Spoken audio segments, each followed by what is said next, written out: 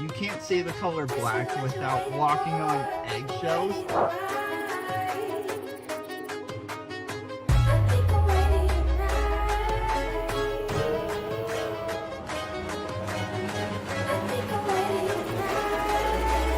This is what you're waiting for. I think we're ready to rock.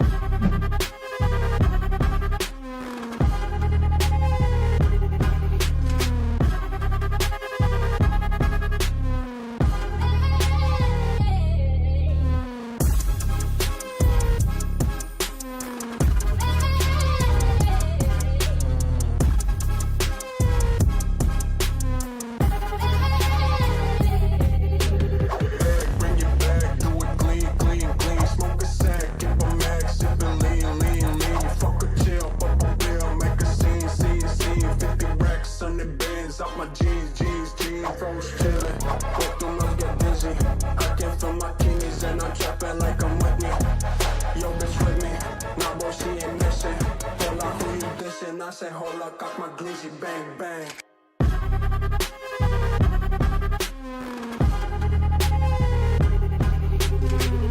I say hold up, cock my glizzy, bang bang.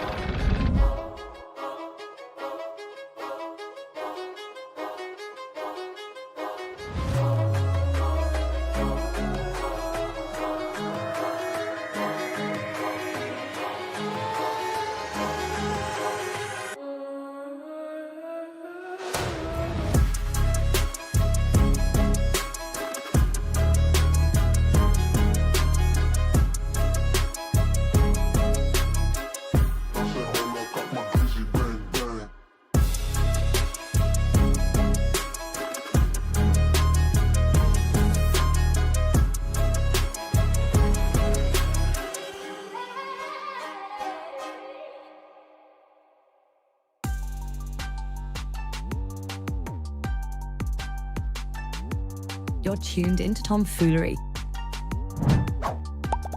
Make sure to hit the thumbs up button and subscribe. And consider donating with super chats, stickers, memberships, or you can even gift memberships to other chatters. Or use the tips link in the description to write a message for TTS that will be read on stream. Hit the like button, or you ain't black.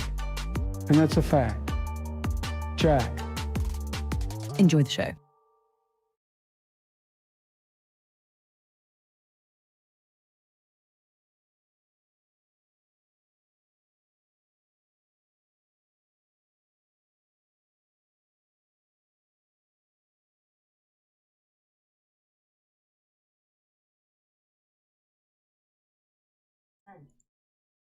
Hey yo, what up fools? Today is 4/22/2026. It is 10:20 p.m. Eastern time.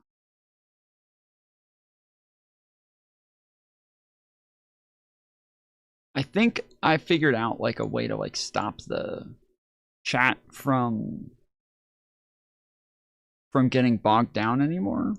I've started popping out the chat, which before I had tried popping it out by itself and that never did anything. But now I pop it out and I bring it onto this monitor over here on the side where like you guys can't really see it, but I put it over there.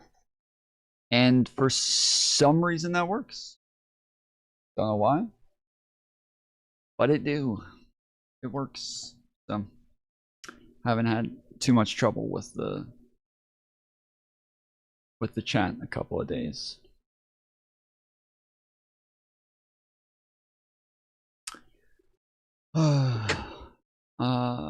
You are so good at those intros. This is really interesting color palette.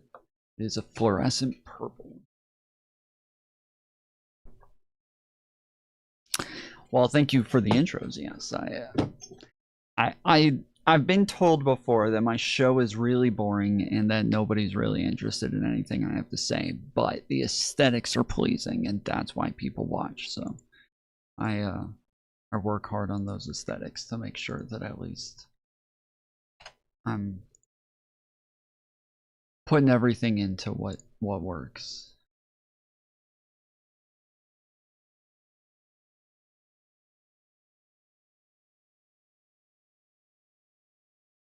Yeah, I was talking to somebody else who's on TikTok, just like trying to figure out what the hell is going on with my views, but that platform is whack. That platform is whack. It don't make no sense.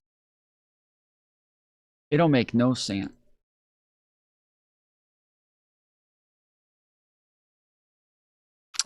Dude, I don't know if you guys, those of you who have been around a while, there was a couple of days where I played VR poker on stream, and I think one of the last times that I played poker, I was on there, and there was this autistic kid who was just being so rude to everybody at the table.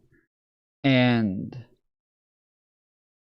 he kept like just saying the rudest shit, and it felt obvious that he was like offended by something that somebody had said before I got there. But then when they were like trying to explain to me what happened, he started being a dick to me as well. So then I started like fucking with him, and he had like a speech impediment where he would talk like this, and he was, the whole time he was always just being very rude. And so I started mimicking his speech impediment back to him and making fun of him, and then saying, you know, stuff about like autistic people and, you know, choo-choo trains and all sorts of shit, okay? And he kept calling me ableist, and I was like, yep. But the weird thing is that eventually I was like, guys, okay, can everybody just mute him? Like, can we all just mute this guy and just move on so the rest of us can play poker? So all of us mute him, but he doesn't leave. He doesn't fucking leave, and he stays there the whole time. And he was just like talking the whole fucking time. So where every once in a while I would unmute him and he would still be just sitting there talking. And I never heard anybody respond to him.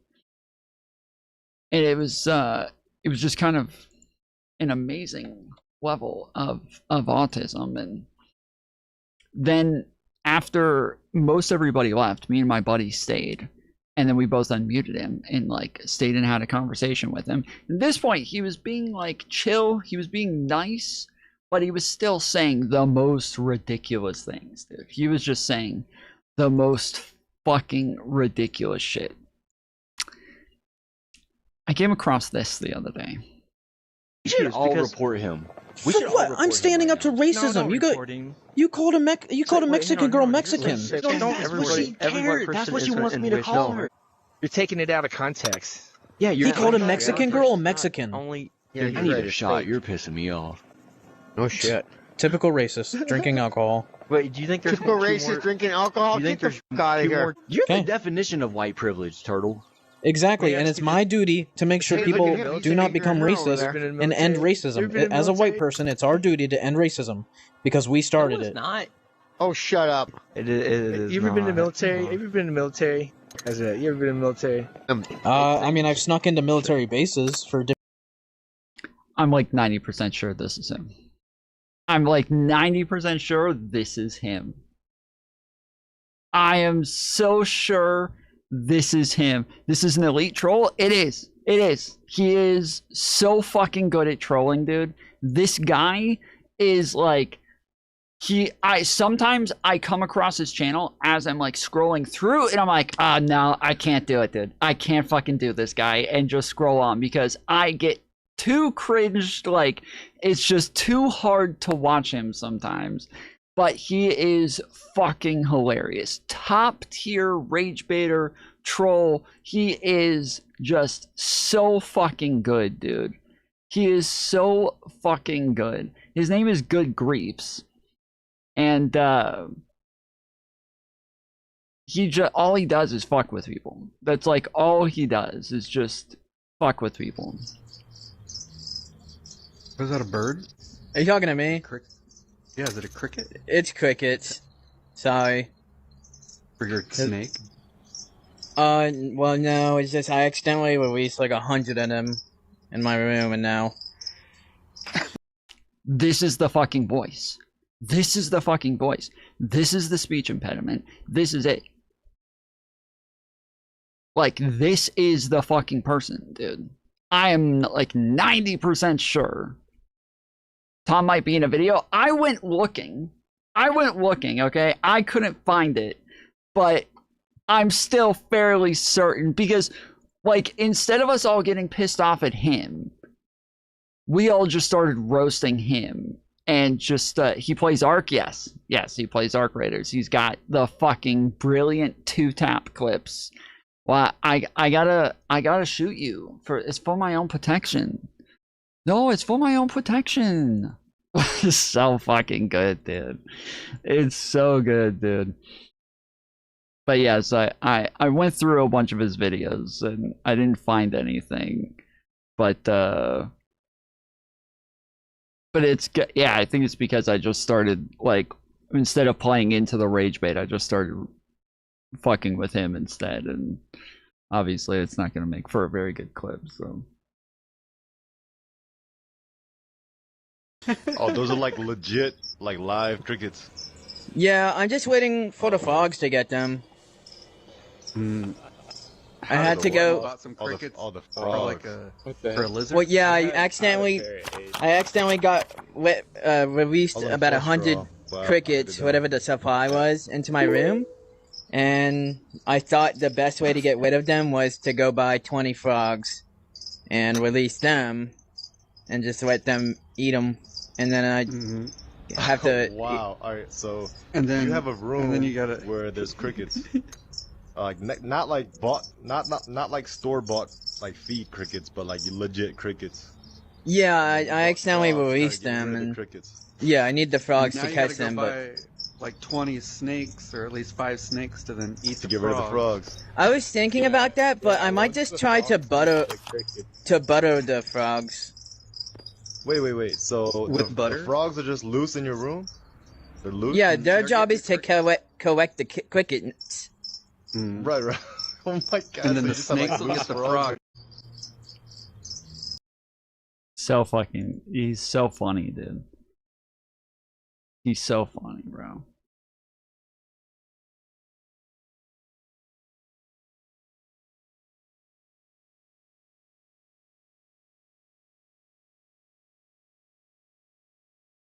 I'm breaking out of prison on Wednesday. I will pay you to pick me up once I'm out.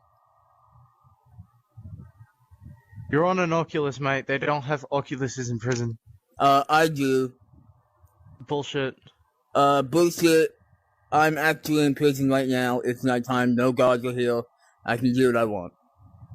Wake up your bunkie, then. I don't have a bunkie. Do you know how prison works? His name is Good Griefs.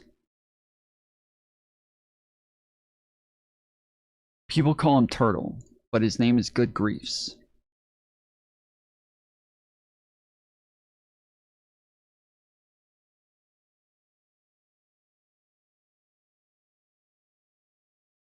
Down to play trios?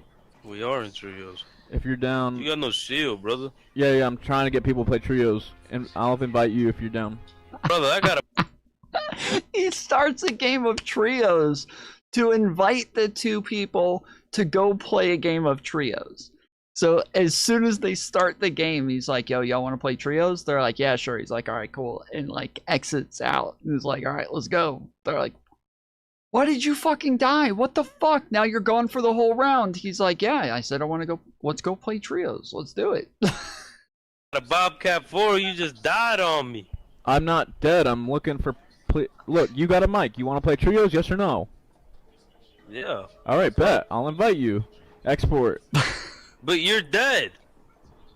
Bro, what are you not understanding? I'm looking for teammates to play trios. We're in trios and you're dead. You're not. How do I? I was like talking to a freaking brick wall. Holy crap! We're in a game and you just died. I know, You but left. I'm. Okay. I have a Bobcat 4 and you just. I'm dead. I'm not gonna say this any more times. This is the last time I say it. I'm looking for people to play trios with. So are you gonna spawn back in? Can you spawn back in this game? No, I can't spawn back in a game. Okay, that's what I'm saying. Down to play trios. We are in trios. It's so fucking. I'm breaking out of. Down to play trios. The whole thing is just nothing but rage bait. Audible! Going up. No, hold still, sir. Stop. Close the door. I saw one of you guys spawn in. Oh, shit! I got y'all. We're good. We're good. I got y'all. All right. Look, can you fucking get off the zip line? I saw one of you guys spawn in. Okay, cool. Get off the fucking zip line. We need to go up this fucking thing. Which one of you guys did I see spawn? Which one was it? Because I've been here a while, so it wasn't me. I saw one of you guys spawn in from across the map, and I ran over here to say hi. Oh, well, join us. I'm trying to show this dude where his next quest step is, but you're blocking the path. Okay. Oh, very good. No. He's untrustworthy.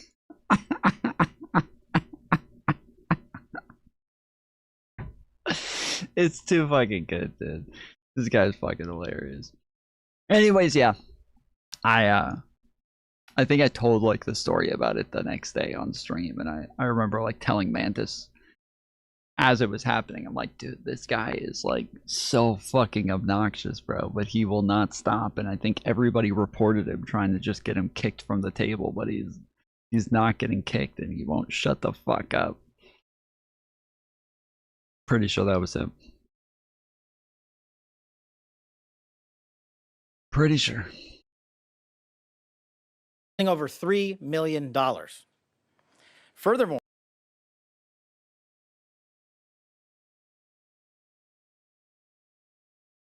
This yellow device clamps onto your windshield with 1,000 pounds of suction. A group of college students cracked it in 48 hours with aluminum foil and a defroster trick. It's called Vertical. It weighs 17 pounds, stretches over 3 feet wide, and the idea behind it was simple and brilliant. Block the driver's visibility. Your car runs perfectly fine. You just can't see where you're going. 2 industrial suction cups powered by an electric vacuum pump seal it to the glass. If you try to rip it off by force, the windshield breaks before the seal does. To remove it, you scan a QR code, pay the fine from your phone, and get a 4-digit code. You punch it into the device's key. It seems kind of smart, but it also seems really dangerous. Like they just showed the picture of like Ace Ventura with his head out the window. Like I think that's exactly what I would do. I think that's exactly what I would do. If I got something like this put on my car, I would just drive like Ace Ventura for another week. Keypad, and in 30 seconds it releases. In 2020, the University of Oklahoma announced they'd start using them. The students took 2 days to tear the system apart. One figured out that running the defroster for 15 minutes weakened the suction cups enough to slide a credit card under the seal and break it. Another wrapped the device in aluminum foil to block the GPS. And another realized the device had a SIM card with unlimited data inside, so he hacked it to get free internet on his phone for months. The university ended up canceling the program. The company redesigned everything. Today, the device has been deployed over 50,000 times across 37 states and dozens of universities. This yellow device clamps on. Interesting. I've never seen one of those before. That's crazy.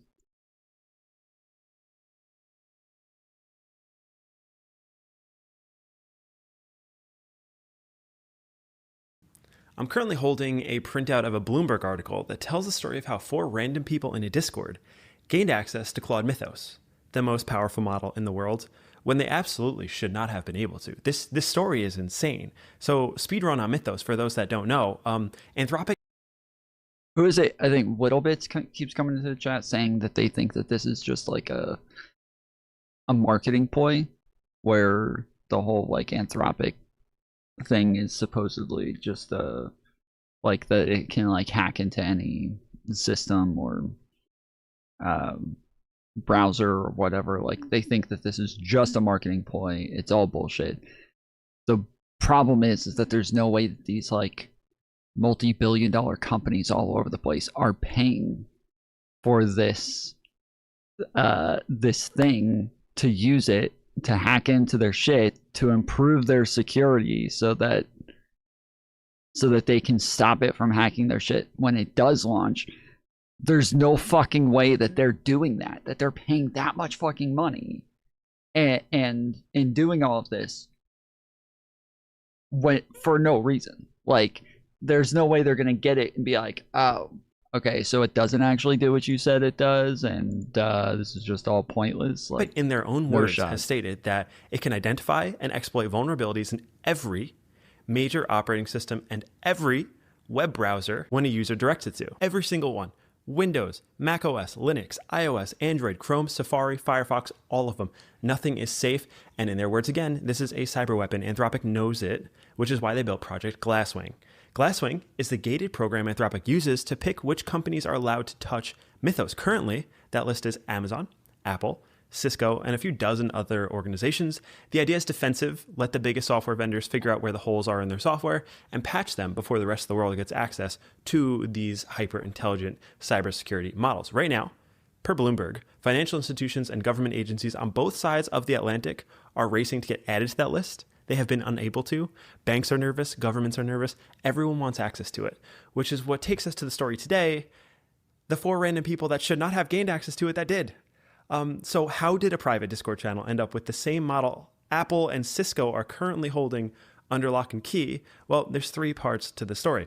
The first one, a person in the Discord had a day job doing contract work for a company that evaluates Anthropic models. Bloomberg isn't naming the company for security reasons, but that person had legitimate access to a third-party vendor environment. They were authorized to be there. They just weren't authorized to be poking at Mythos. Go figure. Second part, a company called Mercor, an AI training startup that works with most of the top AI labs, they got breached, and that breach leaked information about the naming conventions and hosting formats Anthropic used for its internal models. So they were able to kind of reverse architect the URL. We'll get to that. The third part, though, is the Discord that runs bots, and these bots crawl GitHub and other unsecure parts of the internet looking for stray references to unreleased models. A forgotten config file, a test script someone pushed by mistake, really any of these breadcrumbs they could pick up.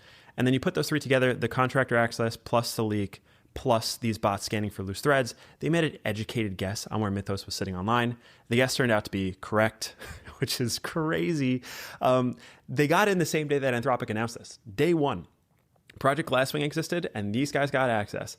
It was probably hours, maybe minutes after the world learned about the model existed. So this happened very quickly. Now, the part that kind of made me laugh, I mean, this group is sitting on the most powerful cyber weapon ever created, probably, is using it to build simple websites, or at least that's what the Bloomberg sources say. That's what they claim. That seems a bit nonsensical. They say that they're not running cybersecurity prompts or scanning for 0 days. They're just specifically avoiding anything that might flag Anthropic systems, letting them know that they're in. Well, my friends, I fear that you have been uncovered. There's also one point to this that really sent me for a loop too, is they casually dropped at the end of this article that the group has access to a slew of... Bro, I cannot imagine the shit that I would be doing.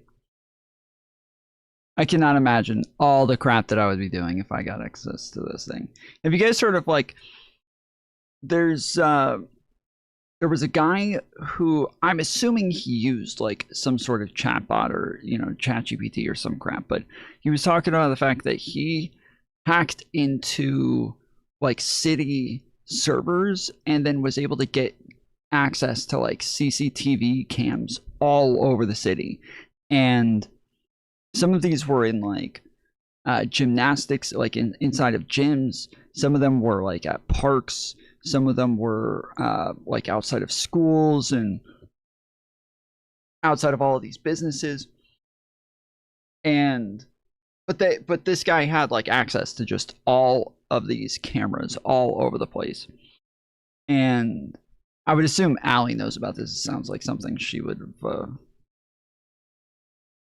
have kept up with. But the company that like runs their security,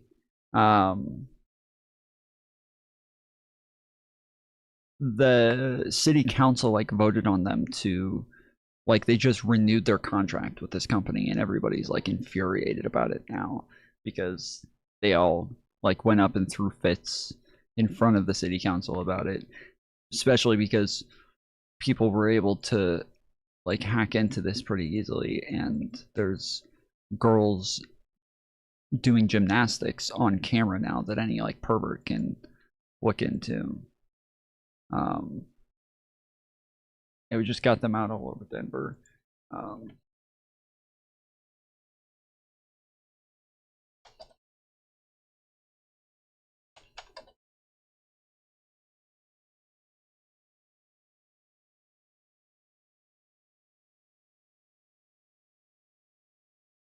Several individuals and groups have successfully hacked citywide or large-scale CCTV networks through various vulnerabilities. Ben Jordan, a YouTuber security researcher who demonstrated a hack of the Flock Safety license plate reader system used in Dunwoody, Georgia. His demonstration led city leaders. Oh yeah, I do think this one's in Georgia. I think the one that I'm talking about is in Georgia. I don't know if that's the same one.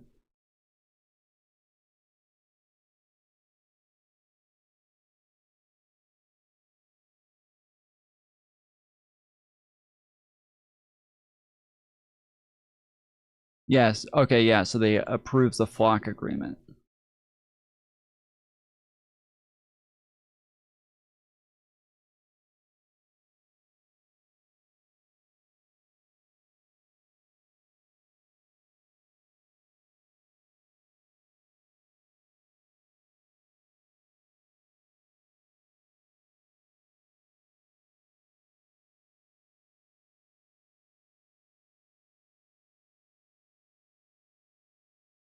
If you're an American, you've been probably seeing a whole bunch of these things. And in some places, they're so common that you don't even notice them. They just blend into the background like they're trees or streetlights. And you probably correctly assume that they're recording traffic. They're also recording and logging license plates and using AI image recognition. But what if I told you that they are, in fact, not owned by your local police department or your local government, but are licensed to them by a third-party startup? And all of your vehicle's whereabouts are being tracked by a third-party data broker. What if I also told you that major retail chains are also using them, and they're combining your vehicle's whereabouts with your personal information, your shopping habits, and even your in-store behavior. And some of them are giving that information to law enforcement. And what if I told you that I just possibly may have come up with a way to break it?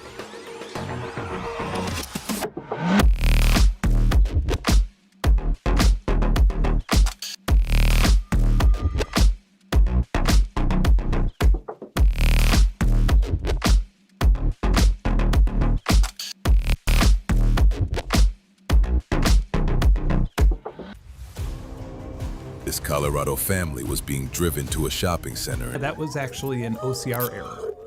Well, this New Mexico woman and her 12-year-old sister were driving to the park with a stolen license plate when AI-enhanced technology allowed police to... That one was another computer vision error. Well, yet another car-thieving woman of color caught red-handed. Nope, just a glitch. This situation keeps happening all over the country. I have this music. Tax dollars pay startups to rent AI superpowers to law enforcement. And then the following year, your tax dollars pay the lawsuit settlements when it doesn't work. Flock Safety is a startup that was founded in 2017 that specializes in developing and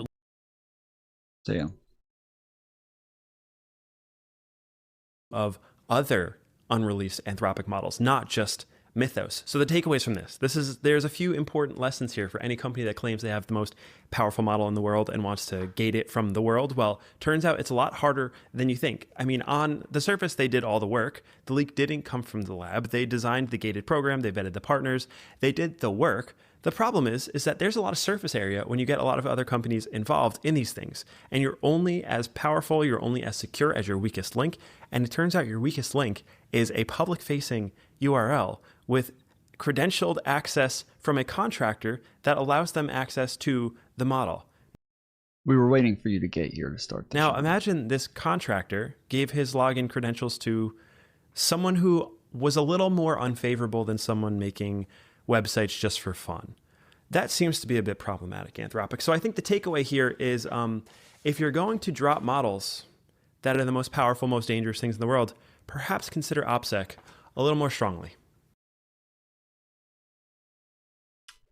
There you go.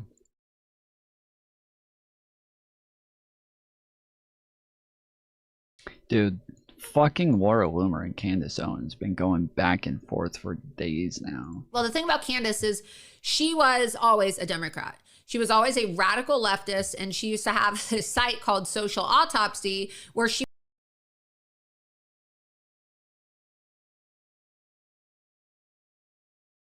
was always a Democrat? This is so stupid, dude. would dox people, specifically conservatives. And it wasn't until she started dating Ryan that Ryan started talking to her about President Trump and convinced her.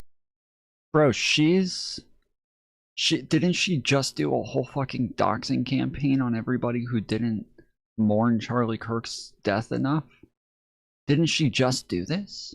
She just started a whole website with the Libs of TikTok chick so that they could dox everybody who didn't mourn. She doesn't care about that. To make videos in her garage. So Ryan helped her get a YouTube channel set up, helped her get a Twitter channel set up, and he would help her write. What is happening? She keeps talking like this. It sounds like she's getting ready to laugh, but then she's not laughing. Did she get too much Botox or some shit to where she can't move her face? The scripts for these videos where she would talk about Black Lives Matter. And I remember because, like I said, they would talk about this openly when we would go out. We used to go to this little... Is that what happened? She's like trying to laugh, but she can't laugh? What the fuck? She has a tick? Wait, has that always been a thing? I've never seen her do this before. I've never seen her do that before. Tapas bar in Greenwich and hang out all the time. And I just remember her saying like, oh, I was always a leftist. And then Ryan started making me more conservative. Ryan and his mom, Lisa. And privately, when we weren't around Ryan, you know, I would ask her sometimes like, oh, do you think you're going to marry Ryan? She's like, oh yeah, Ryan's always been there for me. When I had my infections on my face from when I was in this mold infested apartment, Ryan was there for me. I looked like a monster and my skin was basically falling off my face, but Ryan was always there for me, and Ryan always took care of me, and Ryan always did this, and Ryan always did that. And his mother, Lisa, oh my God, I just adore his mother, Lisa. She's the best. She's the best. And I just remember her always talking about how she wanted to be like a suburban wife. Like she wanted to drive like a black Escalade. She used to talk about how Club Monaco. Dude, she's always been a Democrat. She's always been this crazy leftist. And she's always just talked about how she wants to be a suburban wife. What the fuck? What the fuck? What is she talking about? How I thought that they were all supposed to believe that Democrats are just trying to break down the family structure, and we're talking about, again, Candace Owens, the person who wrote the book Make Him a Sandwich. Like this is the Democrat that is just this radical liberal. Was her favorite store, and she always just wanted to have like a white husband and be like, you know, married to like a established white man. And she used to tell me like, oh, I don't date black men. And she's like, in fact, when I was in high school, I was known as the girl that would like go to the club and basically steal your man. And she would tell me these stories about how there were all these like rich, pretty, like blonde white girls with blue eyes who had everything in the world. They were like popular girls. And Candace said, oh yeah, I would always like go to the clubs and go out and like make out with their boyfriends and basically be like, I could take your man, bitch. Like that's how she literally used to talk. And she would say, there was something just like really satisfying to me about being a black girl from the hood. This sounds very conservative. Yeah, I'm sorry. All this sounds like a conservative to me. This sounds like church girls to me. Like I don't know what point she thinks she's proven here. Being able to like walk into a ritzy bar in Greenwich and leave with the hottest white guy there and basically like ruin the relationship of like the popular white girl. This is how she used to speak. And one time when we were hanging out and I was sleeping over at her house, she was wearing these really short shorts and she had this like crop top on, and she leaned over to pick something up. And she had a tramp stamp. She actually had a tramp stamp on her like lower back above her butt. And I was like, oh, wow, you have a tramp stamp. I was kind of like teasing her about it. And she's like, yeah, someday I need to get it removed though. She was like, yeah, someday I need to get it removed. And I think she said she got it when she was like 17 or 18 years old. So again, she likes to make herself out to be like, she's like this very prim and proper woman married to this.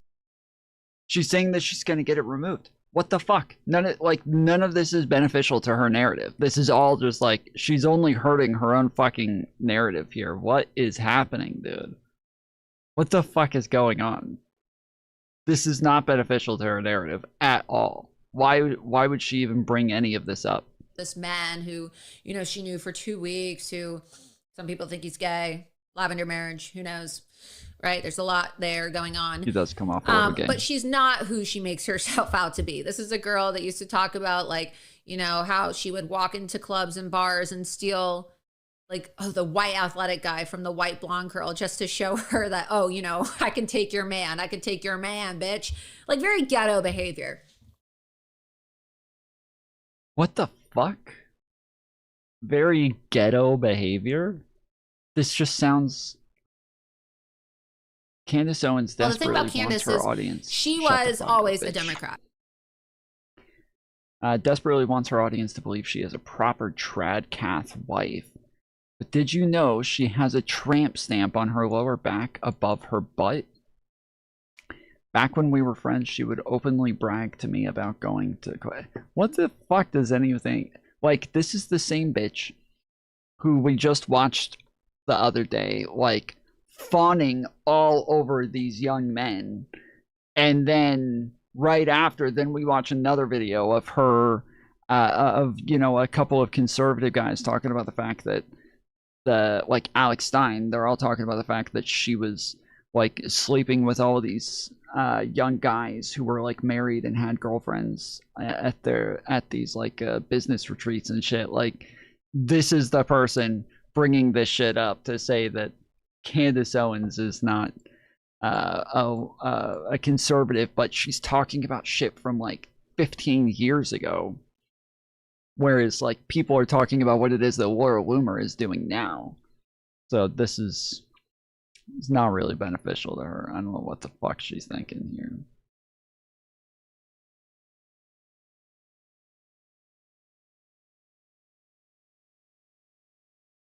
What did you think when President Trump threatened to obliterate the entire Iranian civilization?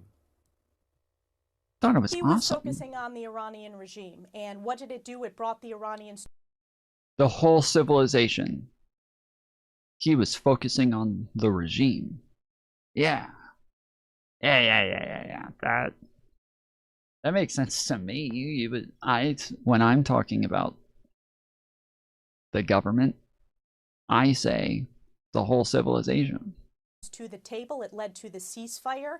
We know that President Trump has very strong statements when it comes to his tweets, but it has been targeted towards the Iranian terrorist regime. He said the entire civilization will die. And it's very important to note that he was focused on the Iranian terrorist regime. And Jake, isn't it true that it brought the Iranians to the table to a ceasefire agreement? That is, it did, because they had a ceasefire agreement going on for days. And President Trump is correct.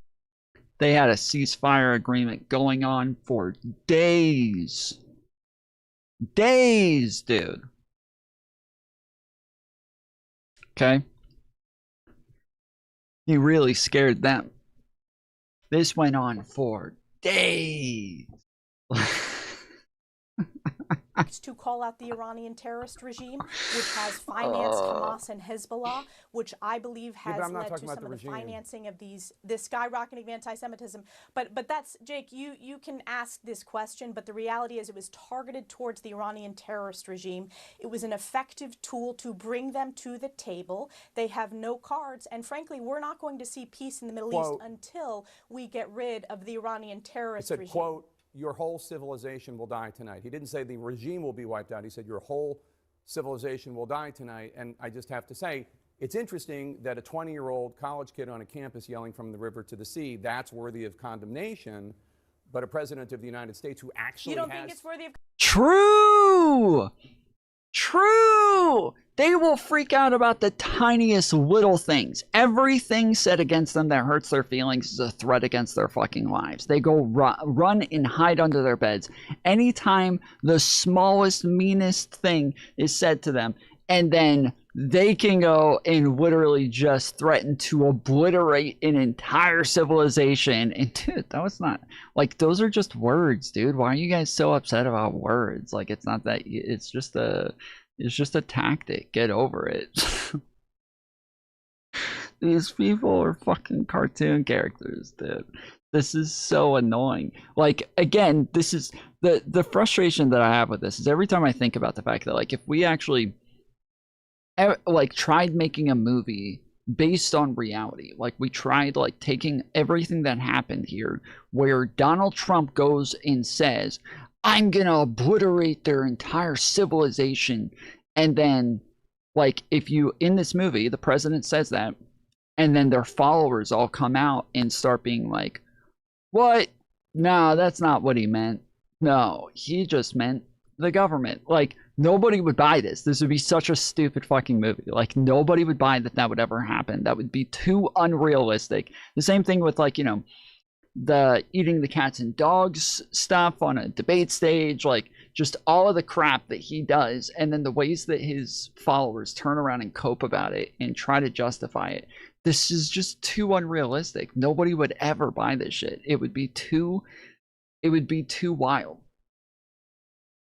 Condemnation? You don't, Jake, you don't think it's worthy of condemnation of students that are targeting Jewish students, that are physically assaulting them, that are spitting in their face, that are drawing swastikas on their doors? I don't need a lesson who have on... to hire security. I don't need a lesson on what it's like to be a Jewish student. Like those university presidents. No, I'm not equivocating at all. I'm not equivocating with those university presidents. I'm asking if you're equivocating. What I've said about President Trump's tweets is it has been very targeted. No, I am not equivocating. I have been crystal clear. No, not when it comes to college kids, but when it comes to a president threatening to wipe out an entire civilization. I'm saying you're applying two different standards the Iranian here. Terrorist regime. Everyone seems to understand that, Jake, except for CNN. And what did it do? It brought the Iranians to the table, delivering a ceasefire, and frankly, bringing this terrorist regime to its knees. It has been very important for us to address, frankly, this conflict that has been going on for decades. The terrorist regime that has not only hijacked the Strait of Hormuz, but has been the #1 state sponsor of terror. I'm not supporting the regime. So, yes, the president delivers tough diplomacy, but what he has delivered is ultimately we will see peace in the Middle East better off. I just think a call for genocide on a college campus and a call for genocide made by the President of the United States. Yes, threatening to genocide a group of people.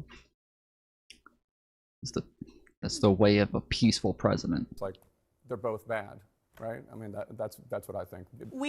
I've condemned genocide across the board. The difference with those university presidents is they couldn't answer the simple, direct question. Just calling for the genocide of Jews. President Trump didn't call for genocide, Jake. You were putting those words in his mouth. Yes, he did. He fucking called for genocide. That is such fucking cope. These people are too stupid to exist, bro. I don't know how the fuck they don't just randomly walk into traffic on a daily basis. If they can't put this together, ending a civilization, genocide, if those two things can't be put together, I don't see how you can't see that, like, I don't think it's possible for you to know that when a car is traveling at this speed, if you walk in front of it while it's traveling at that speed, that it's likely going to hit you while you're in its path. I don't think you can put those two things together. There's no fucking shot. You have to be walking in front of cars on a daily basis. What happens after 72 hours if they don't come to the table? What do you think should happen? Well, if there are two factions in Iran, one that wants a deal and one that doesn't want a deal, let's kill the ones that don't want a deal. If it's that simple, we've killed over 50 Iranian leaders so far. Let's go back. Let's end the ceasefire and finish the job. Admiral Cooper has taken out about 70 to 80% of the targets he was assigned. There's another 20 to 30% to be done. Let's finish that. Let's take out the leaders who don't want a deal, and then we threaten to destroy Karg Island if they don't give us the nuclear dust. And yeah, guys, let's threaten to hit Karg Island.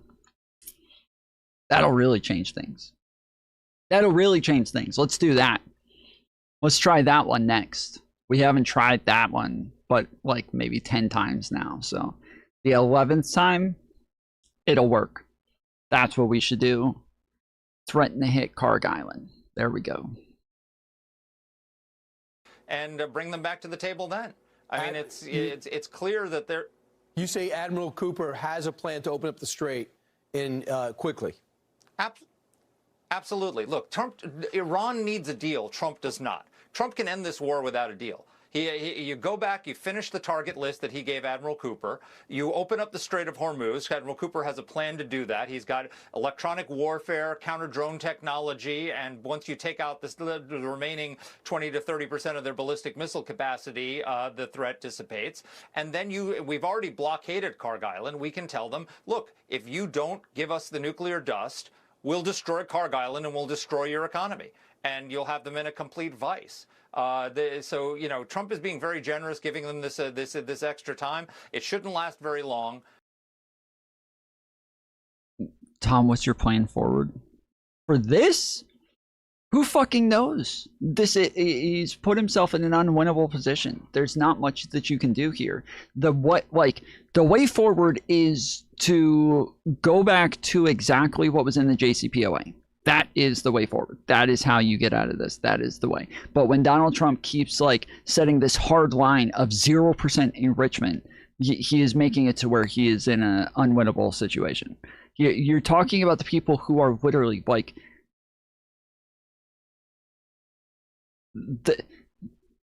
if these people actually like cared about like being oppressed, about being killed, about being bombed, about being like tortured, about being like all these things, they would not have continuously taken sides against the United States for the last 40, 50 years. Like that wouldn't have happened.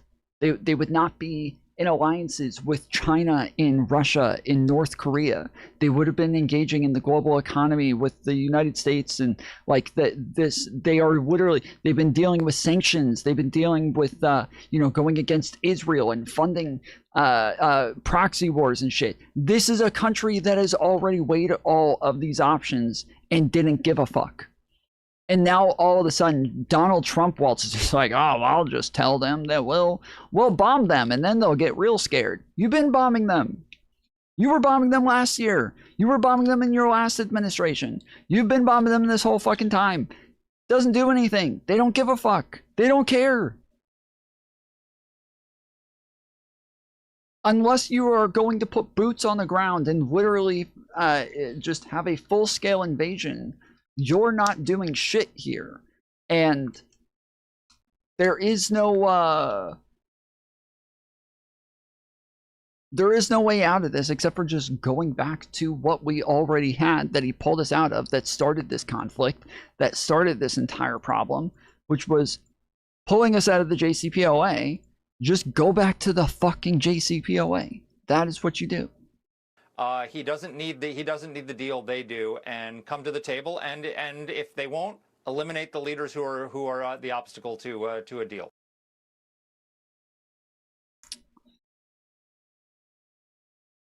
These people live in a dream world, bro. Let's just keep doing the same thing we've been doing the whole time, but this time it'll work.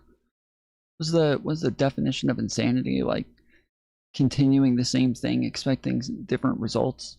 That's literally like he's just every single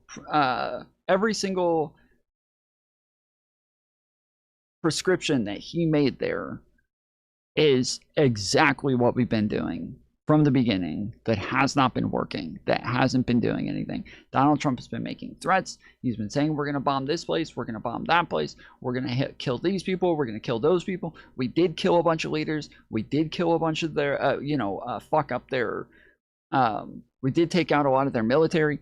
It doesn't matter to them. They don't care. They do not care. I don't know why they think all of a sudden they're going to start caring. Why did they enrich the uranium if they have no ambition to make a bomb? Who are you talking to?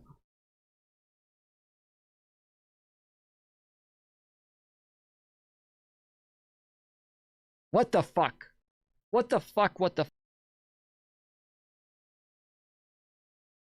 This is The Week in Trump. No jokes or commentary, just a dry, matter-of-fact list of the Trump administration shenanigans this week that we would otherwise forget next week for the week ending April 18th, 2026. J.D. Vance failed to negotiate a ceasefire with Iran while the president and secretary of state went to a UFC fight. Trump announced now the U.S. was blockading the Strait of Hormuz. He said the price of oil could be higher by the time of the midterms. He attacked the Pope on social media and called him weak on crime. They wanted a nuke. Why not get them from North Korea or Russia? Well, it seems as though, yes, they already know how to make a nuke. 1. 2, the North Korea or Russia aren't going to give them a nuke. There's no fucking shot they'll do that. But they'll give them, like, you know, plans and everything. And they've had the enriched uranium since at least 2022. You're telling me over the course of 3 years, 4 years, that they could have enriched the uranium? Literally, it would take a week, maybe 2 weeks at most, to get from 60% to 90%. You're telling me over the course of 4 years, they just didn't do it, but they're in such a rush to really make this bomb. And it doesn't seem... It seems as though making a bomb is one of the options. The reason they enriched the uranium is because Donald Trump pulled us out of the JCPOA. So they wanted another deal like the JCPOA to make it to where we wouldn't be able to put sanctions on them. Excuse me, we wouldn't be able to put sanctions on them anymore. And so once we're back in a deal with them to where they're able to get the benefits of the JCPOA again, now they're not going to enrich uranium anymore. But they abided by the entire deal of the JCPOA and gave up a bunch of shit. And then Donald Trump just pulls us out. They got totally fucked over in that deal. And so now, yes, they're going to enrich uranium and then just hold it. They're just going to enrich uranium and say, hey, it's supposed to look like we're going to build a bomb. Now, obviously, it worked. It's convincing. But their idea is, yes, we're going to enrich uranium. We're going to have this here. And now this will pressure these countries to get back into a deal with us to where we're not getting all these sanctions anymore. We're getting our money unfrozen, all that shit. If we don't come to a deal, I'm sure there's a time limit on this. I'm sure they're not just going to sit there with 60% uranium the entire time. If we don't make a deal, yes, eventually they're going to make a bomb. Yeah, that's what they're going to do. They're going to make a bomb. If we're not able to get a real deal maker, if we're not able to get a real negotiator in here, then yes, they will make a fucking bomb. J.D. Vance told the Pope to stick to matters of morality. Trump posted an AI pic of himself as Jesus and then deleted it. His acting AG said they won't be releasing any more Epstein files. His Justice Department is trying to reverse convictions for Proud Boys and Oath Keepers. He staged a press conference while receiving McDonald's via DoorDash, where he said he thought the AI picture was him as a doctor. J.D. Vance said when you have control of the House, Senate, and White House and there's not an election around the horizon, it's very easy to forget what your goal is. Trump said the Iran war was close to over. Dr. Oz said Trump thinks Diet Coke kills cancer. Pete Hegseth mistakenly quoted Pulp Fiction as a passage from the Bible. Trump... If they don't care... I have no idea what you're asking a little bit. If they don't care about what? Are you just moving like they don't care about these things to they don't care about getting sanctions released? Like what are you talking about now? Incorrectly stated, the Pope said Iran can have a nuclear weapon. He said we have a very good relationship with Iran right now. A judge, once again, blocked above-ground construction of his ballroom. He said he's never heard of a corner store. When asked about people struggling with the economy, his... Why not just make a deal? That's what they're trying to do. That's what they're trying to do. They're trying to get the United States to make a deal. The United States will not make a deal. They're pushing for unrealistic expectations, like, as I said, 0% enrichment. They're not going to give up all possibility of leverage in the future. They're not going to fight. Who the fuck would do that? Who the fuck would ever do that. It is so stupid. It is absolutely moronic.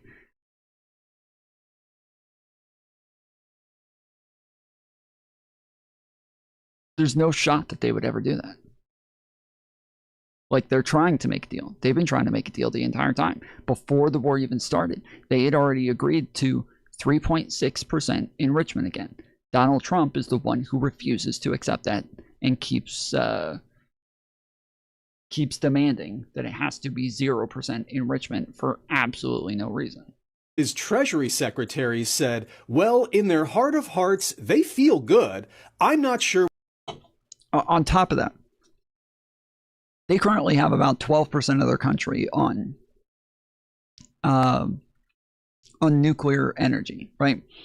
So when we're talking about them enriching uranium to civilian levels, they don't need it for like the majority of the country. It's only about 12% of the country that needs enriched uranium. But their plan is to continue expanding that. And by 2035, they're supposed to have about 30% of their country on nuclear energy. So when they're already like building all this infrastructure and making plans to continue moving towards nuclear energy, and now Trump is coming in like, oh no, sorry, you can't enrich uranium anymore. If you want enriched uranium, we'll give it to you. We'll give you the enriched uranium. You just have to deal with what it is that we give you.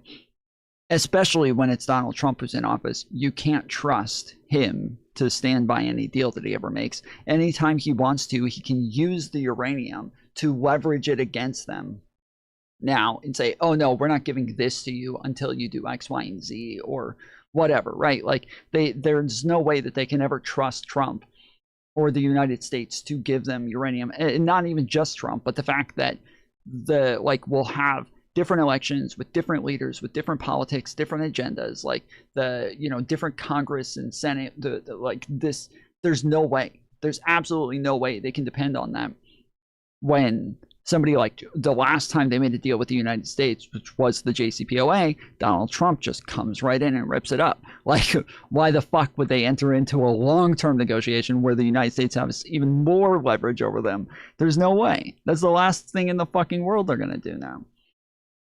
What they're telling the survey people. Trump announced the Strait of Hormuz is open, but the blockade is still in effect. He said he expects a deal within a day or two. He criticized the media for not thanking him over Iran. This is literally like the fifth time he said it's a day or two, guys. We're gonna have a deal in a day or two. It's literally like the fifth time he said this. And the first two times he said it once right before he bombed them in June of 2025. He said it again right before going to war this time. Like, he keeps saying, yeah, we're just days away from a deal with Iran. Boom! Like, what the fuck? Doesn't seem like it. He criticized Tucker Carlson and Megyn Kelly as low IQ, Candace Owens as dumb and mentally ill, and now... This is all within 1 week while we're at war.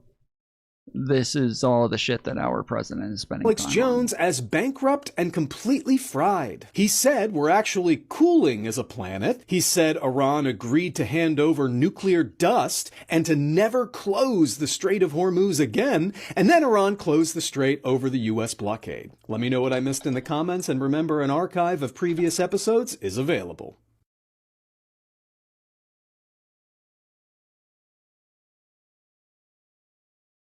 What is nuclear dust?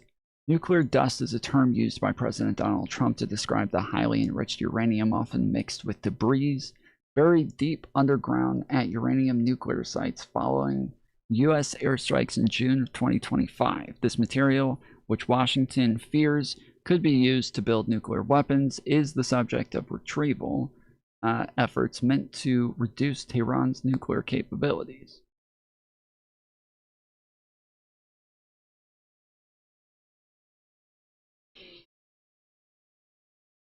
Out of nowhere, I just keep hearing this fucking term, nuclear dust.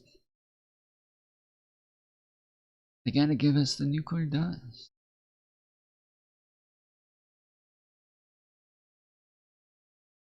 and me and millions of people like us are the reason this is happening right now. Yes.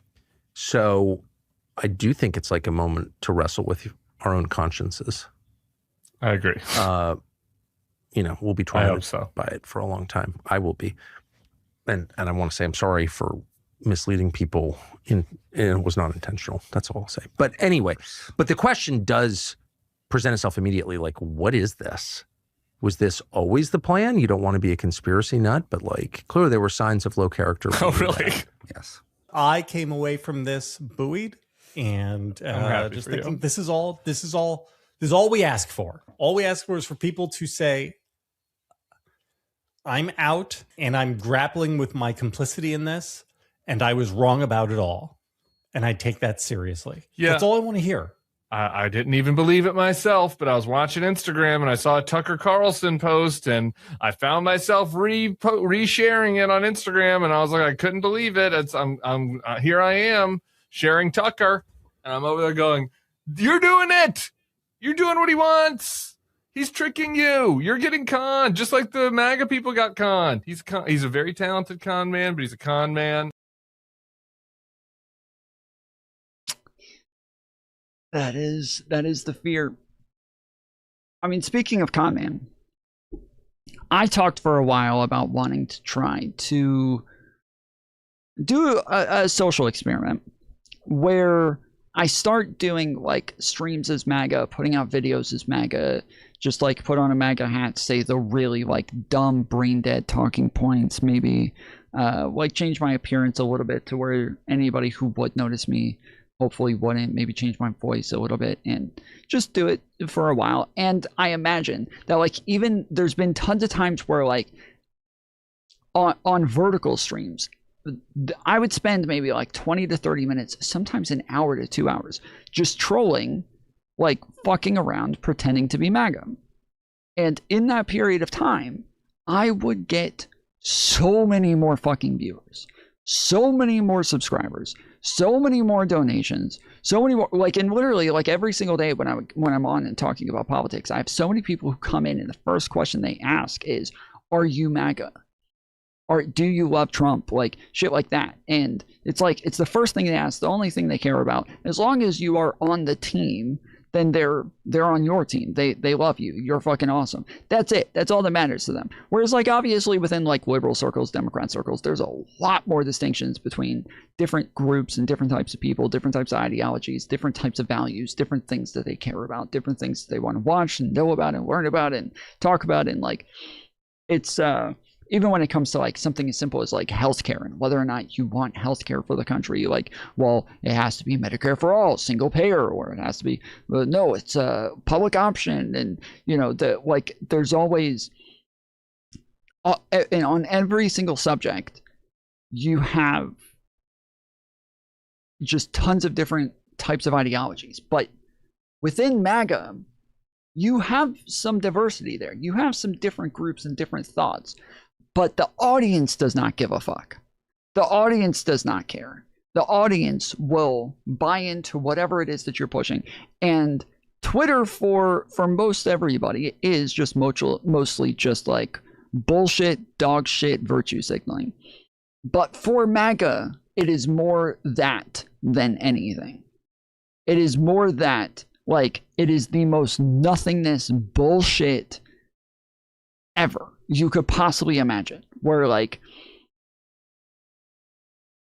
we talked about like chainmail the other day and the fact that like you know, you would get like a message from somebody that says like, if you actually love Christ, you have to forward this to 10 friends to prove that you care and like that you're a true believer. And like these things were getting sent out all the time by all these fucking dumb fuck people because they are all scared into the shit and fear-mongered into the shit.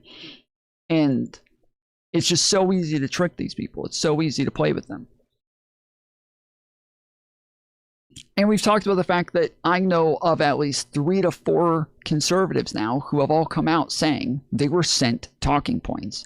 They were told what to say. They were paid sometimes to say certain things. And a lot of them would even admit like a lot of people have said, they were in these like big group chats with conservatives where they were sending the talking points, and when they would say like, wait, I don't even believe that's true, do you guys believe that's true, a lot of them would be like, well, no, like, we obviously not, but the audience loves this stuff, like they get a real kick out of it, they believe it, so we're gonna keep pushing it. And so I really wanted to try this social experiment where I go and just do MAGA content, see how much faster I can grow, how much money I can make, how big of an audience I can get, just like set a timer on it and see how it goes. Well, seems like other people had the idea first. Other liberals went ahead and did this, and it is already a thing. I scammed MAGA for 30 bands. I got the money and ran.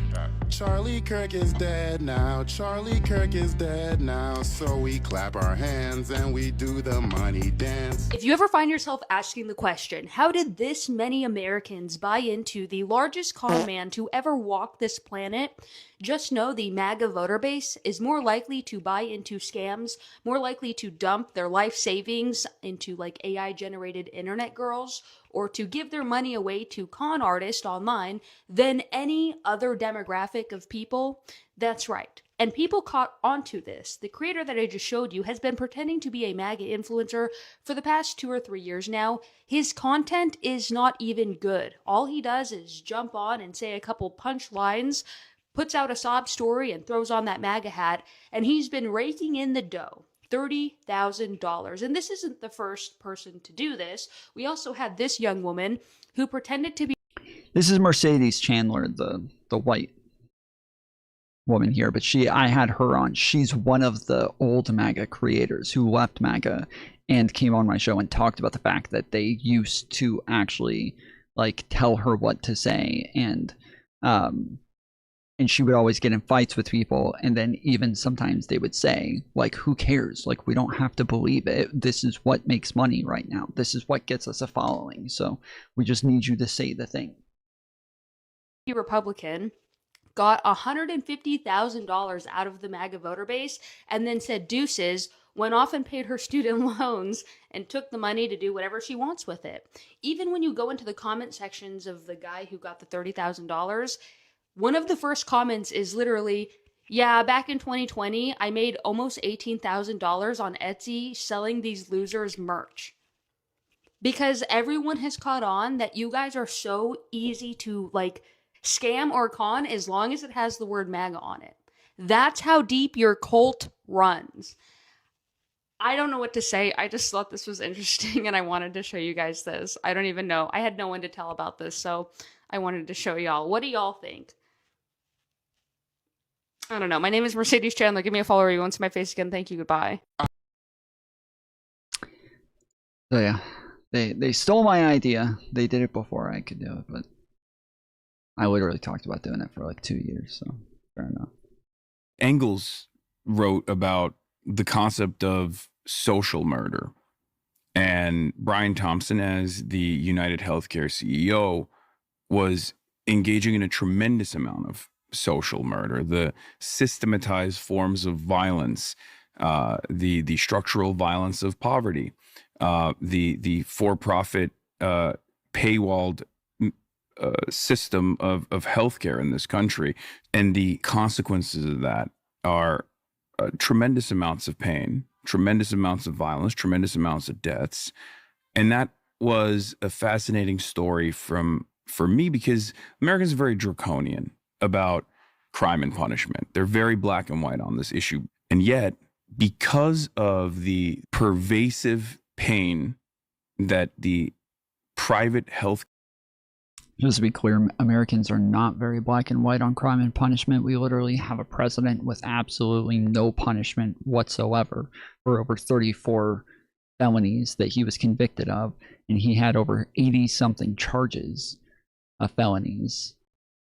So just to be clear, they are not very black and white on it. There is endless amounts of nuance in this scenario. Care system had created for the average American. I saw so many people immediately understand why this death had taken place.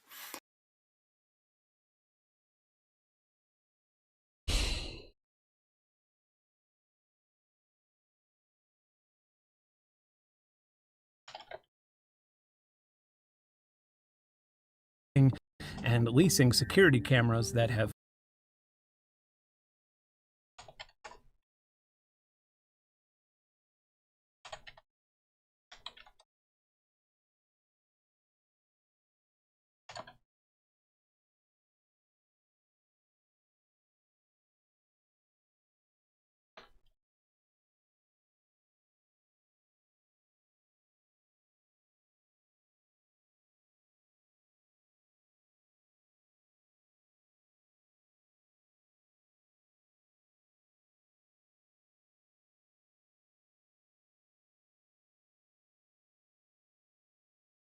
I forgot 4 lemons.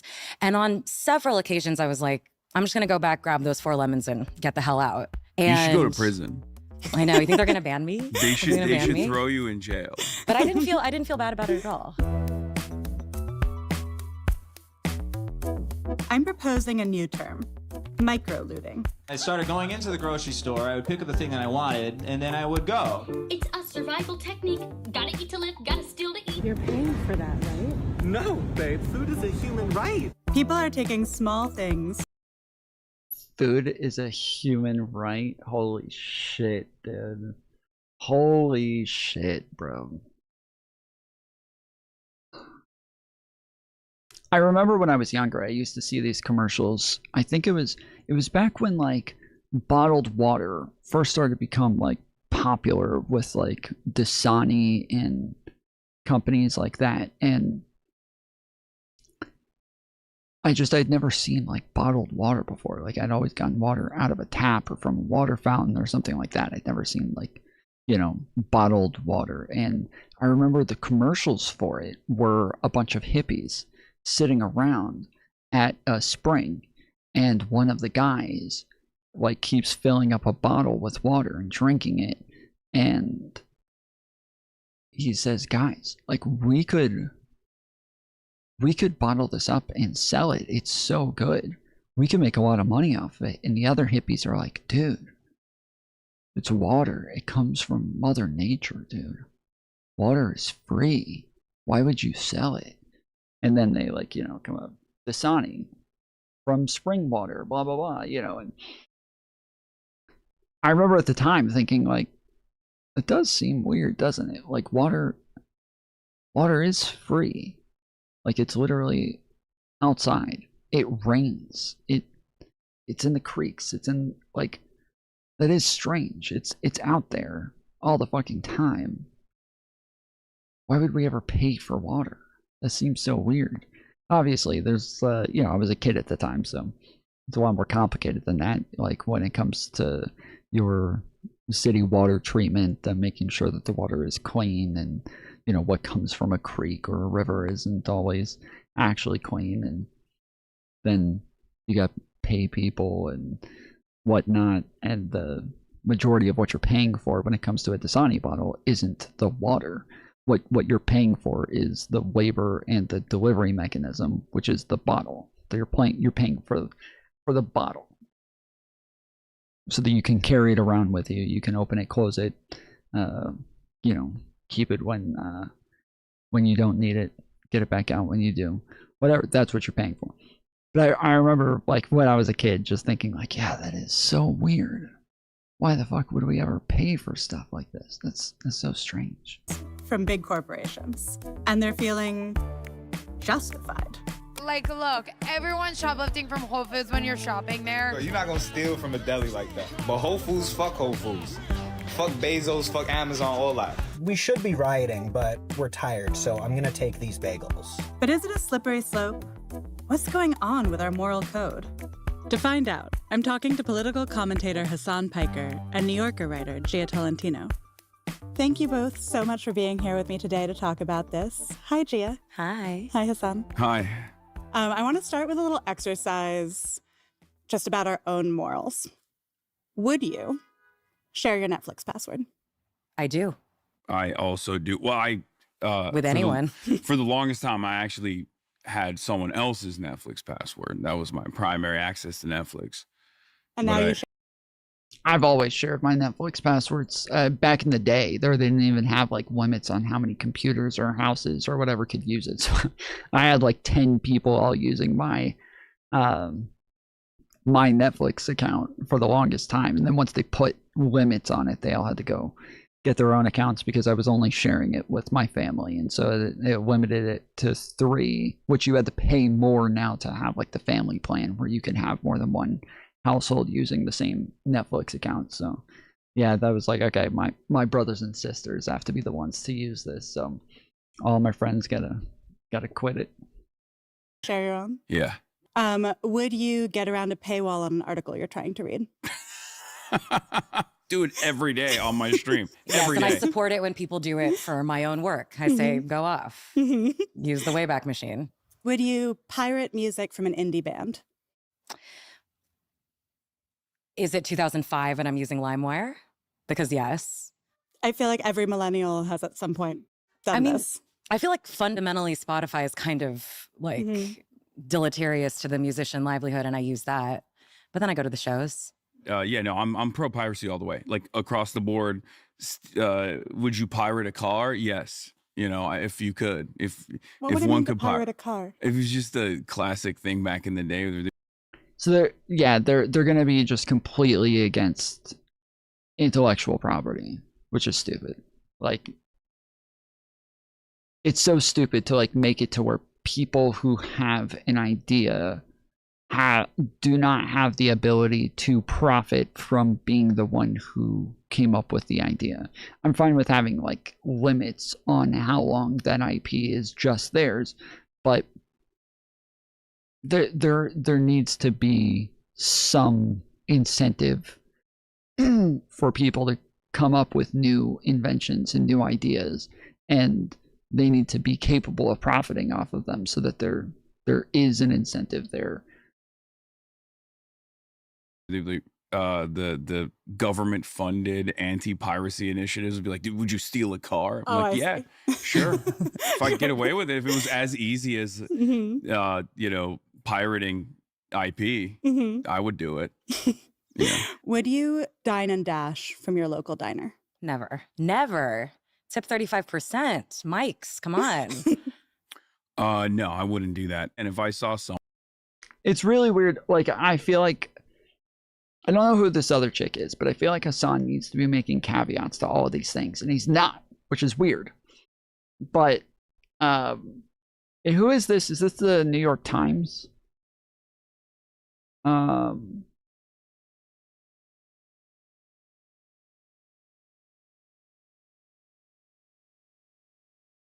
Yes, the New York Times. Okay.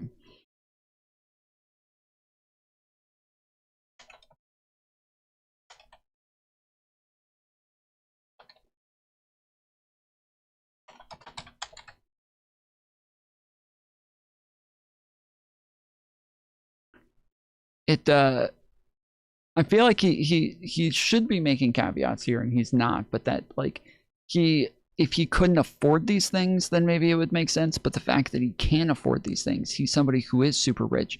And one of the things that, like, every company raises their prices to some extent to account for I forget what they call it, lossage, I think is the term, but it's you lose a lot of stuff. Like, a lot of stuff gets stolen, a lot of it gets broken, or, you know, goes bad or whatever, but you have to have some level of, like, you have to raise your prices for the amount of things that are just going missing. Shrinkage? No. But anyways, what you're losing is a lossage, maybe something like that. Yeah, I think it is lossage. Yeah. But yeah, it's called shrinkage. Maybe where you guys are, it is not called shrinkage here. We never. I ran tons of businesses. I promise you, we never called it shrinkage. Let's see.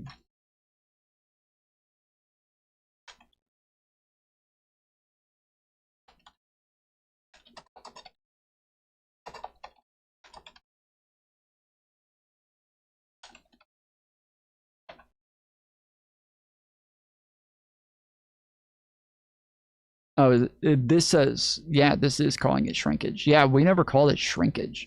We called it, let's see.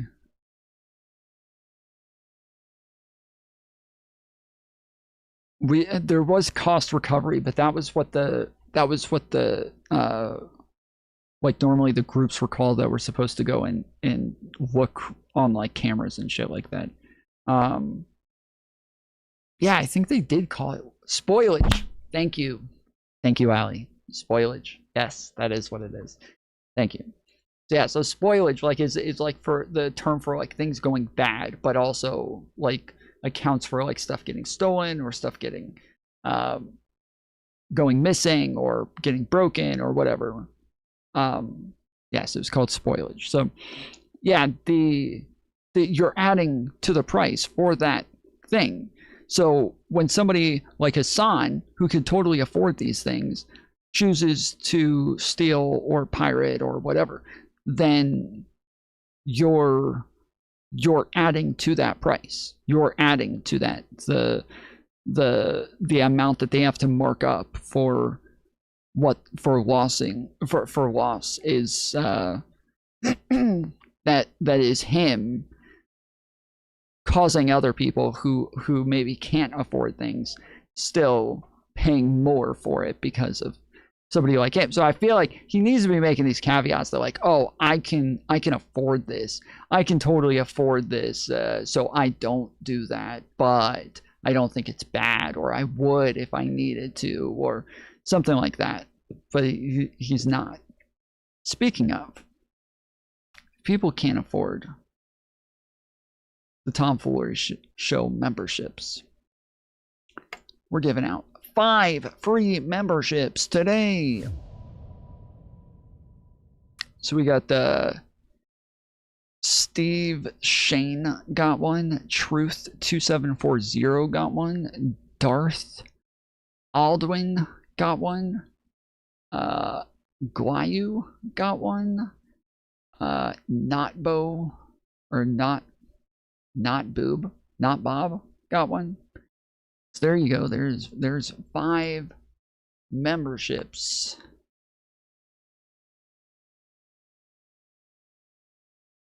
I didn't get one. You already have a green name, bro.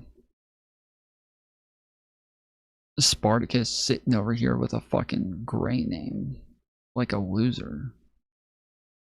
Psh, I didn't get one. Do it again, please. Alright, one more time. One more time. You ready this time? Make sure you're ready this time. I don't wanna do this again and then you not get it again, okay? Don't fuck this up. This is the last time I'm gonna do it. Okay, 5 more gifted memberships. Let's go. All right. Raga got one. BBG got one. JLK got one. Michael Dwayne got one. And Pullman got one. See, Sparty wasn't ready. Sparty was not ready. You fucked it up. I knew you weren't ready. Somebody doing that, I'd probably pay for their meal. Yeah. Would you steal a book from the library? Never. No. Would you steal from... Why not? Why wouldn't you steal? Is it because that's like that's publicly owned? That's communist. A library is part of a communist concept, or you won't steal from your own community, but you will steal to raise prices for your own community to where you're pretty much stealing for them anyways, because when everybody else has to pay the spoilage tax, you're now getting stuff for free so that everybody else pays for it. You can read the book for free. Kind of. You have to pay for the gas to get there. And you have to pay for like the food and drink, water and everything to be alive to read it. So there's like, especially if you read it at the age of like 35, there was a lot of like food and water and investment into those 35 years of life for you to get to the point to read that book. So Doesn't sound free to me at all. All right. We got an hour and 30 minutes left on the clock. We got 0 out of $25. If you guys want to donate to the channel, use the tips link in the description, and I will take a second and pin it to the bottom of chat.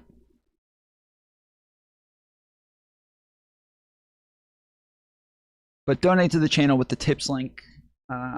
If we ever get to like the end of a clock, if you're new here and we haven't hit the goal, I do get off. So we have like limits on the amount of time that I do a stream without donations, to where I eventually just head out and do other stuff. But if you wanna donate, super chats are welcome, but YouTube takes 1/3 out of every super chat before they give to me. So we only count 2/3 of it towards the goal, and then also it takes 2 months for the money to get to me. Whereas if you use the tips link through Stream Elements, then I get the money immediately, and I get 100% of it. So we will, when some of the money goes to YouTube, we account for that shrinkage. Just like Wasted when he puts those socks in his underwear. From the Louvre. Yes. I would not be logistically capable of executing such a fact, but would I cheer on every news story of people that I see doing it? Absolutely. Absolutely. Yeah. What did she say? I would not be logistically capable. No, I wouldn't do that. And if I saw somebody doing that, I'd probably pay for their meal. Yeah. Would you steal a book from the library? Never. No. Would you steal from the Louvre? Yes. What is the Louvre again? Mantis told me about this earlier, and I thought it was the bathroom for British people, but art gallery in Paris. Okay.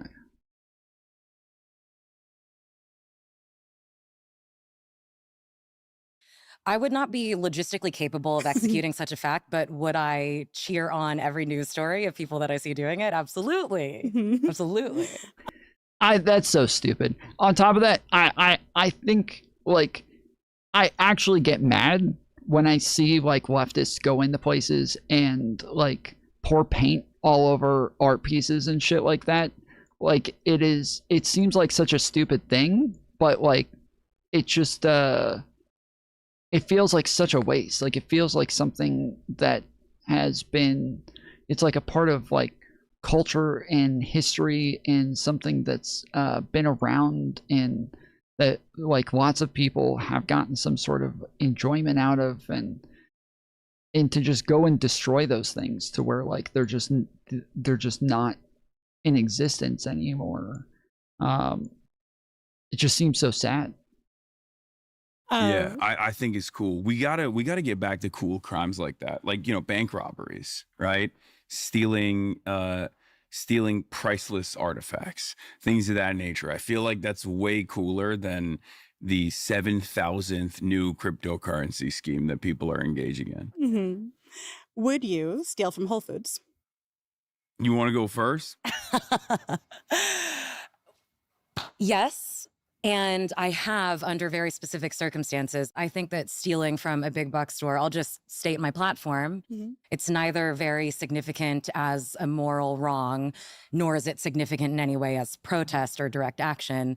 But I did steal from Whole Foods on several occasions, like I've been involved in like a neighborhood mutual aid group since 2021. And so every week I would go get groceries for Miss Nancy, my now family friend who lived nearby, and she wanted to go to Whole Foods. She wanted food from Whole Foods. So I was like, okay, great.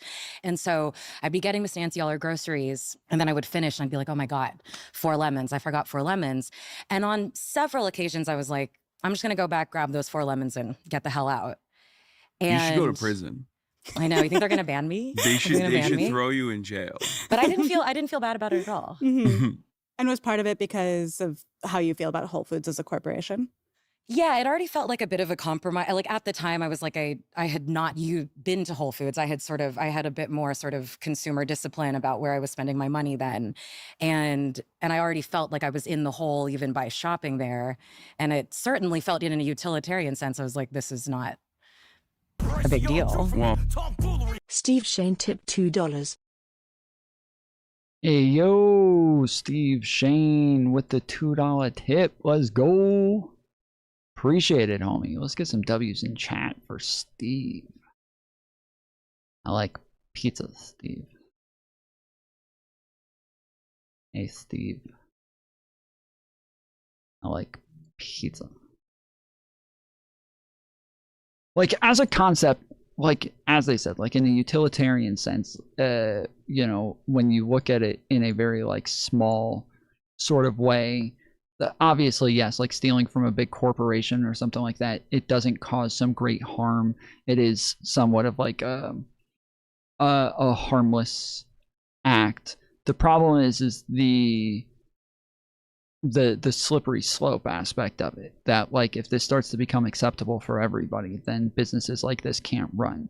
And the service that they provide, where your neighbor only likes Whole Foods, that will cease to exist if we can't have a civilized society where people are paying for food like this. And so when you start to justify this, especially on a big platform like the New York Times, you know, Hasan Piker, a big streamer, when you start to act like this is an okay thing to do, you're causing prices to go up even more for those few people who are actually paying for things.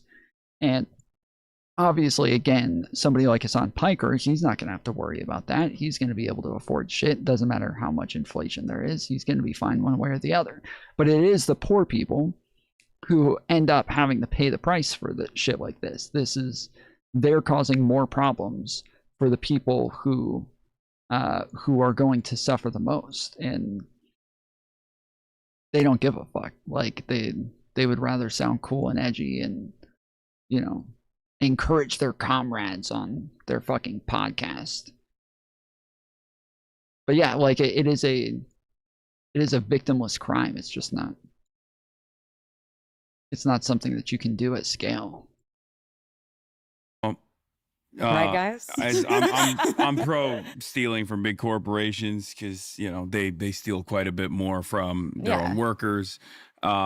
However, one thing that might even help your ethical dilemma is the fact that the automated process that they design, these companies know will increase shrink, right? So it's actually factored in. The lemons that you stole are factored in.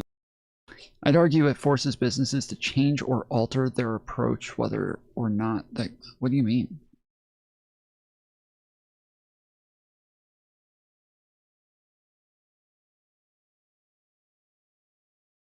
I challenge that fallacy. Wait, what fallacy? Well, because I said slippery slope. Shut the fuck up. That is not a fallacy. Shut the fuck up.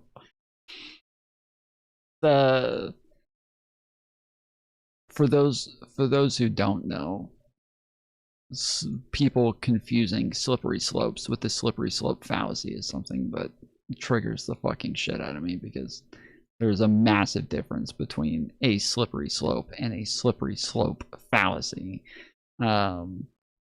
Where like a slippery slope is a real thing, where you can like see a trend or like doing something heading in a certain direction means that it is like more likely to happen more often. Therefore, it is a slippery slope. Whereas a slippery slope fallacy is something happens and now you're just stating there would be a slippery slope for absolutely no reason. There's no reason to believe that there's going to be a slippery slope, and you're just stating it as a way of like fear mongering.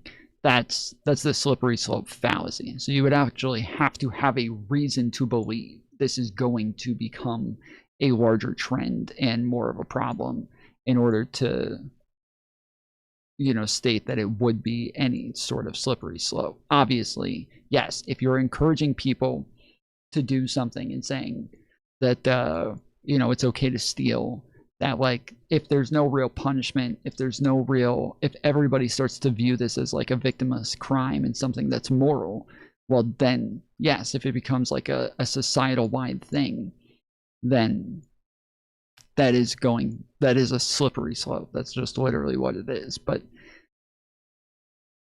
what it's not victimless, like they will punish the low-level workers. Maybe not normally. So like when it comes to like Whole Foods or like big corporations and crap like that, the majority of the time, especially for like fruits and shit like that, they don't really give a fuck. Like people, when it comes to shit like that, they literally have the people put it in their own bags and weigh it and then put a sticker on it that says how much it costs, right? So they are trusting the consumer to go and price that themselves, and then trusting the consumer to go to a self-checkout register and swipe that in everything. Like for other things that come in boxes that already have price tags on them and everything, it's a very different situation. But for fruits and vegetables, not really. Like about half of fruits and vegetables, sometimes more, are going bad. I think actually the majority of fruits and vegetables in most grocery stores go bad. So they don't care as much about that sort of thing. Like those people are not, there's not really going to be punishment for something like that. And on top of that, like in places like a Walmart or a Target or a BJ's, a Costco, a Whole Foods, like these places, they literally tell you, if you're an employee there, if somebody's stealing, not to like intervene, not to get involved because it could be dangerous and blah blah blah. So it's, yeah, they're very, very unlikely that that's going to like affect some low-level employee or something. But as I said, it affects the price. That's what it does. It affects the price. So even with like a large percentage of it already going bad, that's already factored into the price. Then if a lot on top of that is already getting stolen, or is also getting stolen, now yes, the prices are just going to continue to go up, because the more of a loss there is, the more they're going to keep raising the prices.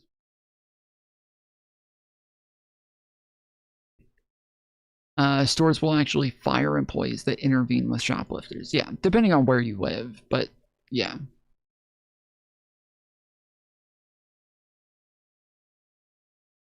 Into the bottom line of these mega corporations regardless, and they still end up having increased profit margins because they no longer have to pay the cashiers that they used to hire, as opposed to this automated system, knowing full well that people are still going to be able to still steal a lot more efficiently, as a matter of fact, through the automated process. Totally. Well, I was looking things up, and shrinkage is roughly equal internally as externally. Like they expect it from their employees that they are sort of disenfranchising constantly. Yeah. But what about the argument that if everyone just starts stealing wantonly from these self-checkout machines, Whole Foods will eventually raise the prices? Yeah, chaos, full chaos. Let's go. I mean, look, I'm in favor of fast and free buses, and also government-owned storefronts, and two of those policies the mayor of this beautiful city is currently working on. Would you encourage stealing in the same way from a Mamdani run city-owned grocery store with lower prices, and why? I would not, because I feel like that's taxpayer funded, and so that's why he wouldn't steal from the library. This is some fucking Robin Hood bullshit, dude. Like, stealing from the rich to give to the poor, except you're fucking rich and you're not even giving it to the poor. You're just talking about stealing from the rich for the rich to hurt the poor. Like, and he says like, oh yeah, go ahead, raise the prices, let's go, fucking revolution time. That when When the fuck is that going to happen? In the near never? Like, prices have been going up and skyrocketing since COVID. What? Where the fuck is the revolution, dude? It's not coming. It's just in your fucking dreams, and you don't give a fuck that everybody's suffering in the meantime. It's just so... He's such a fucking child, dude. He really is. He is such a child. Because I do think that he believes the dumb shit that he says to some extent, at least the ideology. I think he believes the ideological aspects of it. I think he really believes in like communism and those sorts of things. But I don't, fuck. I think that he is willing to lie to meet those ends. Just the same as he's talking about. He's willing to steal or cheat in order to, you know, meet these ends. He's also willing to lie to meet those ends, as he said numerous times in the past. So I don't see this. Why do people only care about theft when the stuff is physical? We have casinos that wreck people's lives while low-key stealing. Well, I think I feel like people make a really big deal about casinos all the time. I don't know about the stealing part, but I do know that like people do make a big deal about casinos like incessantly. Like that's something that even like conservatives, liberals, like everybody seems to complain a lot about, especially the more and more people are like gambling on streams and shit like that. It's become a more and more prominent issue. But I think, I mean, we were just talking about IP a little bit ago. IP is not a physical thing. And to me, IP is like a really important thing to keep and make sure that it like people don't steal that either. The prices are this union labor, and the prices are also adjusted regardless. I think that hypothetical is interesting, right? Because if you look at it from a categorical imperative type thing, what if everybody did this? You know, the converse is like, oh, what if every major grocery chain stole from workers and consumers? And that is basically true, right? Like, it's interesting. Like, I think it speaks to the thing where a kind of harm committed by the individual strangely continually draws. I used to do this. I think it was when I was at, I think I was working at Taco Bell, or no, it was a KFC A&W. That's what it was. I was a cashier. It was one of my like first jobs, and I took from every single customer that came up, I took a quarter out of the change I was supposed to give them back. Nobody ever counted the change. Nobody ever checked how much change I gave them back. So anybody who paid with cash, I took a quarter out of it and set it under the cash register. And OMG, Tom actually worked at Taco Bell. I did work at Taco Bell at one point, yes. I worked for just about every, like, you know, fast food chain. I was a manager for Subway, Pizza Hut. I was Domino's. Worked in like corporate franchisees with Pizza Hut and Domino's. I did regional manager stuff for restaurants, and I've worked, and then I even did like auditing of back rooms and storage areas and warehouses and shit for Walmart as well.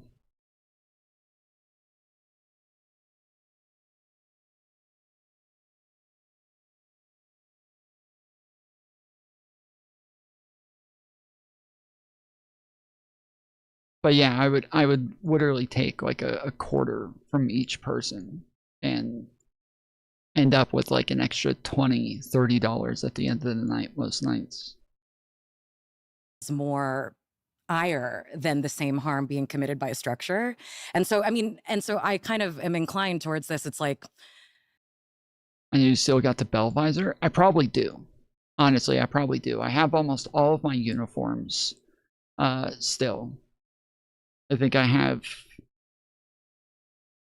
yeah, I've probably got almost all of my uniforms somewhere. Yeah, I stole a little as a cashier too, yeah. But I was like 16 at the time when I did that. I wasn't a full-grown adult with a fucking $3 million house, so. Everyone try it, see what happens. Yeah. Well, by the way, ironically enough, I don't personally do it. I never do it. When I was younger, okay, there we go. I stole some Pokemon cards from a friend, and my father punished me, and it was such a harrowing experience that I literally can't even steal like a candy bar. When we were in college, a lot of my friends used to love doing that. You know, getting drunk, going to the gas station, 5-finger discount. I would never participate in it, and I still can't to this day participate in it. I'm just saying that I personally don't really care. If someone needs the food, they should absolutely steal it. There's one thing that's like stealing when you're a teenager and you want the adrenaline rush, and part of it is about testing the rules and getting away with something. But I feel like what I'm seeing on TikTok and social media is people saying that they're stealing from Whole Foods, not just for the thrill of it, but out of a feeling of anger and moral justification because the rich don't play by the rules. So why should I? And Jeff Bezos has too much money. He's a billionaire. So why should I have to pay for organic avocados? My friends and I have started calling this micro-looting because it has a like slight political valence to the theft as opposed to just the thrill of getting away with something. Have you noticed this around you online? Have you noticed more people talking about stealing in this way? I mean, I have not seen people talking about micro-looting or such, whatever action that this is. I haven't seen that, but I have seen people like justifying it a lot more, especially on TikTok and places like that. And then especially when we're talking about like, there's tons of videos of people like encouraging folks to shoot Donald Trump. There was like the theme right now is like, do it, whatever it is. I don't know what the thing is that you need to do, but you need to do it. Like, we're all here for you. We will all cheer you on. You'll be a hero if you do it. Whatever that is. Might be nothing, but definitely do it. And then I've even like gotten like lawyers on my feed who are like, do it. Seriously, do it. Or don't do it. But you should do it. And if you do it, whatever that is, I'm a lawyer, so you should call me immediately after doing it. But if you are going to do it, I don't want to know about it until you've done it. But you should definitely do it. Like, why don't you do it, motherfucker? What the fuck? Why are you guys going to keep telling other people to do this shit? You go fucking do it. But I keep seeing, like, there was the Luigi Mangione thing where, like, all these people were justifying murdering this guy. Like, that was just absolutely fucking disgusting. And you can have issues with the corporation. You can have issues with the incentive structures. You can have issues with all this. But murdering that guy didn't stop any of that. It didn't do anything to change that structure. It didn't do anything to like even like cause awareness for the issues. It didn't do anything to get better legislation. It did nothing. You just took away a fucking father from his wife and kids, and it just it only ruined lives. It did not help lives in any way whatsoever, and it just seems so fucked up, dude. Like, it's just so fucked up watching people cheer this sort of shit on. Like, if this is like a concept that I think a lot of people struggle with when we're talking about like a direct imminent threat versus a non-imminent threat. And that's what like the healthcare CEO would be. This is a non-imminent threat, while maybe causing a lot of harm overall, it is a non-imminent threat to where like there's just a complete societal breakdown and collapse when you can't have those sort of concepts exist. And this is why, you know, Trump's administration going around and shooting people, MAGA will all run around and justify these killings, because for them, it's just, who cares if it's an imminent threat or not? Like, these people are just harmful to their cause. And so that's all that matters at the end of the day, is that they care about the cause. And so if Pretty and Good were getting in the way, then who cares if they fucking died? But like, obviously the imminent threat is the thing that matters. Like the Kyle Rittenhouse situation, again, same thing. A lot of people didn't give a fuck that he had an imminent threat. A lot of people did not care that there was a real imminent threat against his life in that moment, and that he had every justification to shoot these people. They cared about the cause. They cared about BLM. They cared about pointing to BLM and being like, dude, I care about BLM. This guy seems like an agitator, so therefore I'm against him and I think he should rot in prison. But there were imminent threats. Like, that's like the most important thing. If we can't have these like existing concepts where people understand them and care about them, like we can't have a functioning society anymore. This is a massive breakdown where everything just becomes team sports, even when it comes to life or death.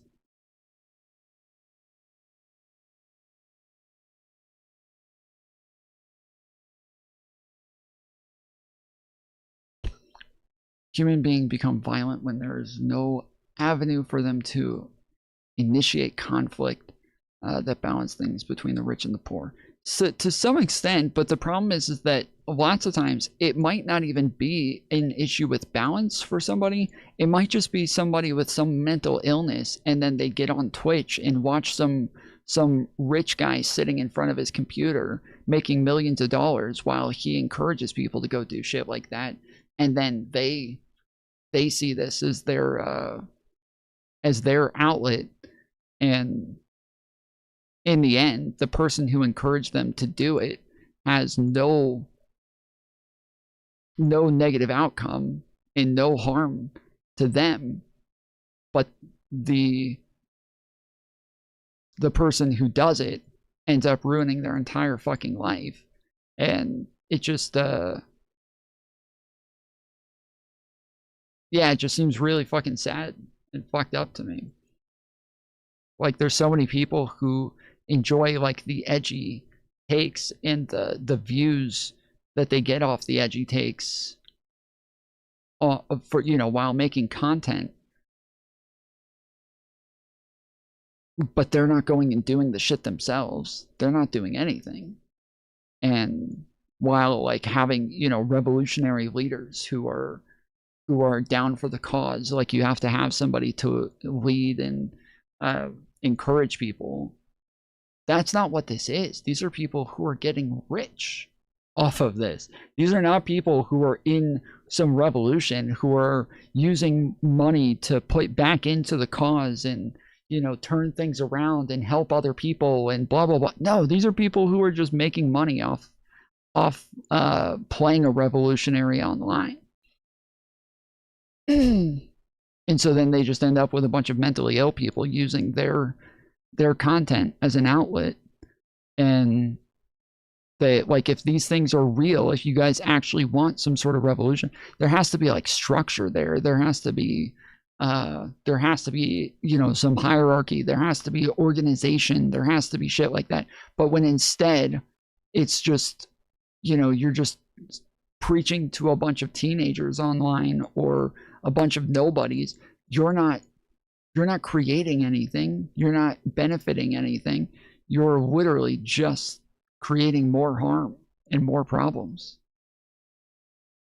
online. But I think, I mean, it kind of speaks to an attenuation of the tactical language of direct action. You know what I mean? Like, it's like if it's like, it doesn't work for me as a form of direct action because it's concealed, right? Like any successful direct action in history has to be ostentatious, has to make itself known, is ideally collective. And this is sort of necessarily individual and hidden. But I'm like, oh, great. Let's think of ways to, like, let's take this energy and let's move it into some other thing. Like, I think it's great that the valence of property is kind of on the table as something to be toyed with in terms of direct action. I feel like we've forgotten there is a long and storied history of sabotage and sort of engagement with property destruction even, which is abhorrent to people. I mean, you remember in 2020, the like Gucci, Chanel stuff in Soho when that was looted. Well, NYPD is investigating a robbery pattern targeting high-end clothing boutiques in Soho. Latest happening Tuesday at the Chanel on Spring Street. That looms so much larger in many sort of Bloomberg liberals' imaginations as profoundly more violent in some ways than the original action being protested, right? And I find that. But again, these weren't people part of any fucking protest. These were a bunch of teenagers who were taking advantage of the protest to go loot stores, and lots of them even living with like rich parents and shit, just going out and causing chaos and taking advantage of the commotion. This was not like this was not some revolutionary act. This is what I'm talking about. Like, this is not beneficial to any cause. This is not beneficial, and especially when, as she just said, like when people view it that way, you're not creating a message. You're not creating some sort of movement that people can get behind. You're not like starting something to where people can look at that and be encouraged by it. You're just creating something that makes everything look like chaos and look scary to people, and then they want answers. Now they want literally the exact opposite of what you're looking for. The majority of people are looking for some punishment. Now they're wanting crime to really be taken care of, and they want people to be more staunch on crime. And then they see stuff like Alex Preddy and Renee Good and all of these other things happening, and they think, well, I mean somebody's got to do something, right? Like, there's got to be a consequence at some point, and at least this is maybe one innocent person died, but a lot more people will start to second guess standing up to law and order and trying to cause chaos. And it just, when there's not when George Floyd initially died, it was like 65-70% of the country who was behind the protests. I think it even got up to like 80% at one point. And then when the like unorganized and just ridiculous amounts of looting and rioting started happening, that support dropped all the way down to like 30% by the end of the fucking protest. Like, it was completely counterintuitive. It did not benefit. It didn't help. It didn't like cause people to rise up, and it just literally did the opposite. It ended up taking a movement that had a real cause and a real purpose and a real issue, and it made everybody hate it. And today, even liberals and people on the left have trouble like claiming BLM now. Like, BLM will likely never be a term or a slogan that people get behind again, because, well, for a lot of reasons. One is because of the looting and rioting and just kind of the aimlessness of these protests. But then on top of that, the fact that the people who ran the organizations named Black Lives Matter, the fact that they ended up becoming a bunch of fraudsters who were just stealing from all their donors the whole time. It just, any sort of thing that happens in the future, they will never use, if there is ever a legitimate movement and a legitimate cause, they will not be using the term BLM, because that is completely done for now. That is totally over. almost like the people against the movement did it. I mean, there were some scenarios like that, but by far the majority of them wasn't that. By far the majority of it was just like random kids, you know, who just saw like nonstop commotion and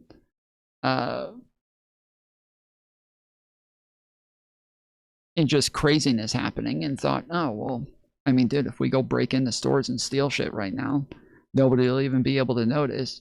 They weren't doing this stuff for a cause. They weren't doing, like, it's not like they went and stole a bunch of stuff from the jewelry stores and then turned around and were like, all right, let's use this money to make signs for protesters, or let's use this to put into some direct action. Like, no, these are just fucking kids who didn't give a fuck about the protest. They just wanted to make sure that they took advantage of the moment that was available to them. So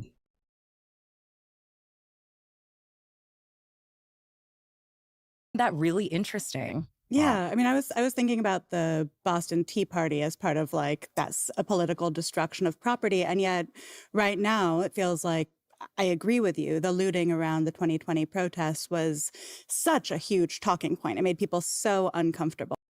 yes, but again, that like when you're talking about the Boston Tea Party, again, you're talking about like an organized hierarchy, groups of people who knew what they were doing, who knew what their message was, who knew what they were doing it for, who knew what they wanted out of it. Like, they knew who it was aimed at. They didn't go after just like random citizens and harm their own community members or harm their own neighborhoods and you know, harm their own people. And like, no, they knew what they were fucking doing. This is not, it's offensive to compare looting these fucking jewelry stores to the Boston Tea Party. Like, it's actually offensive. Like, this is part of the issue right now, is that like with even with Antifa, when we talk about Antifa is not an organization, okay? But they are organized. Like, each group is organized. Each group has meetings and they tell each other what to do and what to bring, who to talk to, who not to talk to, what to wear, how to act. Like, they organize, right? They are organized. They have leadership. They have like they have cohesion. That is not the case here. And so it's just really fucking annoying when people just encourage anarchy as though that's getting them somewhere, where I promise you it will not. I promise you it will not get you anywhere. You are not going to further a movement that is making people feel afraid to be in their own neighborhoods. You're not the majority of even black people did not support the looting and rioting of their own neighborhoods, where the majority of businesses that were getting burnt down or getting looted were small mom and pop shops that like depended on the money and weren't getting like enough out of their insurance to cover the costs, and were losing their livelihoods sometimes and just having to shut down and move on because a bunch of kids took advantage of this moment. And then you turn around and see somebody like Hasan Piker clapping for them on stream the next day. Like, this is you are not benefiting the movement. And this is the biggest like takeaway. I feel like this is what everybody should have taken from BLM is, you know, just having chaos is not enough. Just having like something make the news is not enough. That like what happened in the wake of BLM was more funding for police, was more police, was harsher restrictions, was Donald Trump getting reelected, was like there was just so much fear from everybody. And it wasn't just like Republican propaganda. Like, obviously they made it more extreme. They took it, you know, and tried to benefit from it as much as possible. But it wasn't just that. Like, it was the people who lived there. It was the actual, like, community members who were upset about these things. And the takeaway should have been, like, if we're going to do stuff like this or encourage stuff like this, it needs to have some direction.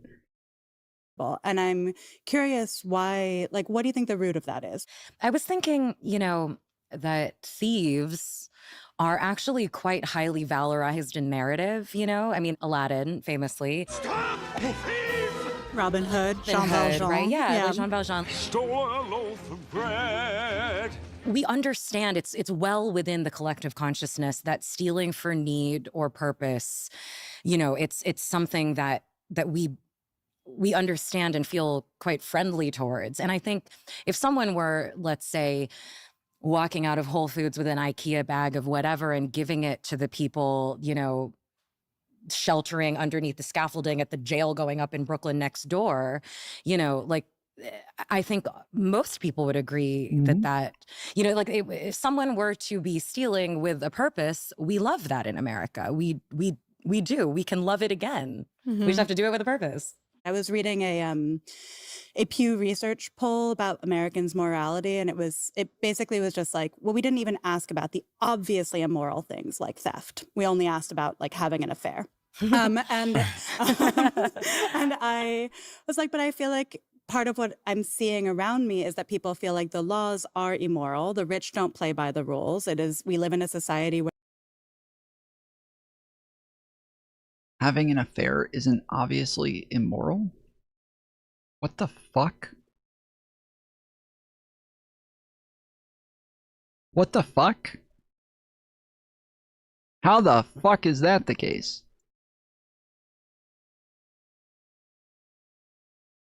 How the fuck is that the case? What? Having an affair isn't obviously immoral? Like, isn't that the entire idea of an affair? Is that, like, you've kind of, like, signed a contract with somebody to be monogamous and that you're breaking that contract by having an affair? Otherwise, it's not called having an affair? What the fuck? where there are billionaires, where the top 1% holds 32% of the net worth and the bottom 50% holds 2.5%. So at some point, if the laws don't feel moral, do you start to question your own sense of having to abide by them? Of course. Yeah. I wanted to work off of a point that you were making. This was also something that was addressed in a previous New York Times podcast that I did with Rouse Douthat, where I brought up the concept of adventurism.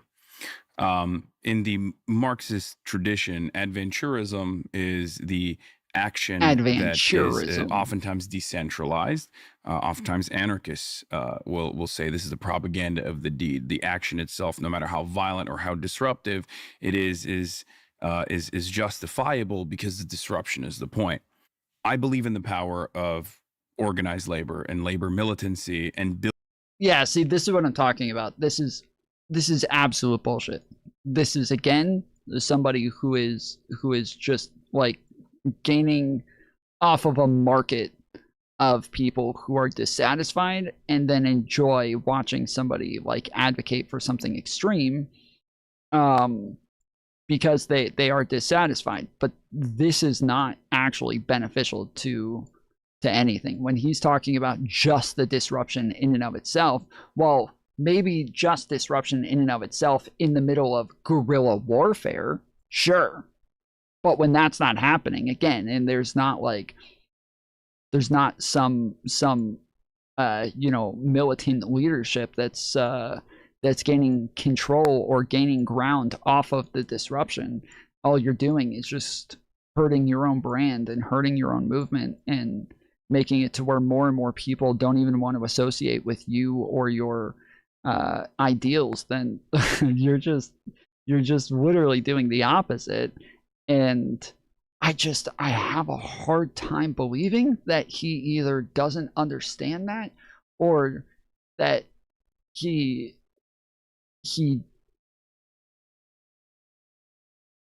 have a hard time believing that he doesn't understand that that's not going to be helpful.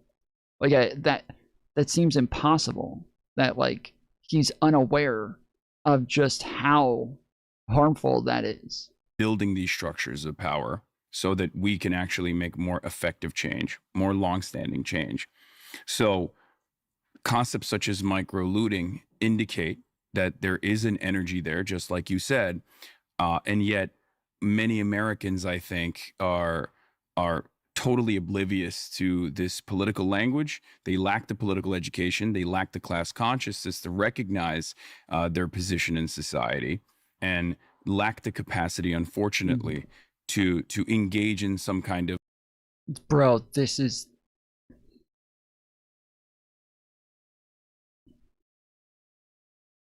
the most self-unaware shit. Holy crap. Like, holy crap. The lack of self-awareness in this statement right now is painful. Of organized disruption that would be infinitely more effective. I think what you were saying about people lack the language and the organizing structure to engage in, like, the obvious thing to do if you want to chip into the Whole Foods / Amazon mega structure of exploitation is to unionize, like to work at a Whole Foods and form a union. And I think the first one was formed recently in Philly, I think. But, I mean, it's like micro-looting. It feels akin to like a posting about something. Like it's a kind of, as an atomized individual action, it's useless. It's much harder to get a job and accept $17.50 an hour, and then to organize your colleagues, a process that takes years and is often unsuccessful.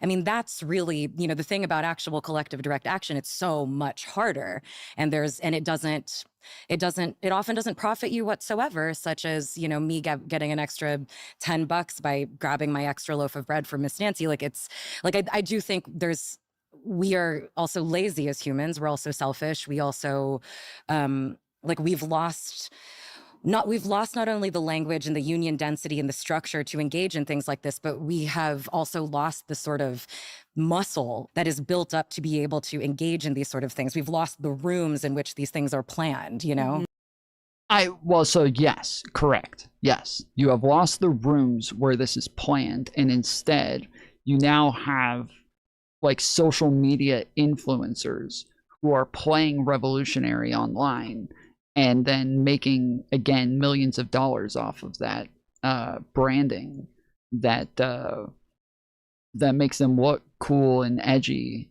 and for people who actually desire something structured and desire something more organized, you're able to feed off of those people. But I don't think in the long run it even creates like awareness for these sorts of things, because I think what you do instead is you just turn more people off than you're turning people on, and you end up making it to where you're less capable of getting people to organize and to associate with you. And as we've seen recently, where like Hasan is having a lot of trouble with the DNC saying like, hey, we should not even be talking to this guy, we should not be associating with this guy. Like, he's created a brand that is toxic for everybody else and that they have to disassociate from. And now even like AOC is, getting into big fights with people like Anna Kasparian and all of these others. Like, it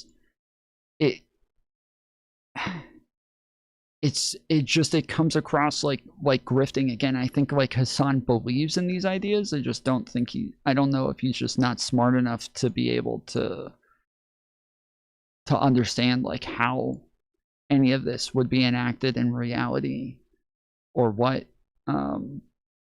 Because I feel like he has the resources, he has the means available to him if he actually wanted to be organized and make shit happen, and he just doesn't.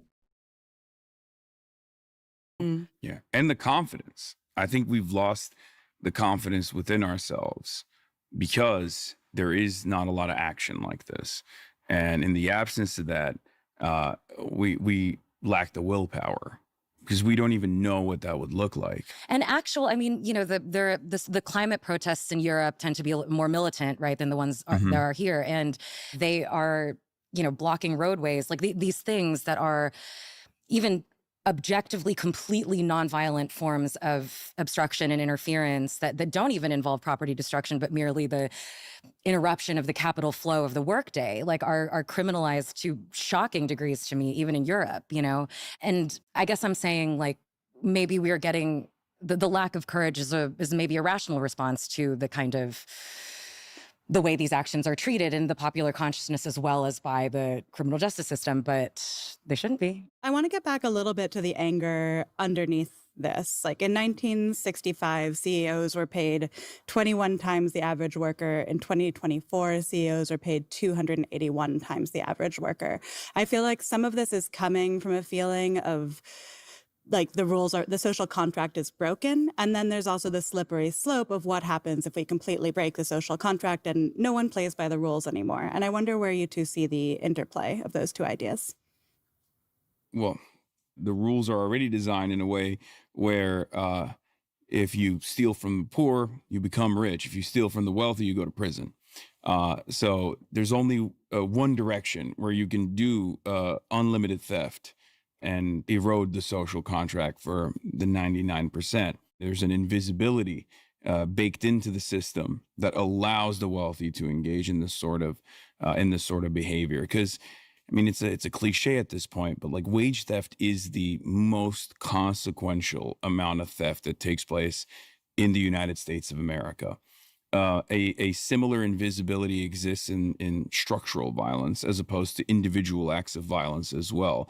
If it's a police officer engaging someone violently, the automatic assumption from the average person is, oh, that's probably a criminal. They probably deserved it.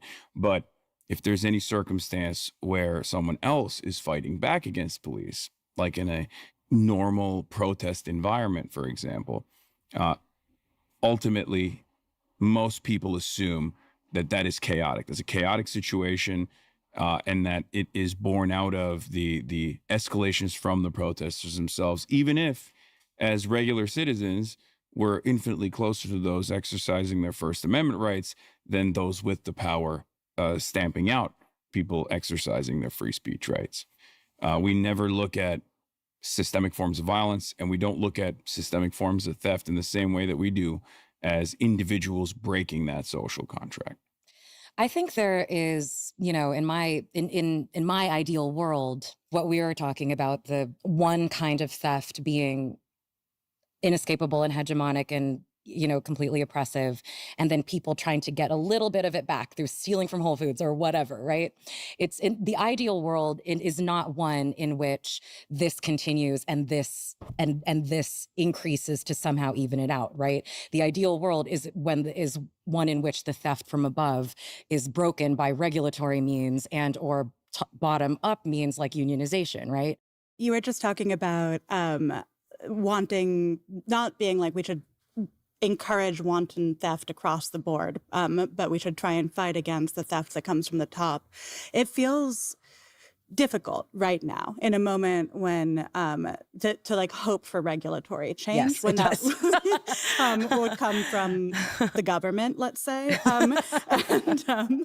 and a lot of the billionaires like Bezos and Cook and Elon Musk are given a seat at the table in terms of the government itself, when billionaires themselves pay much lower tax rates than most Americans.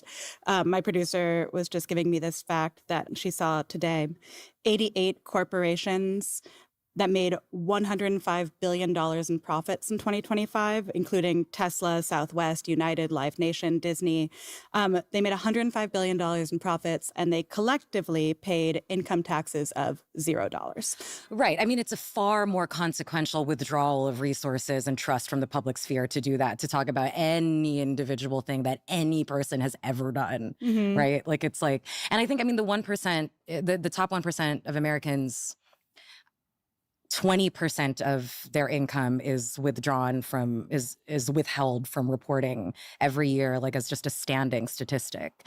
And that's not even a corporate structure. That's not even, I mean, that's just ordinary rich people, you know? Okay, to go back, you were talking about sort of what you do see as effective political protest. And recently, a employee set fired Kimberly Clark Warehouse as a protest. Yeah. Is that an effective form of political protest, or is that purely violent? No, I found it. No, that you got to be tactical. I mean, I feel like Mike Davis wrote about this. It's like, it's not the action, it's the context in which it exists. And now that's brought up. How the fuck have you guys been having this conversation for this long? For this fucking long, and now it's like, well, it's not just about the thing that you do and whether or not you can find a way to justify it, but it's about whether or not you're achieving something in that goal. No fucking duh, dude. No fucking duh, bro. This is a conversation that I've had with people a ton of times where they're like, you know, well, is this wrong? And I'm like, well, you're breaking the law. I mean, so you're technically like having a more overall like harm to society by breaking the law in this way. And they're like, oh, so like you think morals are the same thing as the law? And it's like, no, I do think there are times where you can break the law, but it's about what you're achieving in that goal. In like whether or not you are achieving a goal and what that goal is that you're achieving, and like that's what matters in the end. If you're just breaking a law and there's this minute benefit from it for yourself with a larger cost overall, especially some sort of possible slippery slope, or if we made that acceptable for everybody, well, then yeah, this becomes a bigger problem. One example that I used a couple of times is that Asian chick. I had a conversation with her and MX Vivian Wolf a while ago where they were talking about the fact that, like, you know, well, why is it wrong that BLM people are rioting? And I'm like, because they're not achieving anything. Like, there's no organization there. They're not doing anything. These people are going to go to jail. And they're like, yeah, but when they go to jail, like, this will create like more of an unrest and more people are going to get upset that somebody's in jail for this. And then this will create a bigger movement. I'm like, no, it's not.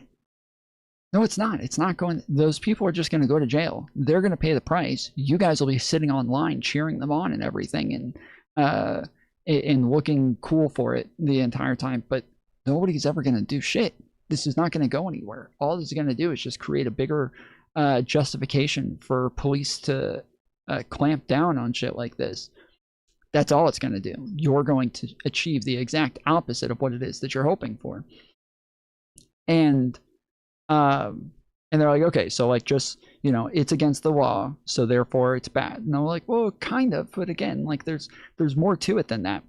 And so the Asian chick says, I was arguing with MX Vivian Wolf throughout that part, but then the Asian chick says, so what, my parents, they got married when it was illegal for mixed race marriages.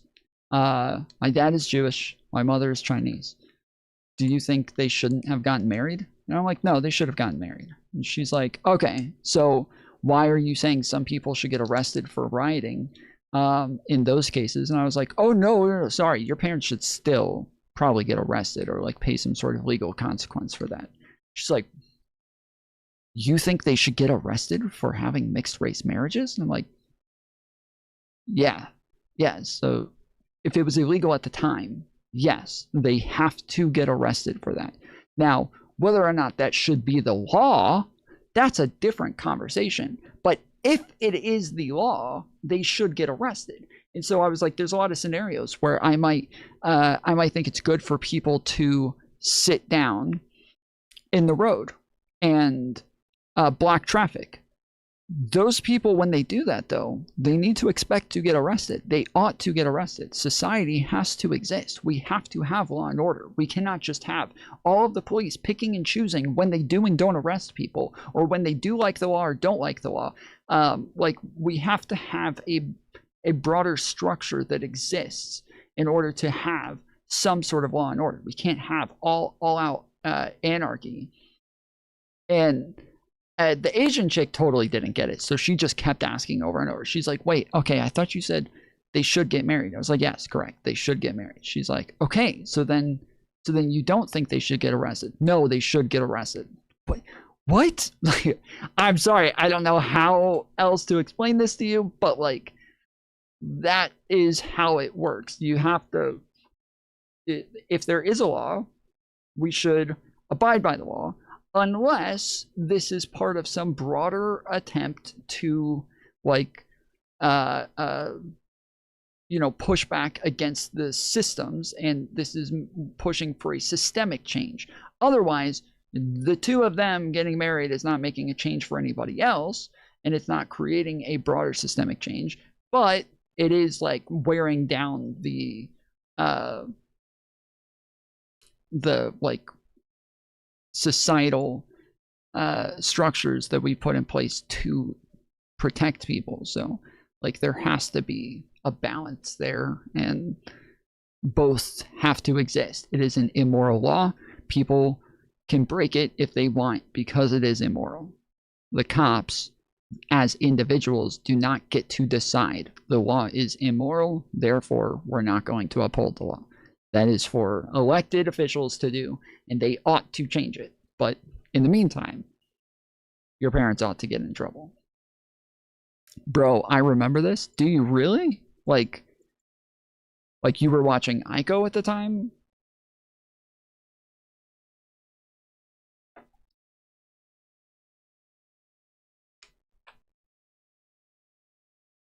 It's funny because at the time, like everybody who was friends with Ico at that point, she is not friends with any of those people anymore, dude. She, like, that chick, I don't think has ever kept friends for more than like a couple of months. Like, I think IRI is the only person who stood by her for like a longer period of time, and I don't even think that's the case anymore.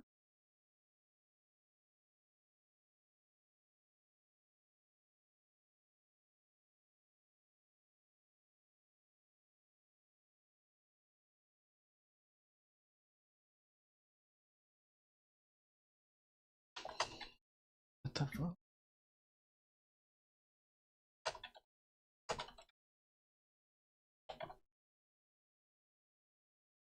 No, I was watching you. Bro, this is a long time ago. Like, this is like when I first got onto Twitch. This is like real long time ago. Here it is, 4 years ago. And this stuff very low. Like, I'm a victim of police brutality. I walk with a limp because I had my I was absolutely trashed your kneecap shattered when I was in prison, and then put into the hole for 2 months until I didn't walk with a limp anymore, and then had added charges. So this is why I said, hot take, the explanation for ACAB can be applied to anyone in same race relationships. You're contributing to racism. The explanation for ACAB is it's always all cops. Even if there's a cop who works at a desk job and does things, does nothing but help others with his position, he's still a bastard because he's a cog and part of a corrupt and racist system. So just as long as you're part of any sort of system whatsoever, you're now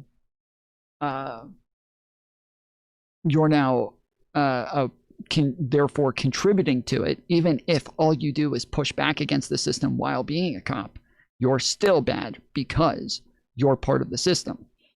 And so I said, okay, so anybody who is in a same race relationship, they are not actively helping push back against racism, and like that, like the more interracial relationships that there are, the more that this will normalize things and break down racial norms. And if you're not doing that, you're part of the system, therefore you're bad as well. And yeah, I know, I'm in shock. So I didn't know that you watched me back then. Did you know that you watched me back then? Is that why you say you're in shock? Because you didn't even know that you watched me back then, or what? Is thrown on to me because they said I attacked 6 different cops. To fight for their rights or to disrupt capital. Okay. Yeah, I mean, I'm a capitalist, so I guess. Do you think that change, right? Otherwise, the child slaves keep being exploited. Civil disobedience? Well, no, not if you go and get yourself a permit from your town hall or where. In in New York and Pavement stuff, spikes, yeah. Yeah, that's like Anyways, yeah, there was there's Chase, who's still a mod for me here today. Freems, Kentucky Fried Comrade, Igo, MX Vivian. No, I'm in shock because my old brain, and yes, I told you before, I've been watching you since Twitch. I just didn't like you because I thought you glorified... Wait. You glorified drugs? I don't remember you telling me that. I glorified drugs? Holy shit.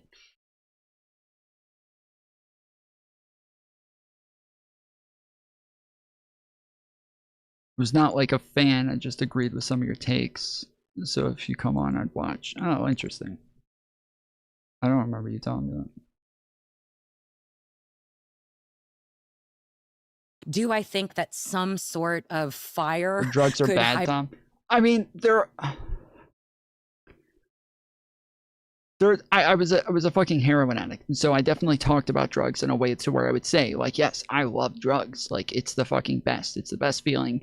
It is something that was fucking awesome and blah blah blah. Like, I did talk about it this way, but I was also like very clear on the fact that like I paid a very large price for this, that addiction was horrible, that like I was always like just depressed because I wanted to quit and I couldn't, and I was like in and out of jail and going to prison and like, you know, ruining my life, and like those things were always there. But then yes, there are the odd times where I'm just sitting around, like people are asking me stories or asking me questions, and I'm just like reminiscing on stories. And there was a lot of people who got this like idea that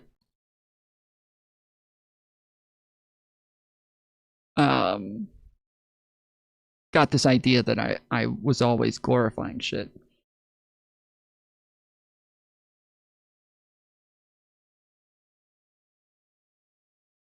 Yeah, I tuned in one day. What I saw as bragging about going to jail, knowing how to fight, dealing/using drugs, shit like that. But once I tuned in more, I got it. Is there any... Okay, there's only one like other person or two other people who have ever said anything like that, and that's like Queeman and JSTLK. And it's funny, there's a clip of me talking to Not So Erudite where I went on like Not So Erudite came on because there was like this big back and forth between like me and Queeman and JSTLK and all these people.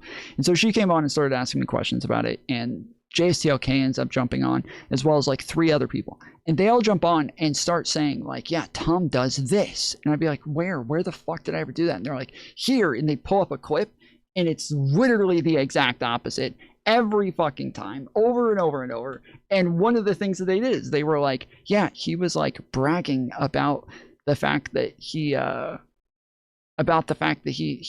would rob people, and that he went to jail. And there's this one day where he's like bragging about being a habitual liar, and that like he thought it was so cool. And she's like, I don't remember it that way at all. And so we pull up the clip, and it's literally, I literally say in the, like in their version of the clip, it cuts off. But then we go to the full version, and I'm immediately after going, because they're like, look at him, he's smiling. And she's like, I take that as him being like kind of embarrassed about this. And I was like, I am embarrassed about it. That's literally what, like, it is an embarrassing thing. So then we go to the full version of it, and immediately after I'm like, yeah, like this shit like ruined my life. Like I was a horrible person at the time. I really fucked up like so many lives and was just a really bad friend and a family member. And like, it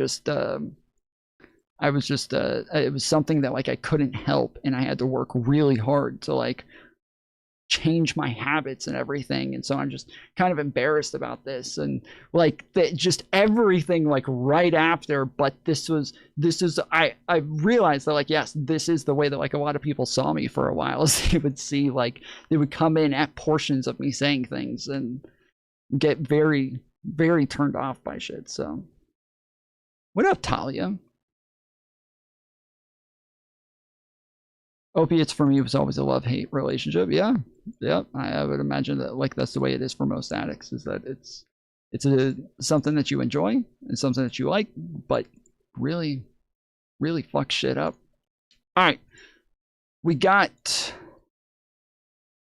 22 minutes left on the clock. I forgot to add the other donos on. $2 from Steve. If you guys want to donate to the channel, use the tips link pinned at the bottom of chat. If we get to the end of the timer, then I head out. We do have a lot of other stuff to get into today in the cover, but if you want to continue the stream, we got to hit at least the $25 dono goal in the next 22 minutes. So we got 3,100 people watching right now. So if out of everybody, all of you guys just donate $5 each, that does add up to at least $25. And so everybody just take a minute, click the tips link at the bottom of chat, donate $5. We're not asking for a lot, just $5 real quick, and then we'll be good. Are you doing a video essay? I'm not gonna lie. Okay. This is something I go through all the time, and I've talked about this before, but when I start doing video essays, I will always get to a point where I kind of stop and I think, this is stupid. I don't want to do this. And sometimes I just like push it to the back of my mind and push through anyways and do it no matter what. And then other times I do just kind of stop and move on. After doing 2 to 3 videos, I think, on TikTok that all just got literally zero views, I am so discouraged right now that I don't think I'm capable of pushing through this time. I don't think I can do it. When you put like time and effort in shit like that into something and it just flops that hard, I don't think I can turn around and be like, okay, let's do some more. it's kind of fucked, but I don't know why do you ask? Hypothetically be framed within a collective. Is a video essay the same as a documentary but shorter? Kind of. So like a documentary is more about you like documenting something and just like showing what happened. A video essay is more about you like telling a particular story and explaining something. So whereas like my Candace Owens documentary is a documentary, but my video essays are more about me telling a story and explaining something. I think you're good at them as well. I mean, I think I'm good at them as well. But if you guys haven't seen my stuff, go to the channel. And I've got a couple other channels. At the very bottom, Terminally Online Media has documentaries. Nostradamus has video essays. So I will likely be putting up more video essays coming soon, but for right now, I also need to make money, so I gotta stream. Action that is tactically useful. Yes. Does a disgruntled guy burning down the warehouse do it for me in terms of effective political action? Not at all. But I do, but sabotage has played a formative role in labor union. Everything. Yeah, labor unions as well. But if it's conducted unilaterally, then it's entirely different. And that's an individual action. And if he could have gotten away with it without being caught, I bet I mean, I didn't follow this case very closely, but it seemed like, yeah, like anything done by an individual on an emotional. I haven't seen those yet. I would highly recommend the documentaries. It's on another channel called Terminally Online Media. The initials spell Tom. But this is my crown jewel. This is my prized possession. This is my baby right here. I put an insane amount of work into this, literally working like 32-hour days, trying to get this out before anybody else, which I did like a very good job at like nailing the story down in the writing, the editing, getting the clips and everything, the music, all of that, within 2 weeks that to I get would like in to launch. an hour and 45-minute documentary. And yes, it did all right. Like, I mean, I think overall it got like 2,000 to 3,000 views between 2 channels, but Launch about you, or that I would like to say, I'm going to say it. If you are an honest person, you did not think this tweet was anti-Semitic. You did not think that he wrote this tweet because he. This is before everybody else was calling Candace Owens an anti-Semite. This is me laying out the framework of how the right wing is starting to accept extremism on their side into the mainstream circles, and that Candace Owens was like the spearhead here, and it kind of lays out like her process of becoming more and more extreme over time, and then showing her get fired from the Daily Wire. And so it kind of ends with that, but then people not understanding that that's why she was fired. And there was a ton of different reasons from both the right and the left for why she got fired. Like, oh, she just didn't agree with the Israel war, that's why she got fired. Or she disagreed, you know, she criticized Israel, and that's why she got, like, it was just so much other shit. She was a Christian and they hate Christians, so they got, like, it was all this other shit. And so I very clearly just lay out like this, but it's not just her, it's her, it was Nick Fuentes, it was a number of people. And so yeah, this is about a group of people here that I kind of lay out the entire history of things. Yeah, check this one out. Here's the link.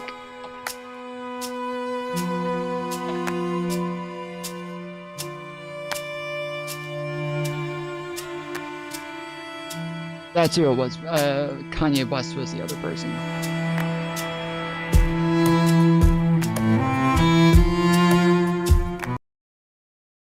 So I was trying to think. It's Candace Owens, Nick Fuentes, Kanye West.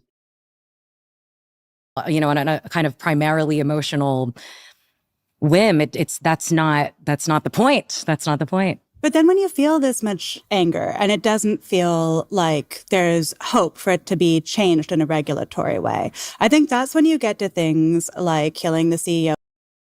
Candace Owens is not playing devil's advocate. Horses. She is not playing devil's advocate. This is somebody who is pushing like extreme bullshit while having literally no fucking idea what she's talking about. Like, there was a while ago where she, just to take a second for, you're playing devil's advocate. There was a while ago where she came out with a video where she went and me and millions of people like conversation. us are the reason Shut the fuck this is up. Where she went and had a conversation with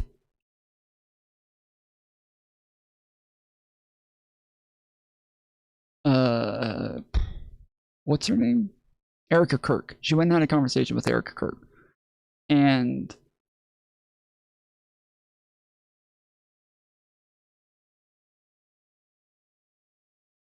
she came back from that conversation being totally blown away by the fact that Erica Kirk didn't have any inside information on the court case. She was totally blown away by the fact that Erica Kirk did not have insight into all of the details of the case against Tyler Robinson. I was like, how can you be blown away by this? Why the fuck would you think she would? Why the fuck would you think she would have any information on this? Then yesterday, this came out. Well, now looking at everything and having paid attention to this hearing, it just makes more sense to me. I believe.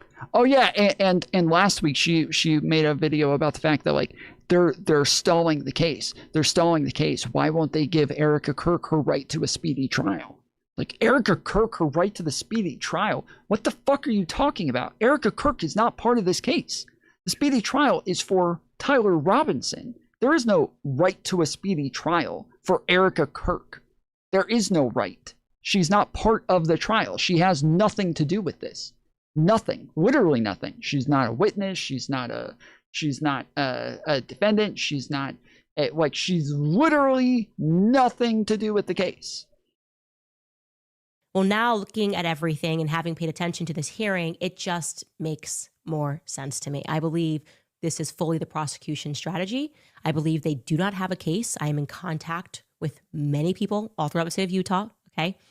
I think they want a show trial. I think Erica's team wants a show trial. They do. Erica's team. She thinks Erica's team is actually suit. She thinks this is a lawsuit. That's what she thinks.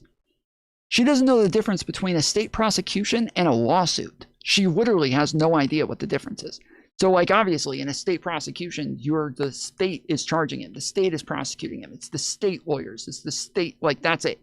Whereas she's thinking it's like Erica Kirk's law firm against Tyler Robinson's law firm. That's not what that is. This is the state prosecuting him. This is not Erica Kirk's team. She doesn't have a fucking team here. This is not her team at all. They're not related. Okay. I think they want a show trial.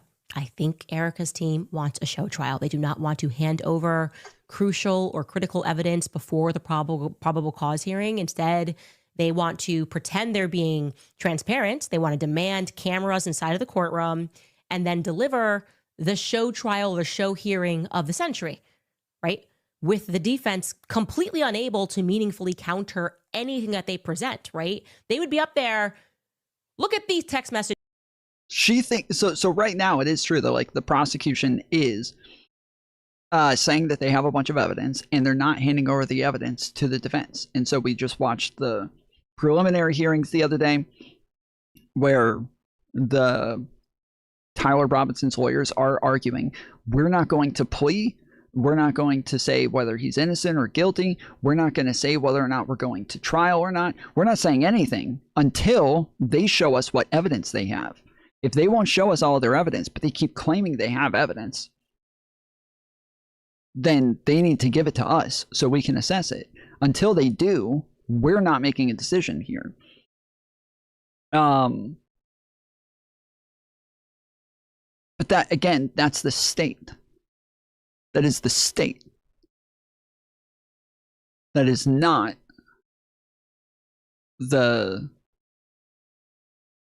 that is not Erica Kirk's team. Your Honor, look at he said he did it. He did it 3 times and it felt good, Your Honor, that he did this. Not mentioned, we haven't actually proven that these messages are real. Look at this gun, Your Honor. Look at this. We have proven that the messages are real, by the way. Just so you know, it has been proven that the messages are real. Candace Owens has been confronted on this. I just posted a video about it on Twitter the other day, so if you guys don't follow me there, go follow me on Twitter.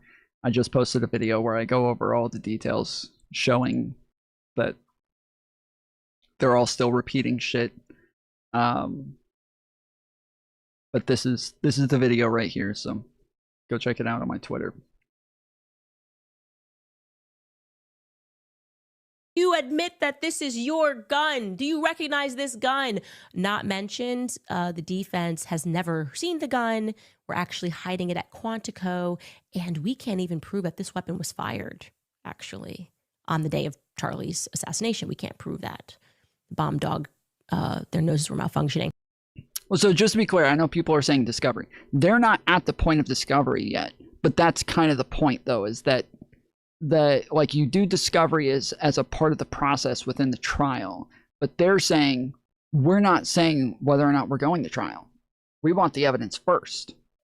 We want to see it first. Then we'll tell you whether or not we want to go to trial.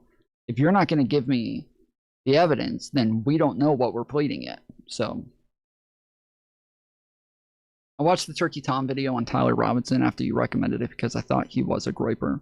I was wrong. Based, thank you for going and watching that. That is that I've probably had this fight like 20 times with people, and I feel like they just choose to never go actually look at the evidence and then keep claiming, well, we don't know if he's a groiper. Maybe he is. You keep saying he's a liberal, but there's no reason to believe he was on the left. I'm like, you got it. There is reason. That's my honest opinion when I look at everything that's happening in the state of play. The prosecution wants to rush the public into a show trial because they have already proven that they have the commentariat on lock. So yeah, really fucking stupid shit. Where she keeps saying Erica Kirk's team is doing this. So Candace Owens says she believes Erica Kirk doesn't have a case and that Erica Kirk wants to stage the show trial of a century to convict Tyler Robinson. Erica Kirk has nothing to do with this. She's not part of the fucking case. She's not part of it at all. Not whatsoever. This is so stupid. She does not understand how this shit works. And she's over here doing all... maybe she does understand and she's just like able to get away with tricking dumb people. I have no fucking clue, but it's really annoying. Of United Healthcare, and there being an 7 minutes left on the clock, guys. 7 minutes left on the clock. If we hit 0, I'm gonna head out. So we gotta get some donos in. It's much easier instead of everybody waiting for the hero to swoop in at the last minute and spend all $25 that, you know, a bunch of people send $5 each. It makes it a lot easier. So be part of the community, you know, this is communism. Come on, comrades. Let's all get together and work as one. Don't wait for the fucking elites to come in here and pay all your taxes for you. outpouring of glee for murder online because it feels like finally someone can actually do something about healthcare. I think 40% of Gen Zers felt that that murder was morally justified. But it's scary to be in a society where people feel that murder is morally justified. And I'm curious how we thread it is. that line. Yeah. Engels. I literally have people on the left calling for violence against me. Mantis tipped $5. Smile.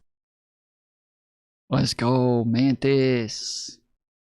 Mantis getting it in with the $5. Let's go. All right, so we got $5 in. We're at $7 now at a 25. But it is like this is becoming a common thing where like TikTok people, they've made videos calling me a Nazi, calling me a pedophile, calling me like all of the shit, and then advocating for violence against me. Me getting tons and tons of death threats in the course of days. Having people like outright making videos about like assaulting me and hurting me and shit like that. Like this is dangerous. And then on top of that, the amount of people on TikTok who just find somebody who's like on the right, and then they say like, oh well, let's dox this person, and then they all work as like a massive crowd to go dox the person and find their information and shit. It is have you tried not being attracted to children? Listen, I promise that I will never act on it, okay? Jeffy, thank you for the $2. Let's go. Let's go. Jeffy with a job. How's the job going?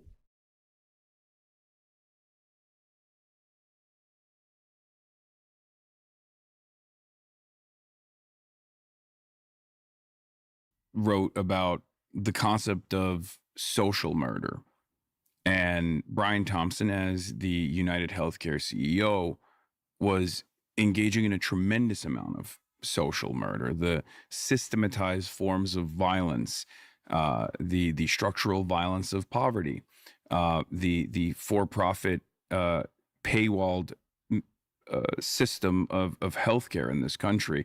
And the consequences of that are tremendous amounts of pain, tremendous amounts of violence, tremendous amounts of deaths. And that was a fascinating story for me because Americans are very draconian about crime and punishment. They're very black and white on this issue. And yet because of the pervasive pain that the private healthcare system. Again, not really true overall. The MAGA just voted for a fucking felon, so. Mo Money smiling face with smiling eyes. Hey, yo, let's go. Talia with the $5. This is super chat. It's okay, I will forgive you, but thank you. Thank you for the $5. We got 3 minutes left on the clock. But yeah, like, he says there, you know, it's very draconian. I wouldn't call it draconian. Obviously, again, like MAGA just voting in a guy who had he had 84 felony charges and 34 felony convictions. Like, it's becoming normalized to not care about a crime, whether it's stealing or a murder, whatever it is. It doesn't matter if you committed the crime as long as it aligns with your team sports. That is the thing. And this is somewhere where I think that like I feel very alone on the internet. I feel very like alone in the spaces on TikTok, on YouTube, pretty much everywhere, where I feel like when somebody like Luigi Mangione commits a crime, I'm still gonna call it out. I still think it's disgusting. I still think it's horrible when you know, somebody goes and shoots Renee Good. I still think this is horrible. It doesn't matter like which side commits it, but everybody has become so involved in the team sports aspect of everything to where they don't ever want to disalign. They don't ever want to be on the outside of that group. That when we talk a lot about the fact that the people are normally convinced by things because they decided who it is they like first, and then they choose to try to fit in with that social group, so they adopt their political views. This is the way that most people come to their political ideals. So when this sort of like dogmatic team sports starts to become normalized, where I feel like it wasn't before, but like Charlie Kirk gets murdered and then a bunch of people cheer it on and dance and celebrate, and it gets excused by everybody, or even, you know, Kyle Rittenhouse justifiably shoots somebody and a bunch of people still want his head just because the people that he shot were part of BLM. Like this, there's always this partisan way of looking at horrific crimes, and it is a massive breakdown of society. Like it is a massive like problem where it all just this is not something that just MAGA does. Now I would say it's a lot more pervasive on the right because it's something that Donald Trump does, where he justifies the terrorist attacks from the right, where he's sitting on Fox News and Friends and he says that when the left commits crimes, it's because they're evil. When the left does terrorist attacks, it's because they're evil. But when the right does these things, it's because they want good things. He's saying that like it's okay when the right does it, it's bad when the left does it, right? When he says, you know, oh, these people died because they just had TDS, or, you know, they make fun of Nancy Pelosi's husband getting attacked. This is something that's coming from the top down on the right. So it's very different on the right to an extent. I don't see people in Congress celebrating Luigi Mangione killing people. I don't see Democrats in the House or the Senate, or Joe Biden as president, you know, justifying the looting and burning down of local businesses. I don't see that as a systemic problem on the left. I do see it as a systemic problem on the right, but I see it as something that seems to be normalized and growing within the culture, and especially on TikTok, especially from people like Hasan. And it is something that I think that these sorts of things do over time lead to civil war. I do think that that's like that's where this goes. And being honest, I like, bro, the left just, I don't think that they have I don't think Democrats, liberals, leftists, I don't think anybody has what it takes for this shit. I don't they're not armed in the way that the right is. They're not like gun obsessed and violence obsessed like the right is. They're not while some sort of anarchy to move towards, like, you know, taking out the bourgeoisie and having the proletariat, like, while this might seem like a goal that you're getting closer to when you have anarchy like that, you're almost 100% going to get farther away from it. Almost 100%, you will get farther away from it. What you will have instead is just another far-right dictatorship, just another fascist regime, even more extreme than Donald Trump, who will be able to use all of this shit to justify the worst actions that will be draconian. That will be the world that these people fearmonger about. We will actually exist in it at that point. Is there any sort of steel manufacturing? Why people are careless about crimes? Wait, what? When they support the politics behind them.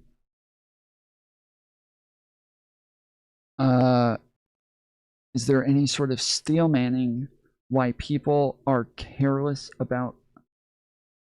Are you saying why they care less about crimes when they support the politics behind them? Or is it just blind team sports all the way down? I don't know. I mean, it is still going to be blind team sports, but it's going to be like a partisan issue that, like, when somebody like Kyle Rittenhouse ends up shooting people who are considered to be Black Lives Matter protesters, they see this as like an attack on them and their group and their movement, their ideology. And so, like, he is a bad guy, regardless of whether or not he is deemed innocent or as like acting in self-defense. They don't really care because he's a bad guy. He's bad. So they start with kind of like the idea that because he's against their group, he's bad. Therefore, like, everything else follows. And I think it's the same with, you know, the Luigi Mangione thing, or even why MAGA supported Kyle Rittenhouse. Like, I'm telling you, the amount of videos that I put up during the Kyle Rittenhouse stuff that was about the fact that, like, both the right and the left were fucking stupid when it came to the Kyle Rittenhouse situation. Like, both sides were making the dumbest fucking arguments from top to bottom, whereas, like, one side was not just arguing that, like, oh, it was self-defense. A lot of people on the right were just like, oh, but those people were pedophiles and they were rapists and they were looters and rioters. And it's like, Kyle Rittenhouse didn't know any of that. What does that have to do with anything? Who gives a fuck? Who gives a fuck? That Kyle Rittenhouse did not know that when he shot them. You can't use this as a justification for this. So it wasn't like I'm saying, like, oh, the right was totally, like, they had this one figured out. Like, no, they just happened to be on the right side, but they were yeah, he crossed state lines. All right, clock ran out.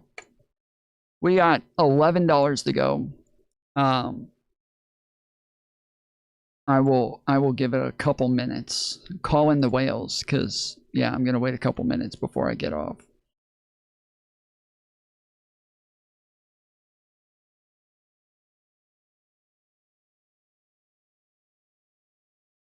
So yeah, we got to hit the goal in order to finish this and then go on to the other stuff that we have lined up as well. So we got $11 to go on the goal. Donate with super chats or tips, but just know that super chats count as less if you're not a member, because they YouTube takes 1/3 out of it. So I take 1/3 out of it when I add it to the goal. Had created for the average American, I saw so many people immediately understand why this death had taken place, even before they knew who the shooter was or what the motive was. For what? Was he talking about Luigi Mangione?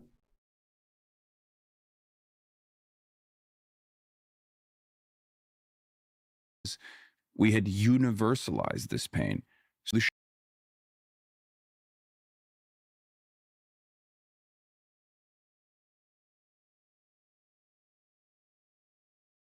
Well, fuck.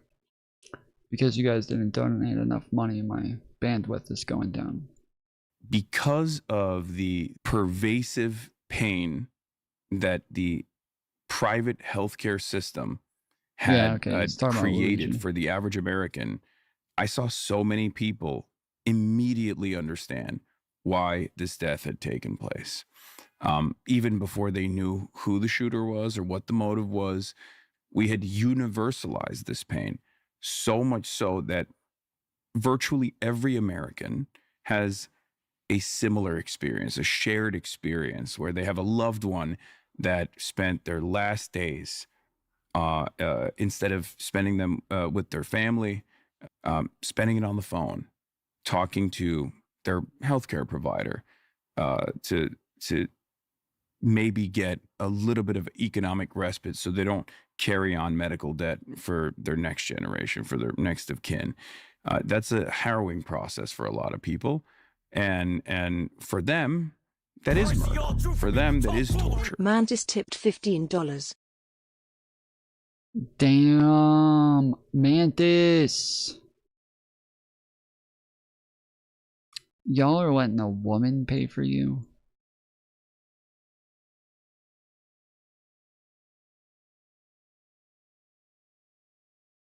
That's just sad. That is just sad. You guys got a woman fucking paying the check. Your woman mom.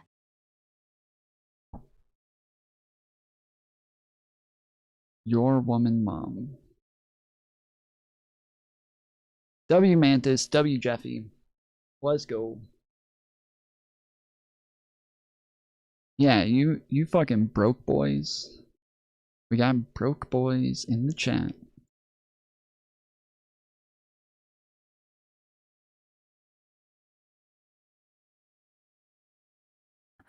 And that is the reason why I think the reaction to Luigi Mangione, especially by younger generations, was not so negative. I think also it's worth saying, you know, it's not so much, there are not that many healthcare CEOs, there are not that many industries that are as universally understood as merchants of social murder, as of structural violence upon people. And it was as if the language appeared lit up within people that had never articulated it out loud. Like there are so few industries, maybe that is. All right, so again, so for those who are new here, first 3 hours, it's free. It's on Daddy, okay? Then the next, once we hit the goal, okay, $25, we add 3 hours, then we add another $25, so now we're at $31. The goal is at 50 now. We'll reset the timer for another 3 hours, and then when we get to the end of those 3 hours, if we hit that goal, then we add 2 more hours to the total. That's a total of just $50 for 8 hours. That is less than minimum wage that you guys are paying me. So just to be clear, you guys are engaging in wage theft and wage slavery here. So I want you guys to be aware that as Hasan sits here talking about all of these things and all these people, you guys are the ones that he wants to murder, okay? You guys are the ones that he wants to steal from. It's you, all right? Just so you understand who we're talking about. as singularly the one that touches everyone, that harms nearly everyone. Like even when Charlie Kirk was murdered, like I kept seeing reactions online, like leftists are celebrating, and I was like, all my friends were just like, yikes, this is gonna get so bad, you know? Yeah. And I don't think we've turned into a culture where murder is sanctioned. I think that we have turned into a culture where private healthcare is so profoundly immoral that people had a very particular reaction to Brian Thompson's murder. It's really weird that she acknowledges that there were a lot of people who were like kind of celebrating, which I don't think there were really a lot of people celebrating Charlie Kirk's death. Okay, just to be clear, I don't think there were a lot of people. That every single person that I saw that was actually celebrating his death, these were people I never fucking heard of. That like I have been in the TikTok space for a while. I have been in the you know, online content creation space for a long time. I had never heard of any of these motherfuckers, and somehow they had the entire right acting like it was the entire left. So just to be clear, like make sure I add this caveat, but it is like a little weird that this was something that was happening, and what didn't seem to be like all that widely denounced by online left-wing content creators. But it was obviously like the murder was denounced, just the celebrations probably not as much. But then yeah, she just kind of does ignore that like partisanship that seems to become more and more normalized within online spaces. And I do think that the Luigi Mangione thing is like something that kind of kick-started that sort of reaction off, that people found it acceptable now to start celebrating things as long as it like aligned with their ideology and their social group. Like that now it was an okay thing to do. Murder, right? Like I don't actually think necessarily that we have come to a place where targeted assassination is seen like, you know. I wonder with something like murder, like the murder of a healthcare CEO, is it just a release valve for anger, or is it actually effective political action? Has anything shifted in terms of healthcare in this country because of that? I'm so glad she asked that question.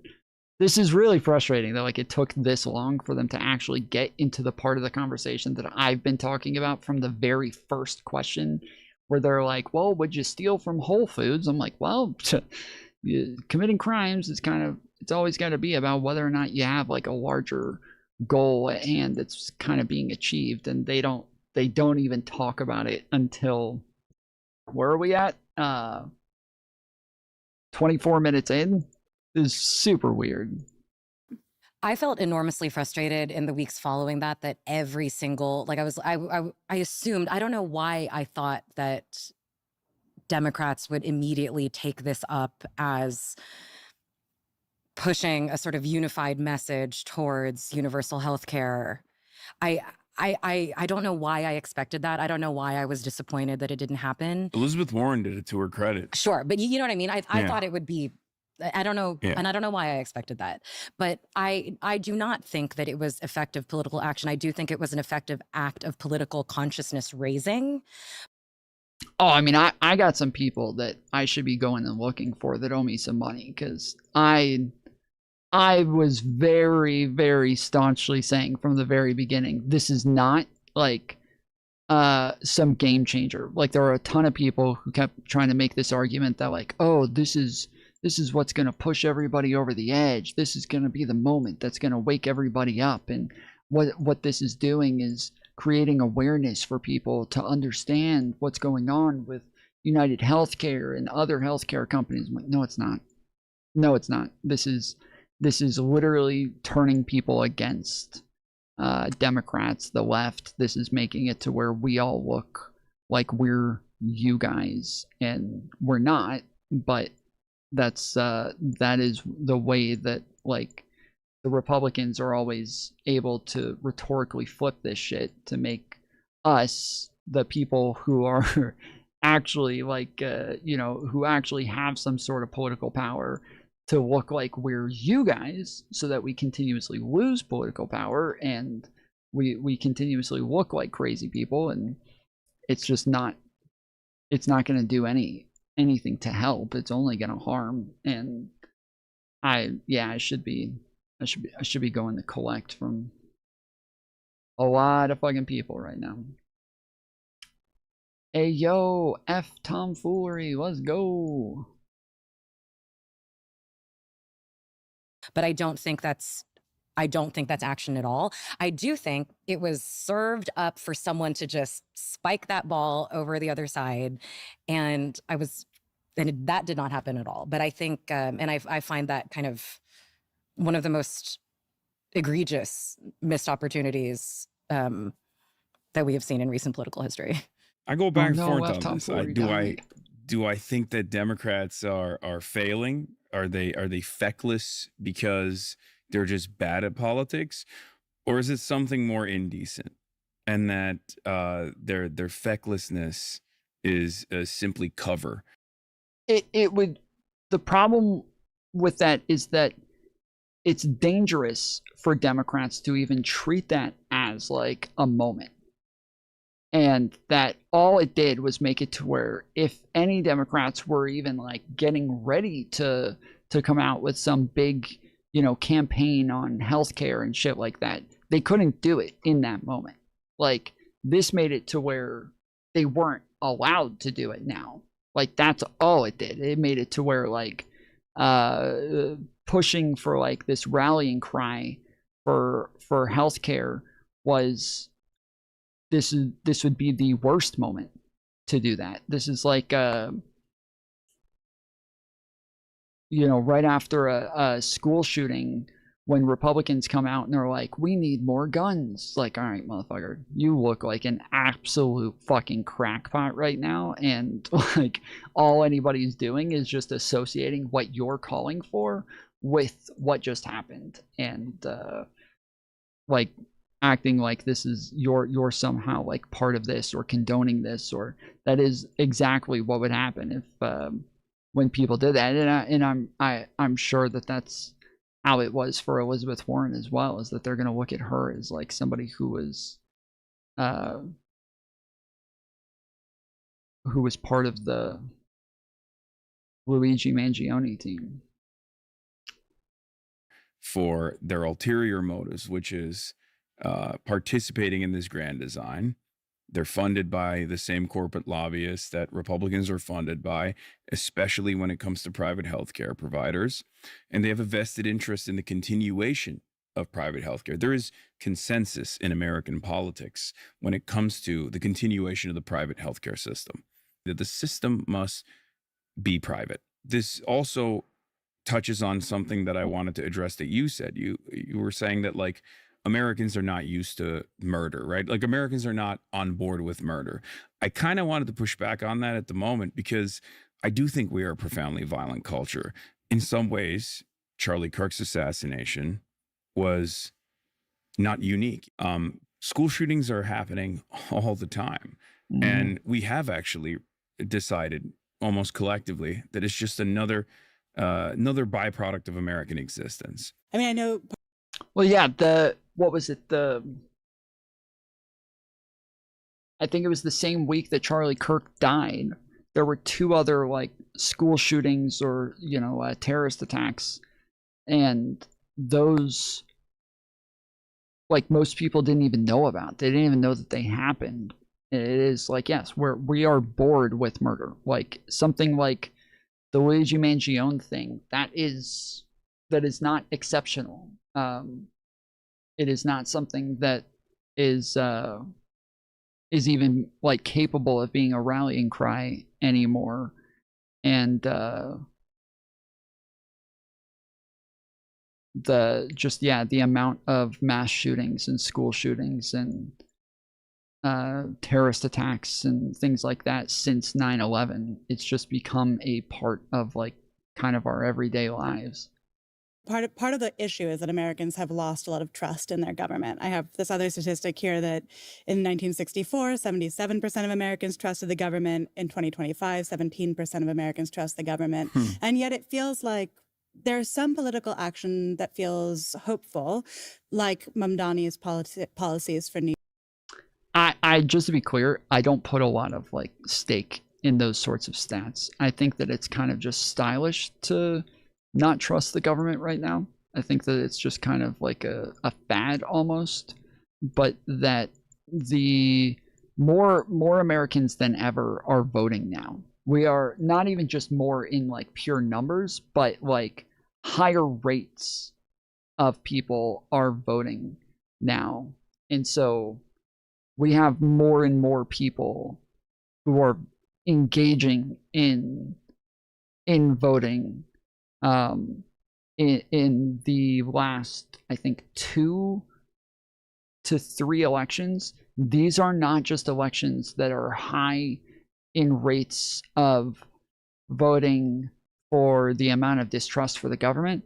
These are not just the highest rates of voting for my lifetime, which they were. The last 2 are the 2 highest rates at which registered voters have voted in my lifetime and have had the highest numbers of actual votes. But on top of that, these are some of the highest rates of voting in American history. These are like top 10, top 15 rates of voters in American history. I will be voting as well. Doesn't mean I trust our government. So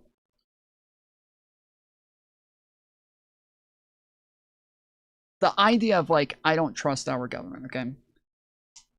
Trust is like a broad concept.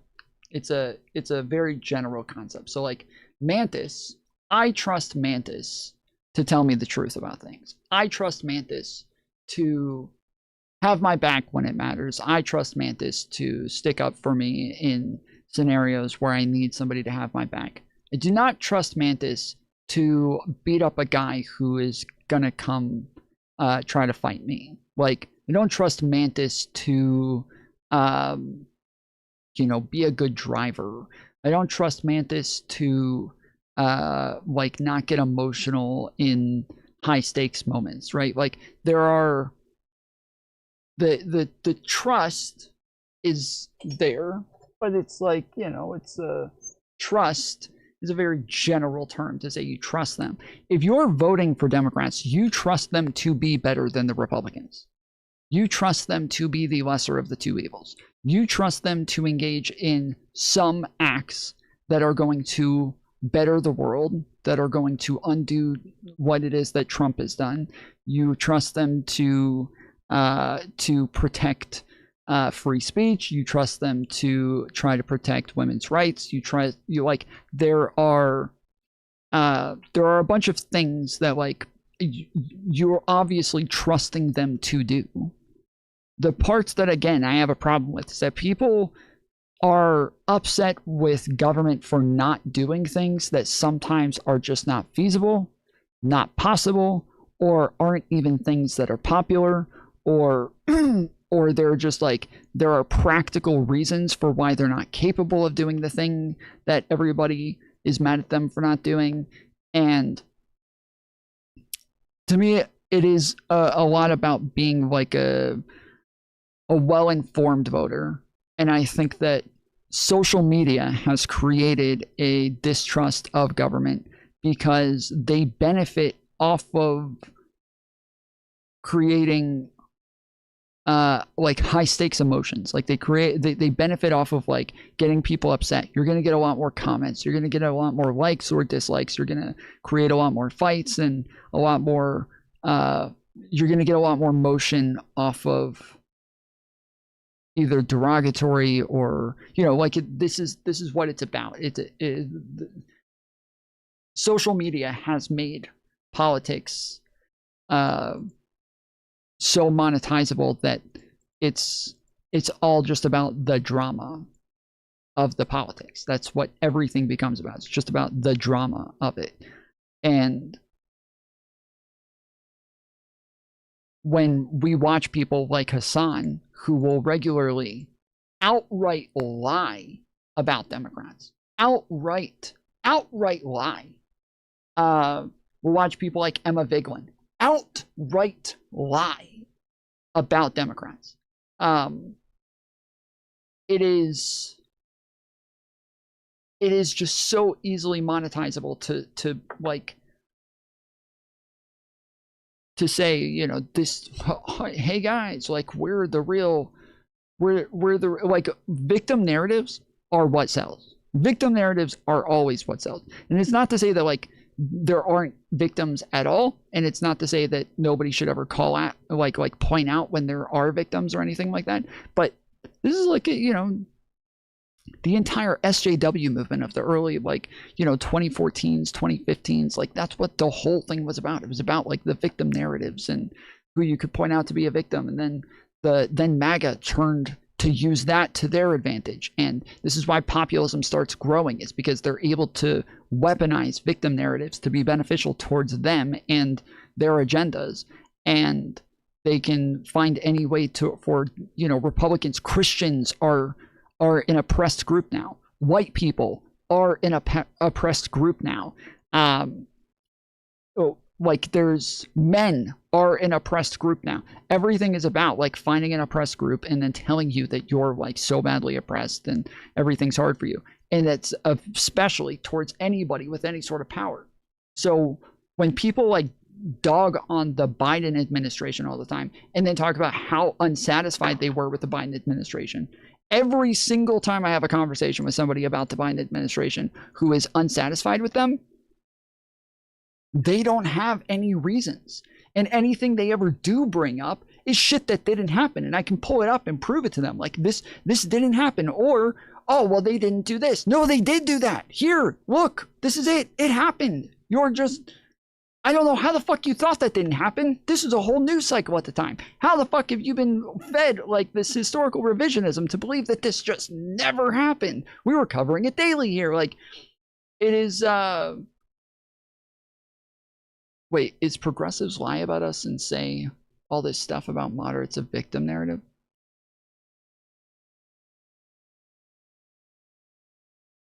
What? I'm not even talking about progressives right now. I'm talking about like politics, just like across the board, everybody in politics. Like this is, it is when they talk about the fact that like there is a constant narrative of Democrats don't care. Democrats don't even try. Democrats could have done X and they didn't. Democrats could have done that and they didn't. They didn't even want to do it. They told you they were going to do it and they never even tried. Like that is a constant narrative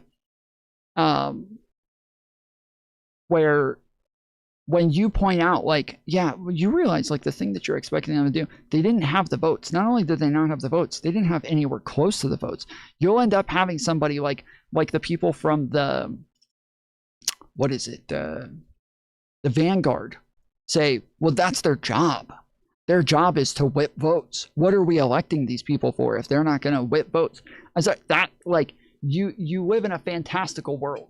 You live in a fantasy if you think like as long as something is popular enough in some districts that therefore it's going to be popular in all districts. Like people who are in Congress, they're not looking at your district, they're looking at their district, and their district doesn't want that shit. So they're not going to fucking vote for it. They're not going to turn around and vote for something just because your district wants it or just because the majority of the country wants it. Their district doesn't want it. Their job as an elected official is to get reelected. Their job is to represent their people, is not to represent your people. So when we're talking about people whose districts did not want certain things, and therefore they voted against it, and then you're throwing a fit that saying, well, 2 Democrats voted against this thing, so Democrats failed. Democrats didn't vote for this. Democrats voted against this. So fucking 2 people. Shut the fuck up. This is not Democrats. This is not, you guys just loving Democrats for this. What do you think about the recent vote to end the war in Iran? To end the war in Iran? 214. Are you just talking about the Are you just talking about the War Powers Act?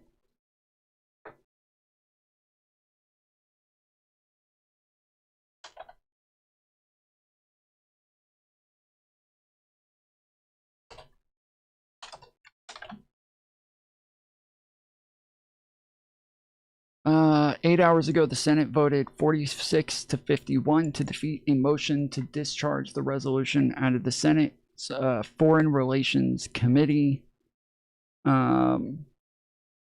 Yeah, here it is. On April 22nd, 2026, the Senate defeated 46 to 51 a Democratic-sponsored war powers resolution seeking to withdraw U.S. forces from hostilities against Iran, marking the fifth failed attempt to curb President Trump's military action, which began in late February. The House also narrowly rejected similar legislation, 213 to 214, on April 16th. So yes, again, Democrats don't have the numbers for this. It is not Democrats' fault. And then, I think there was one Democrat who didn't vote for it and one Republican who did vote for it. So all we did is just like switch. Okay, so it's like if we got the one, it was never going to pass the Senate, ever. I've been saying this from the beginning. It is a wasted, this is a complete waste of energy. It is a total waste of time and energy. It will never make it through the Senate, ever. I've been saying this from the very beginning. It will never make it through the fucking Senate. Ever, ever, ever, ever. I don't know why people keep acting like this thing has legs. It doesn't have fucking legs. It's not going anywhere. But then they blame fucking Democrats for it. And it's absolutely insane. You got all but one Democrat who vote for this fucking thing, who forced the vote now 3 fucking times, and they still turn around. Hasan, literally every fucking time, has blamed Democrats for this. Every fucking time. He's blamed Democrats for this. So I appreciate you bringing this up, because this is a perfect example. There's no way you can look at this. Democrat-sponsored bill. Democrats force the vote. Democrats all vote for this. They blame Democrats for it. That is not possible. It's not possible to get this legislation through. But you have a Disneyland version of politics to where as long as you get the fucking fairy dust and wave your wand around, you can get them to just see the world the way that you do and go and vote the way that you want them to. Meanwhile, Donald Trump will turn around for any Republican and do his very best to ruin their career. Not everybody's Thomas Massie. Thomas Massie has built his independence. He has built himself on independence. The rest of these people, they got into their positions because Donald Trump put them there. They got into their positions because Donald Trump advocated for them. Arctic Uno tipped $5. Signed, Snizzler. Snism. Thank you. Thank you for the find. Let's go. Let's get some W's in chat for the Snizzler. The Sniz.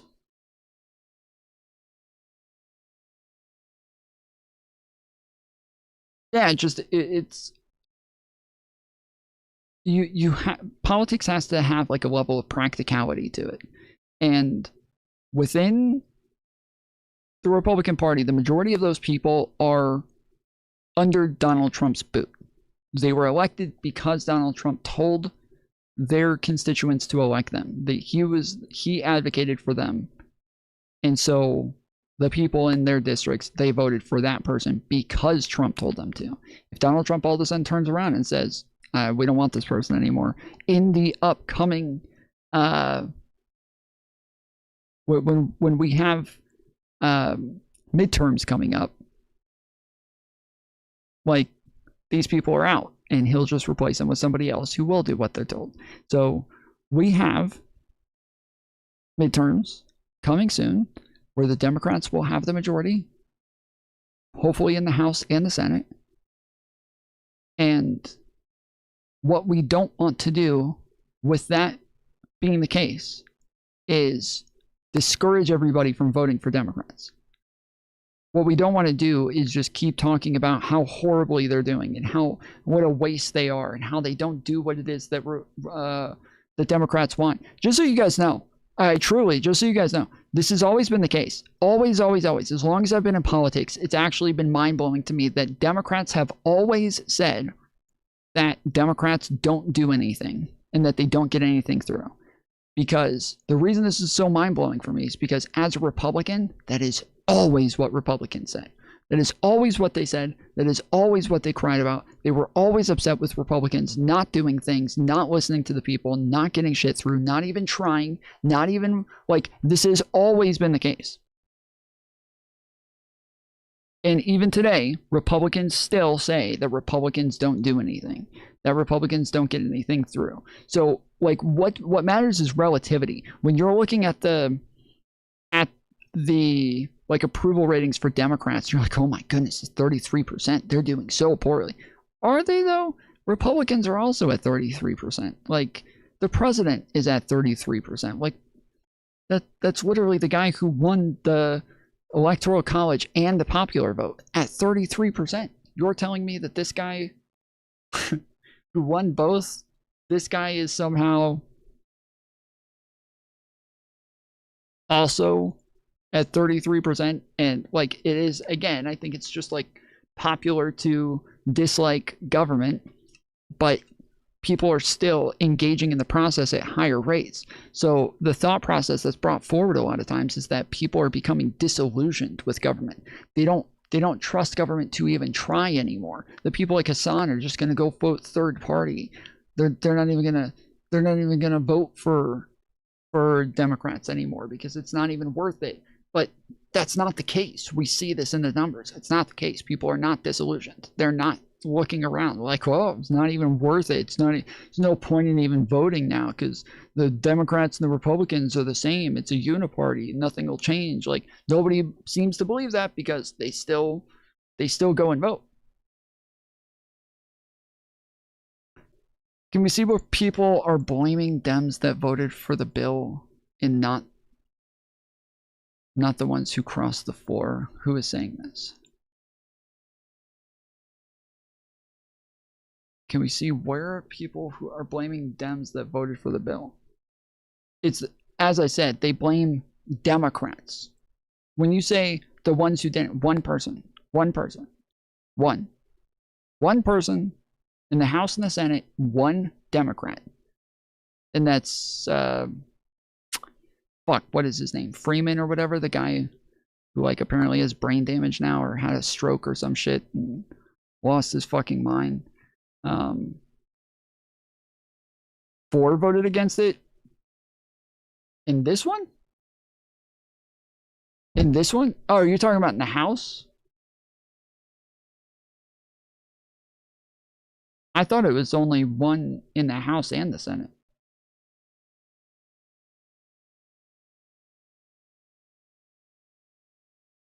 But I'm saying when they blame the whole party, let's say it's 4 even, let's say it's 10, like when they blame the whole party, when by far the majority of the party is voting, like 90% is voting in the direction that you want them to, but then they blame the whole party.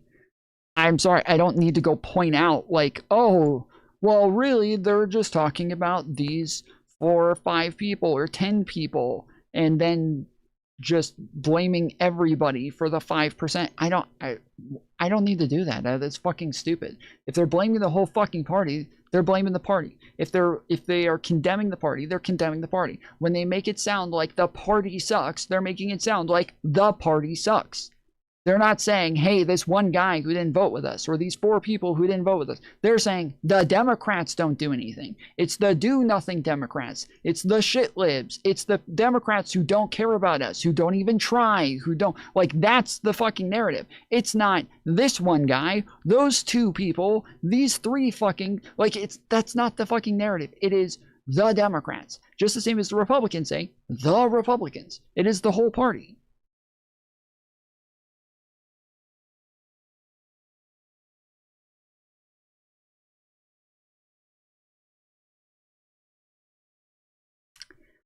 Senate voted 46-51 to defeat the motion to discharge the resolution out of the Senate Foreign Relations Committee. Libertarian leading Senate Rand Paul, Republican from Kentucky, was the only Republican to vote to advance the measure. Senator John Fetterman was the only Democrat to vote against it.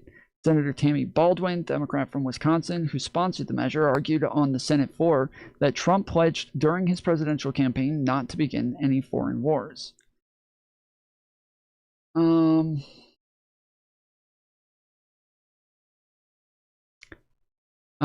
Let's see. 4,557 U.S. adults nationwide found that only 36% of Americans approved that of the strikes against Iran. Survey was conducted from April 15th to April 20th.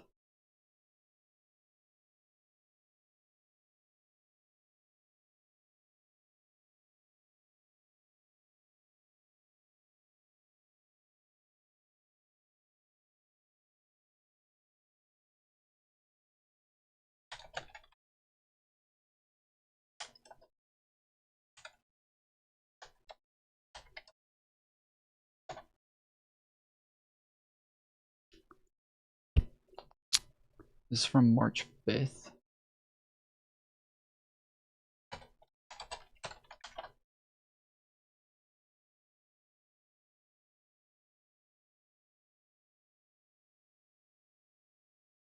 What does that say? I can't read this.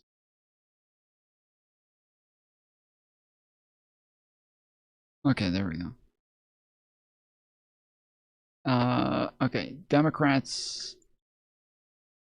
Jared Golden from Maine is the only Democrat to consistently oppose the resolutions in both the March and April votes. Representative Henry Cuellar, Texas, voted against the March 5th resolution, but switched to support the April 16th measure. Greg Landsman, Ohio, voted against the March 5th resolution, but switched to support the April 16th one. Yeah, no, it was one. I was right. It was one Democrat in the House that voted against this one. It was 4 in the first one. It was 1 in the last one. This is the Jared Golden is the only Democrat to vote against it both times. This time, 3 of those 4 flipped to vote in favor. So,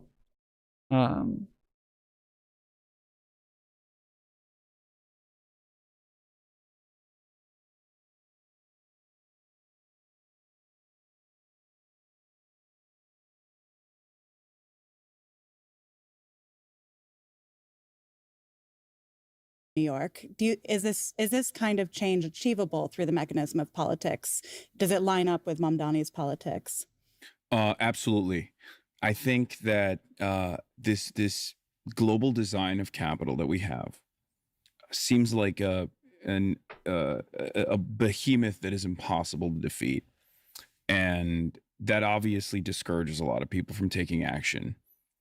One of the immediate reflections is the fact that we don't really have a democratic process any longer, and people don't even have that confidence in the democratic process because the wishes of the masses are rarely ever represented by our elected representatives. There are many different instances where this has become reality. There was an election cycle that just took place only 2 years ago, where there was a genocide that was happening alongside that, and that was the perfect opportunity to show Americans that your voices do matter, right? And yet, the Democratic Party chose not to lean into that real mobilization. 3,500 college campus protesters were arrested in the process, and now we write think pieces about why there aren't any college campus protesters. Where are the anti-war protesters? Over and over again. Well, it's like, we did it. The government succeeded in undermining the people's right to protest and the confidence that they have by refusing to listen to their demands. So they succeeded in that regard. However, while this system of global capital seems like a giant that is impossible to tackle, it's also very fragile. Part of this too is like Part of the way that this feels weighted on both sides to me is that if the material conditions of an average person's life are ameliorated by a redistribution of wealth, then the conditions become more possible to take time and take risks and organize, right? Like, I think one of the reasons, obviously, that these things that people don't have time to attend multiple weekday meetings, weeknight meetings, organizing something in their community is because they have to work too long. They have to pick up their kids. They pay so much for childcare. There's no margin for anything. And I think, when you're talking about Mamdani, when there's a political program that is about giving people margin for individual pro-social, civic action, then a whole realm of possibilities and energy and ability and interest will begin to regrow that won't be redirected into okay, here's my 7 minutes of downtime. Yeah. I'm going to use it scrolling or whatever, not that I would know anything about that myself. Not that any of us have used our 7 minutes of downtime to scroll. And the thing with Zoran is that he does instill confidence in governance all of a sudden, because people for the first time ever see someone actually making that positive change, and it brings more confidence, and it creates an environment where people can demand more Zorons. That's why I always say I want to let 1,000 Zorons bloom all around the country. Because there are people like Zoran out there. And they're just waiting to be elected, and waiting to come into a position of power and show the rest of the country that no, you can actually do things. You can do good governance. Yeah. I love that. So a lot of what we've been talking about is taking what little power we have and trying to make it bigger, trying to take back some of the power for ourselves. And so I just wanted to end by asking you, what's one thing... Has Zoran done anything? Is there a current claim to fame or something, something that he hasn't been in office for very long, so I wouldn't expect it. But from what I remember from a lot of people, they were the main mantra was right now I'm just pushing for Zoran to get elected. Once he's elected, now it's feet to the fire. You better be getting shit done, and until you do, I'm gonna be against you. But that I haven't seen that same energy since. But I also I don't know if maybe he's just actually been putting in fucking work and getting a lot done. Oh, he did a rap. Yeah, he was a Disney rapper.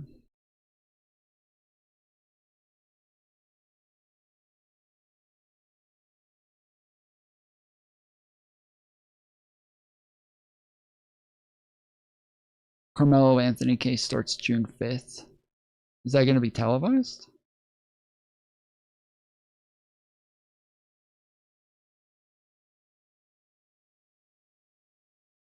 Bro, I would get up early every fucking day to cover that shit if it's televised.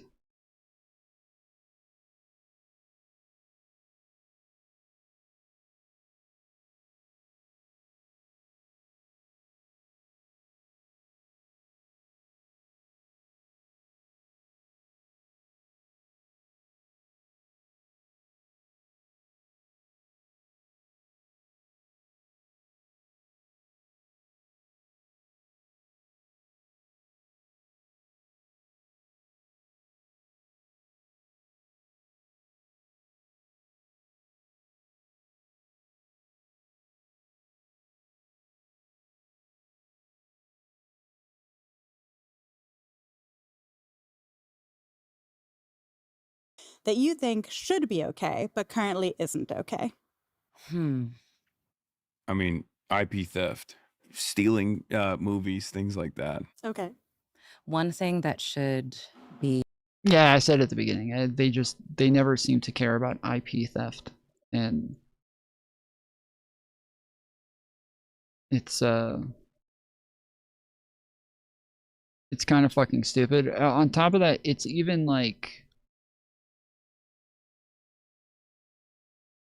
it's even kind of sad to look at the state that movies have been in since COVID-19. I was talking to Mantis about this last night. Like, movies have really gotten a little bit better over the last year. There's a lot of movies that I actually hear that are good, that look interesting, and that I'm excited to see. Like the Begonia movie looks really good. Anything Everywhere All at Once was a good movie. There's it seems like things have changed from the same old, but like, I like movies. I want movies. I want high production movies, and same with like music. And it seems like music and like artistic things, because everything has become so internet based, that like all of these things they've lost their ability to become monetized, and these people don't have a way to make the money that they were making before, and it just the incentives are not there like they used to be.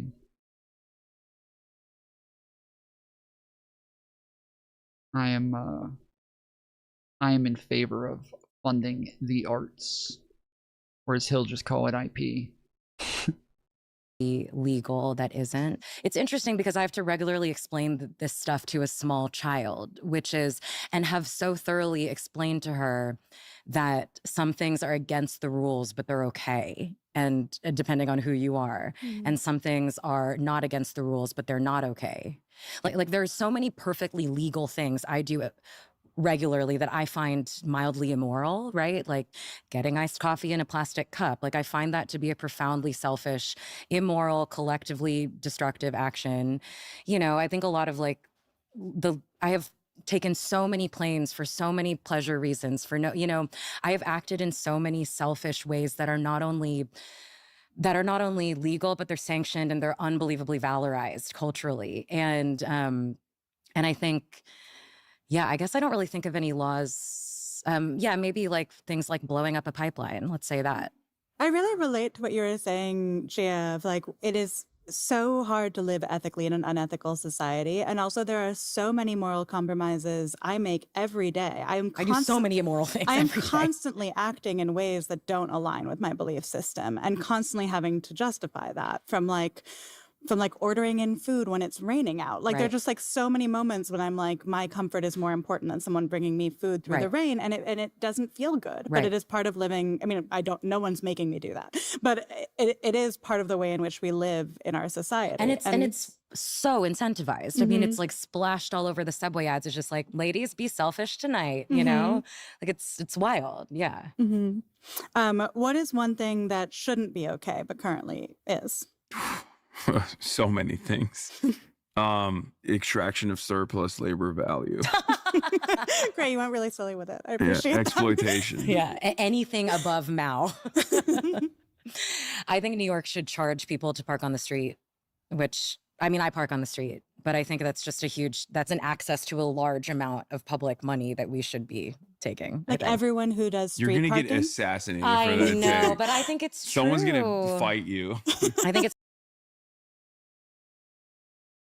As we're complaining about this shit, the argument is the government needs to be monetizing more things and taking more money from people that they currently don't seem to necessarily do. I mean, I guess in New York there is a problem with like the amount of people who choose to continue taking cars when there's a lot of public transportation. Yet everybody drives anyways, and it just creates a non-stop backup of traffic, to where it's always hard to get anywhere. Like here in Atlanta, there's not really good public transportation. There's some, but it's really shit, and so everybody has to drive, and the traffic here is absolutely horrendous.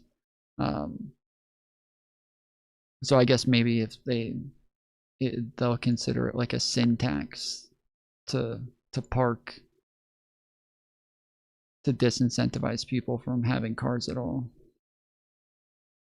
It's true. I also think private schools should be mostly illegal. Oh, I agree with that. That's a good one. Yes. You are going to piss off all the drivers of New York I City. know. With Yeah. Driving their kids to private school. Yeah, it's Yeah. a huge problem. Yeah. Okay, so because we have talked about so many different things, let's give like sort of a smash or pass, yes or no style summary. Steal from Whole Foods? Sure. Burn down your employer's warehouse? No. My lawyers are telling me to answer in the negative. Murder the CEO of a healthcare company? Also, no. No. So we have a yes on steal from Whole Foods. Micro-looting. And But the real yes is get a job there, spend 3 years being a SALT and organize the union. which I think is a true better answer than justify your wheel of brie for yourself. But that's fine too. Gia, Hasan, thank you so much for being here. This has been such an interesting conversation. It's been a So real pleasure to talk interesting. with you. Oh my gosh. The way that lady talks actually drives me a little crazy. It is too, like, posh.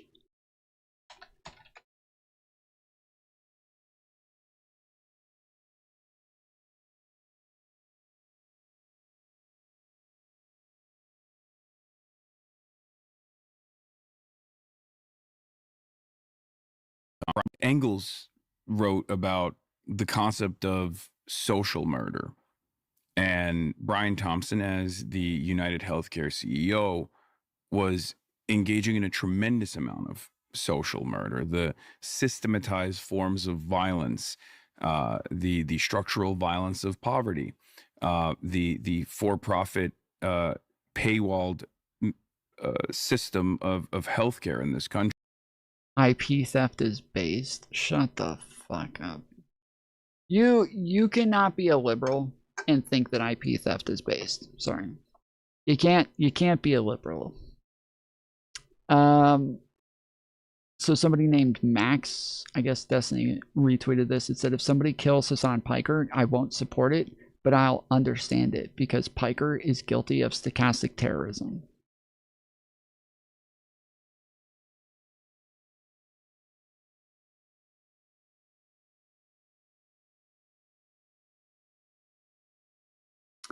And then Destiny also said, LOL, okay, this way too much. Canceled my New York Times subscription over this. What an insanely stupid, destructive piece of slop media. And then has the canceled subscription to the New York Times screenshot. That is what we were just watching. This is a podcast by the New York Times.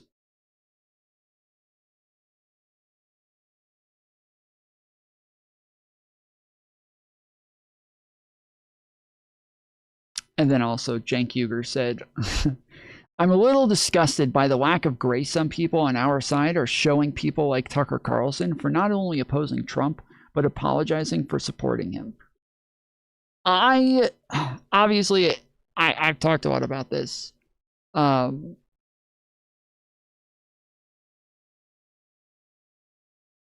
shares Netflix passwords. I pay for numerous houses. I pay for that. I pay a larger price to have numerous houses on a single Netflix account, as I explained earlier. But yeah, I've struggled with the whole Tucker Carlson thing because I've said, like, we need to be accepting of people who are criticizing Trump. We need to shout them out. We need to praise them when they do it. We need to show them love, blah, blah, blah. That's not the same as, like, but I'm more so saying, like, praise the take. Platform the take, spread it, retweet it, you know, really push that message. Hey, everybody is so disgusted with Donald Trump. Donald Trump is losing his most ardent followers. Donald Trump has really gone way too far to where even the people who followed him in the worst of times, when he did the most disgusting shit after he even tried stealing an election, the people who followed him even then are now falling off. This is awesome. We're watching like the decline of MAGA, blah, blah, blah, right? I'm not saying support Tucker Carlson, but I also... Normally when somebody does like back off, when Donald Trump calls out Tucker Carlson, Donald Trump gets no credit for that. Why? Because Tucker Carlson called him out first. Tucker Carlson went after Trump first. Tucker Carlson denounced Trump first. Tucker Carlson was criticizing Trump for the war and for not living up to his promises, and like he was criticizing Trump first, right? On top of that, Tucker Carlson does come out and say, I have to take blame for this. There were obviously signs, and we should have seen this coming, and I will have to like live with this and deal with my part in advocating for him to be president. That is what we want them to do. You want to incentivize the behavior, but that doesn't mean that we like give a pass to the person overall, right? So what he is doing, don't disincentivize that. Don't make it to look like this is a losing thing to do, to have principles or to look principled. Like, Tucker Carlson is a fucking grifter. I don't trust a fucking thing that he says. But the thing that he is saying is what we want. I'm happy he is saying it. It is good. It is an ultimate good that he said it, regardless of whether or not he as an individual is good, regardless of whether or not he as a content creator or as a leader is good. What he is saying is good. Tucker Carlson is not good. Marjorie Taylor Greene is not good. But what they are saying and the message that they are spreading, that is good. LOL, what are you saying, Tom? LMAO, Tucker Carlson was and still is grifting. I literally started off by saying that. Yes, it's good he repents, but I would not platform fascists ever. Well, your platform, I'm sure, is really missing out. But yeah, the message is good. Praise the message, incentivize the message, incentivize people saying this, incentivize people coming out with vote regret. We've talked about this a bunch. Like, the people who have been around, we have had a lot of people who felt comfortable enough to come back here and say, bro, you were right. The people who fought with me tooth and nail throughout the entire election, these are people who felt comfortable enough to come back here to me and say, I was fucking wrong, dude. I was wrong. You were right. Like, Donald Trump is a fucking horrible person. I regret voting for him. I have people who come onto the show and say, yeah, I feel like I have some loyalty to Trump, but I really just totally regret voting for him, and I feel like I was tricked. These are the things that we want, right? When I first started to become disillusioned with MAGA, okay? It's not for Tucker Carlson. Nobody gives a fuck about Tucker Carlson. It's about his audience. It's about his audience and what it is his audience sees, what it is that they are picking up on, right? When I started to become disillusioned with Republicans and with conservatives, it was because they voted for Trump. Trump was somebody that I saw as antithetical to my conservative and Christian beliefs. He was somebody that I saw as the opposite of anything that I would ever want. And that just started a very long process of another 2, 3, 4 years of, even longer than that, maybe 5 years of me just slowly kind of really breaking down things more and more and starting to look around. But it could have happened a lot faster. The problem is that when I came into Twitch politics, people like the Asian chick and others When I came into Twitch politics, I got an insane amount of shit from people who kept accusing me of grifting, who kept accusing me of trying to play the good conservative, of accusing me of being a Nazi who was psyoping liberals, who were accusing me of like doing the just asking questions thing when I was literally like asking questions and trying to understand their narrative and their thought processes and things like that.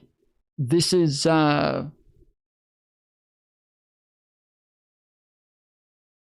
yes, because right-wingers have been hurting so many people. So what?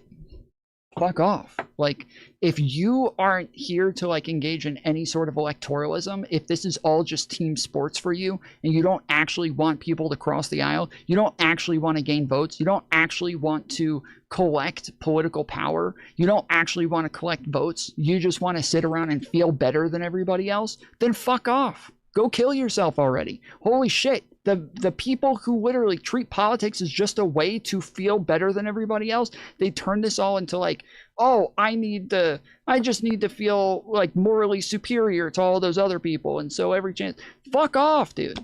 It's not about feeling better, dummy. Yes, it is. Yes, it is. If you are not about trying to get more people on your side, and we're talking about how you do that, you're like, well, I don't like it. These people are bad. Yes, they're bad. That's why you try to make them good.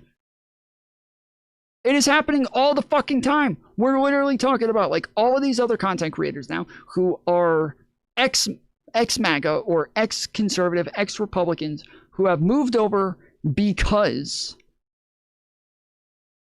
they were disillusioned. This is a hard thing for everyday people to do. This is an easier thing for content creators to do. But you have no, like, truly think about this for a moment, okay? I want you guys to really, like, pull yourselves out of politics, get above the worldview. You are not partisan, you're not right or left, okay?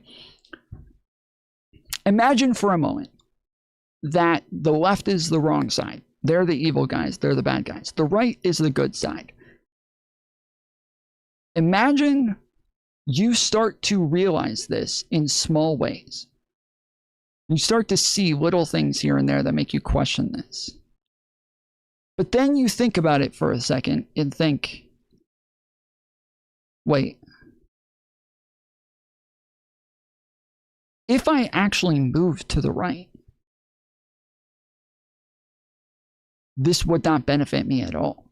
This is not going to help me. This is not going to benefit my life. This is not going to make me happier. This is not going to make it to where I have like more friends. I'm going to lose friends. I will maybe not be respected by friends or family that I've gained over time.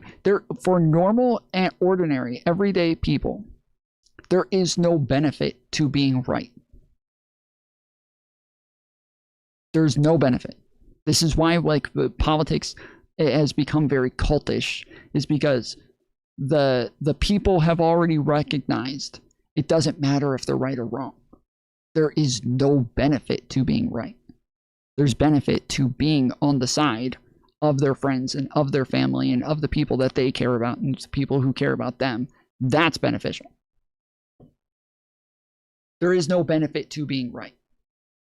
So if they actually realize, okay, Republicans are lying about these things, they're doing the bad things, they're doing evil things, they're doing all this shit, what's the benefit in saying that? You as a single person, even moving, you're not going to change the fucking world. You're not going to change the outcomes. You're not going to change what it is that other conservatives are doing.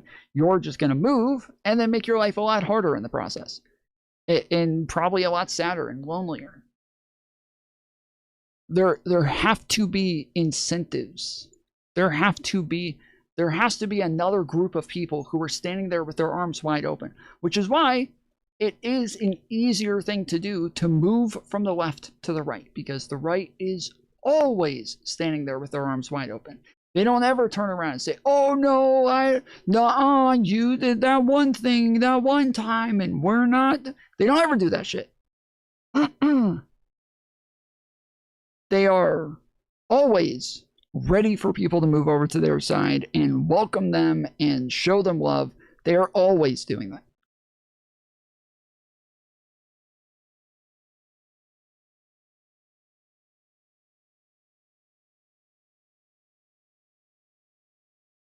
So there just have to be incentives to this.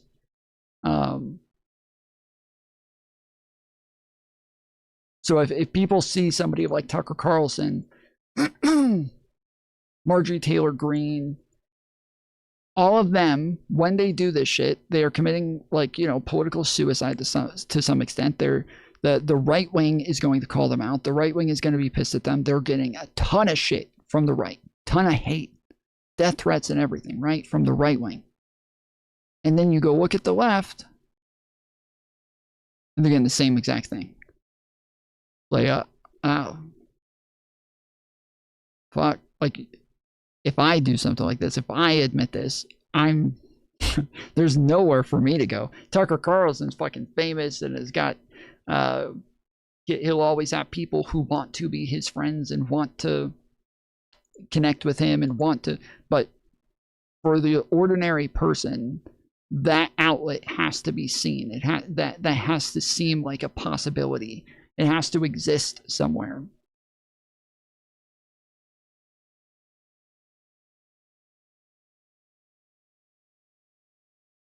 So yeah, Cenk goes on. He said, they definitely don't speak for Muslim Americans who are grateful for our new allies.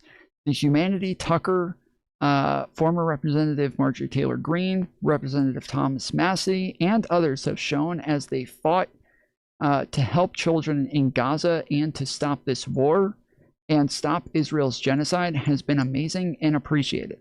If some pundits on the left demand we condemn people who have shown millions of our fellow Americans on the right that we deserve compassion too, my answer is a firm no. Maybe some elite liberals have enough privilege to have the genocide and the wars on Gaza, Lebanon, and Iran as lower priorities for themselves, but we don't have that luxury. This is a matter of life and death. We don't have time for partisan games in serious times like this.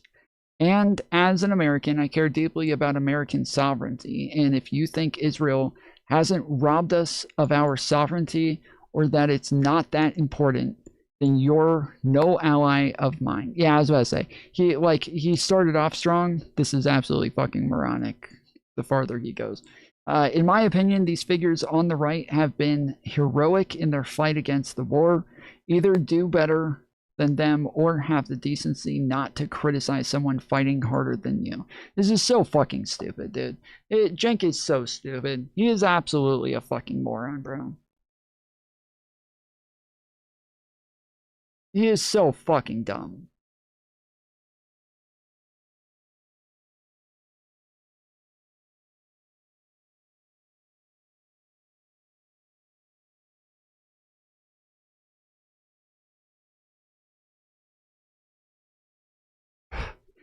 H-Man said, happy Israel Independence Day, you fat fuck. Cenk said, are you kidding me? That's my greatest wish for Israel. Independence. If you could just let Palestinians and Americans have independence from you, it would be the best thing you could do. But you haven't finished robbing us of our treasure and the Palestinians of their land.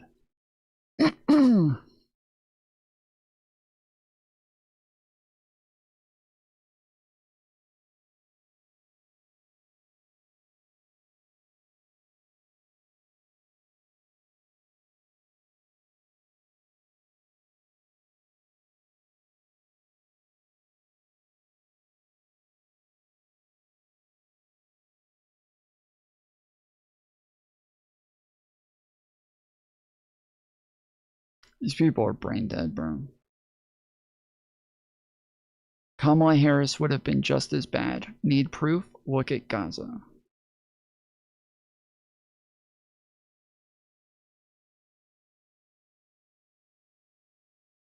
Isn't that proof of the opposite? I would literally post the same exact thing and say Kamala Harris would have been a billion times better. Need proof? Just look at Gaza. What the fuck?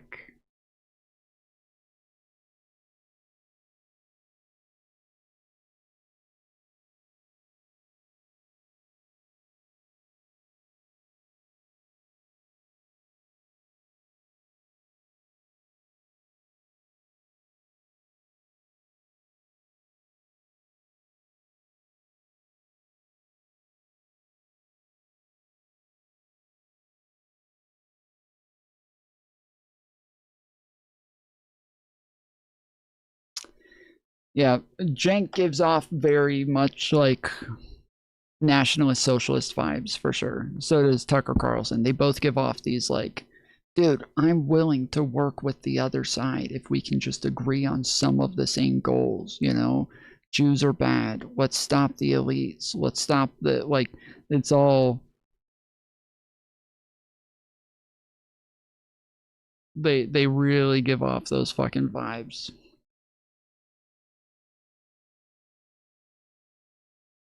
And then for this one, when the Max person said, if someone kills Hasan Piker, I won't support it, but I'll understand it because Piker is guilty of stochastic terrorism. Hasan Piker quote tweeted this and said, Israel lover wants another Israel critic murdered. What else is new? And then Destiny quote tweeted that with Israel, Israel, Israel, Israel, Israel, Israel, Israel, Israel. He's a Jew lover. Jew lover, Jew lover. Destiny's a Jew lover. Jew lover.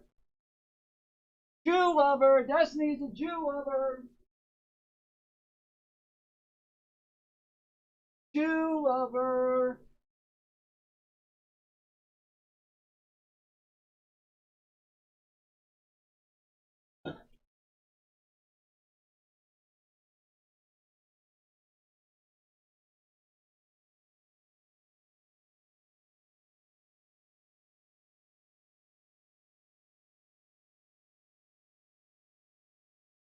Speaking of switching sides.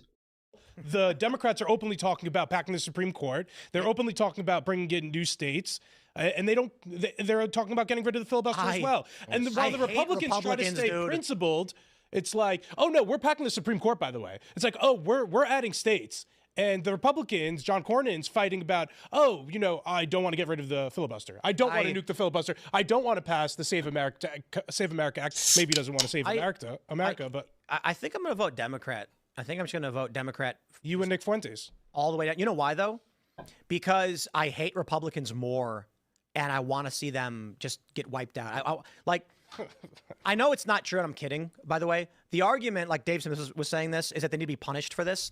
I would agree with that sentiment if Republicans were actually being punished. But I think that most of these Republicans would celebrate if Democrats won everything and then rammed through the liberal economic order agenda. I'd agree with that sentiment if I were in leftist and everything but name and had the same foreign policy as progressives.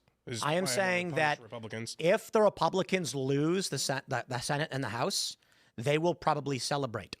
They will go. This is what I'm talking about. This is like... This is the way that Republicans talk about Republicans. This is the way that the right talks about Republicans as well, is that Republicans don't do anything. They don't actually help us. They're pretty much Democrats. They're pretty much liberals. They're all the same. And then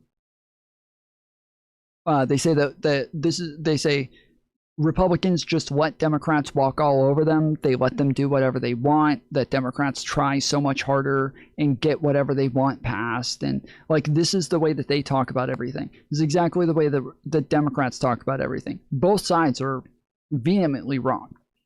Both sides are just blatantly wrong. Republicans more so, because I think that they're like, obviously Republicans have gone above and beyond, like, even willing to break the law, break the Constitution, go outside of the norms, and just really totally eviscerate our institutions. But but they do have a point to an extent when it comes to Trump. The problem is that they'll say Trump is the only one who ever tries. Trump is the only one who doesn't get anything done. Trump is the one, like, he's making sure that like nothing's going through the House and the Senate while he's president. Everything's just executive orders, which is just nothing. He doesn't actually get any like permanent changes done. Even for the shit that he like hardcore advocates for, he doesn't get anything done. The best like long-term things that he actually does is getting like Supreme Court justices through, which supposedly there are one, possibly two justices that may be stepping down right now.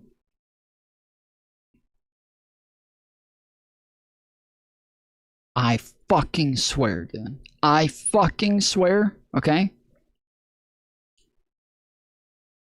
If Democrats have the majority in the House and the Senate, and Donald Trump gets to get another nomination for the Supreme Court, if they let that shit through, I am going full fucking communist, dude. I am going full fucking communist if they let a Supreme Court pick get through. I will be full fucking populist. I will be ready to burn the whole fucking thing down, dude. Fuck that shit, dude. Dude, you're in the last 3 years of your presidency. You're in the last 3 years of your presidency. I'm sorry, but it's too close to the end. We could not possibly give you a Supreme Court pick this late in the game. Sorry. We're just too close to the end of your presidency. It's in the last 3 years. We don't really let people pick Supreme Court justices that late in their term. Sorry. I don't give a fuck if it's 1. I don't give a fuck if it's 2 seats. I don't care if we don't have Supreme Court justices for the rest of his presidency and we give all of them to Gavin Newsom when he gets in. I don't give a fuck. They better not give him a single fucking pick from the Supreme Court. Hell fucking no, dude. Banana bread at work, dude. Hell yeah. Oh, yay. We did it. Yeah. The reason why Republicans don't do anything is because they're Democrats. They have to pretend to oppose. Otherwise, people would vote for a different political party. So you vote Republican expecting results. The Congress gives you nothing. To be fair, Trump's getting us stuff. But now I just, if they really would suffer for losing, I'd vote Democrat just so that they suffered. But they'd enjoy it, so they're masochists. Yeah, but you'd also suffer, Tim. I'm going to suffer either way. Republicans aren't doing anything. Republicans in Congress won't even pass the SAVE Act.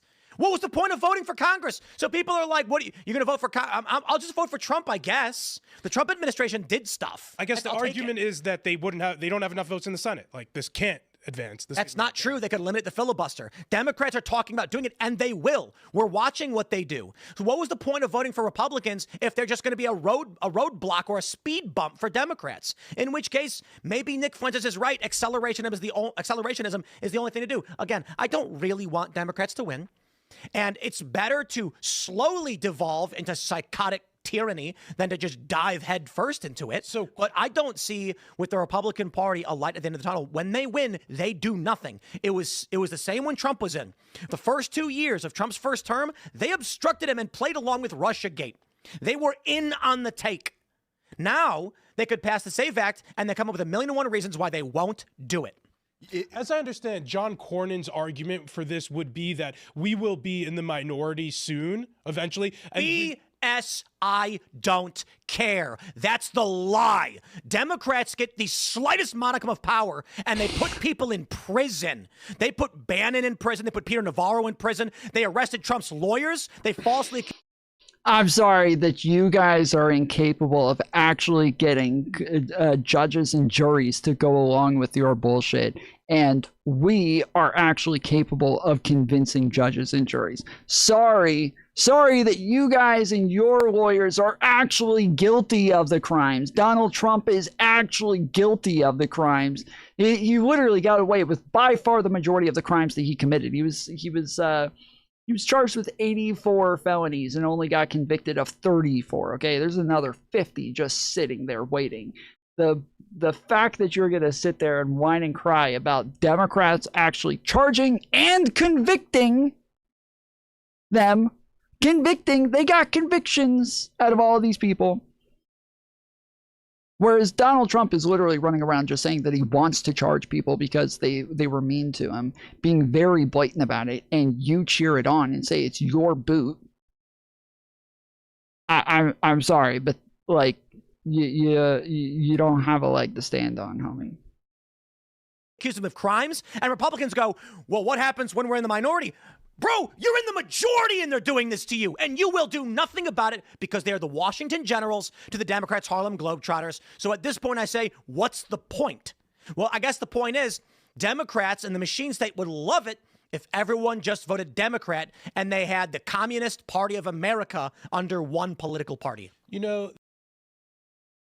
so this is what I'm talking about, dude. That both sides whine and cry about their party and act like both sides aren't doing anything because both sides they get a lot of money for it, dude. It's political. It's content. It's good content. It's always good content to be seen as a victim and be seen as a rebel. And so to like, especially in the alternative media space, right? Your alternative media. We're not the mainstream media. We're not part of the status quo. We're rock and roll, dude. We're emo. We're cool. We don't do all of that crap. It's the easiest grift going. It is the easiest grift of today. Even people who are very status quo, this is a thing that I see a lot now, is that, and I've shown you this to you guys a bunch, even people who are very status quo still play this fucking game and do this exact hustle. There's tons of content creators on TikTok who on a daily basis, they are reading you articles from mainstream media. And then, but portraying it as, they don't tell you they're reading an article. They tell you about the news as though they are the source, as though they went and did the journalism themselves.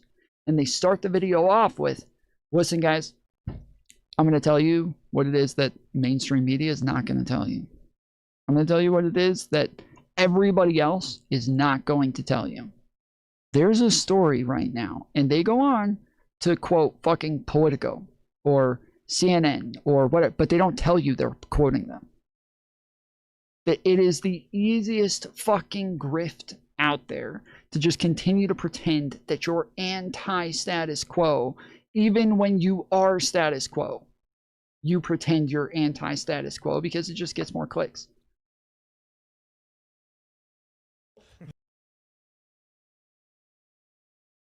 I just saw this, dude. Obviously, we talked a lot about the 62 million men here. Apparently, Brittany Simon did a video on it. Therapy Jeff, you probably know him. We're not going to watch it right now, but I'm very interested to see this. 100 million likes on TikTok and 3 million followers. I have covered him a bunch of times. I have even shared what I think are good TikToks from him. And yet, sometimes he says things that make me go, huh? Who? What? Why would you say that? Like, I think we covered this one a few weeks ago on stream about micro-cheating. Do you remember this one?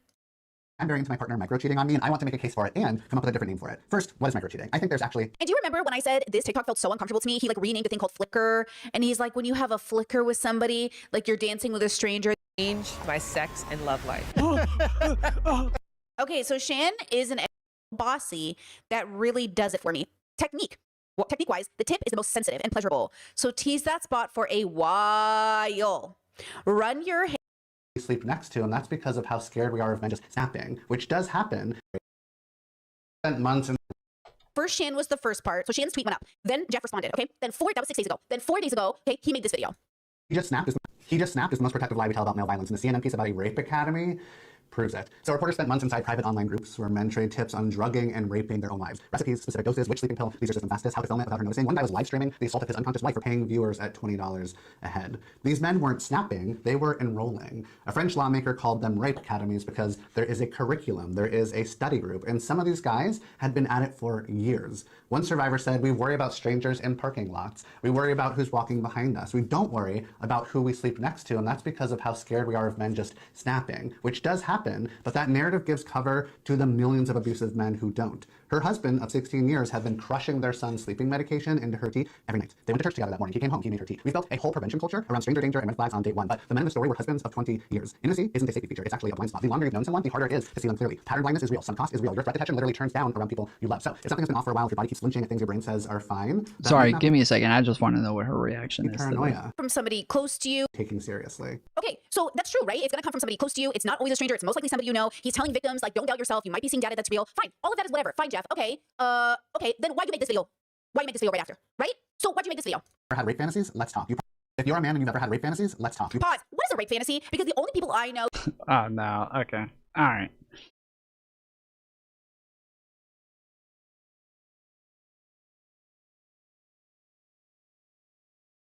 Weird. This is the my boy, my man's who's been in the trenches about the 62 I don't million. even know what this was, but he just wanted to tell people pay attention to the story and go read it. Which, by the way, was the right way to get people involved. You can just, they misunderstood. They maybe didn't understand. But the point is that you should have just made TikToks and go read this article and read it out to your audience. But instead, you decided to do this whole weird, I don't even know what this was. And then you wonder why people are mad at you because you just did it. You took away the attention from the focus. I'll let you see some of it. 62 million men are not in an RAPE academy. Now, this feels like a very weird video to make because the fact that a community exists at all around spreading information on how to drug and assault women is horrific. It should not exist. It is awful. It is genuinely evil. However, people are not reading the original article and are misinterpreting data in a way that would make it sound as if a third of American men are actively in a group chat. That was the other thing. It never said America. It was a global interview. The interview we watched with CNN interviewed a woman from the UK. Like, yeah, it seems like all of the guys who were running the rape academy were from like the UK, and but the website visits, I did check, the website visits are mostly from Americans, and so I think, yes, people are going to assume, I think it's something like 70 to 80% of the website visitors. Again, the whole website is not the rape academy, but the website visitors were American men, so that I think is like a safe assumption to assume that the majority of those people are from America. Like, that's not the point, though. The point is that it exists. The point is that it's happening. The point is you're being so, I don't know what this is, if this is like correction autism or like, and I get this as an autistic person myself, like this need to be like, oh, actually, that's not the right, we get it, but there were 100 better ways to correct this misinformation. Am I...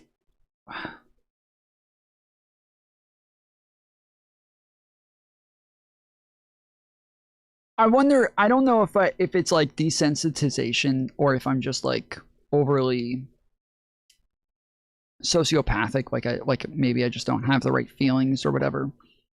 I feel like if somebody said, hey, today a school shooter went and shot up a place, they went and shot up a school and they killed 100 kids, and then a bunch of other people start going and making the same video, and they're playing telephone over time where they're like 100 kids went and shut up a school, and like it just keeps changing over and over, and then somebody comes out to correct them and they're like, yo, so there were 100 kids in the school, one kid got shot from one shooter, and then they were immediately taken down and killed. If other people came back and were like, why is that the important part to you? How is your first reaction not, this is horrible that school shootings are happening? Like, I didn't just find out that school shootings were happening. Maybe you just found out about that. That's fine. I understand this may be like a totally like world-shattering moment for you. I remember what it felt like when Columbine happened, so I get the place that you're in right now. I've known about school shootings for a long time. This isn't new to me. When everybody freaks out about like, did you guys know that people are doing date rape drugs and that there's academies online where people get together to talk about the best ways to do date rape and shit like that? This is what everybody should be talking about. Not about whether or not 62 million men were part of the academy, but the fact that it exists at all. Why does everybody keep correcting that it's not 62 million men, but it's maybe 100 men? Why does everybody keep correcting that? The story should be about the fact that this even exists. Maybe you guys just found out that that's like stuff that's on the internet. I've known about like the dark web and shit like this for a very long time. This is not news to me. This is not new information to me.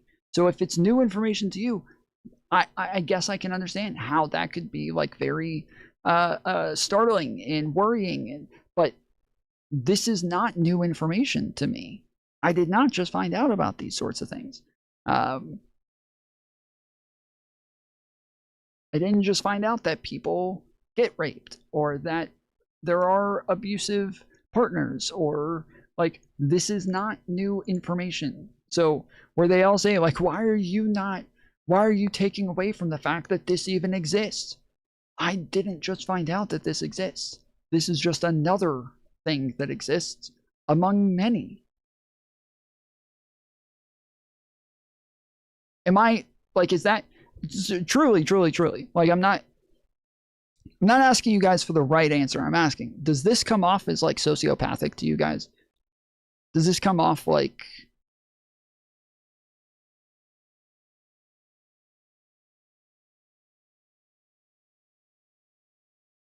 does it come off as though like you like I don't care about the people who were raped, or the kid who died in the school, or like does it come off that way to you guys?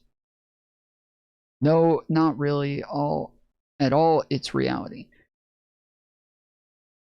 Okay, because I get accused of being like overly like autistic or like sociopathic, or that like I separate myself from issues too much and just talk about them in a very like monotone, robotic, factual way, instead of like understanding that like people's feelings are wrapped up in this shit, and that and so in other cases, like I can sometimes see this and I can sometimes understand that and try to like adjust the way that I engage with things.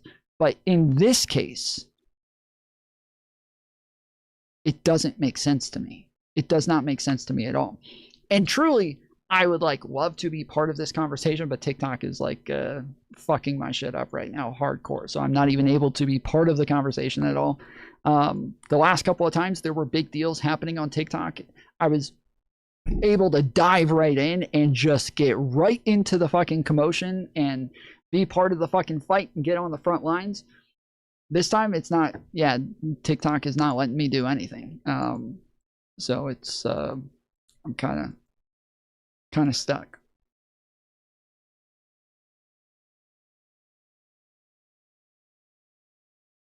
Okay. Girl, you said those tweets ruined your day, then went on to pass on the Cursado. Oh, went on to pass the curse to us. Like this is tape from The Ring or something. I live in PXD and women have been raising a lot of red flags for him on a lot of different platforms. My partner and I were just talking about him the other day and how it seems crazy that so many women have stories and experiences, but it still didn't feel like they mattered to the general public. Claiming to be a feminist and defending men having rape fantasies as long as it's consensual, as if rape fantasies and acting on rape are two totally unrelated things. Oh my goodness.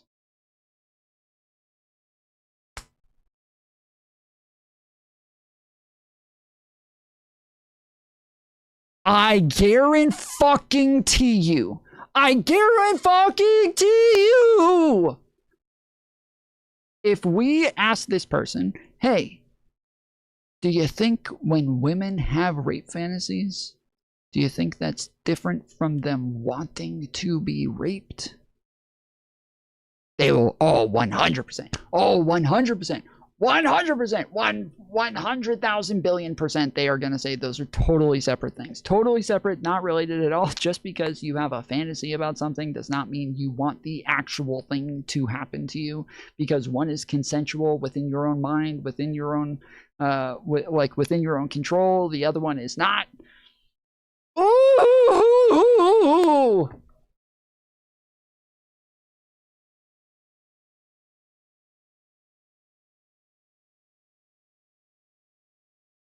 Oh, here we go. Okay. You talk about our behavior being the problem as a product of patriarchy. Okay.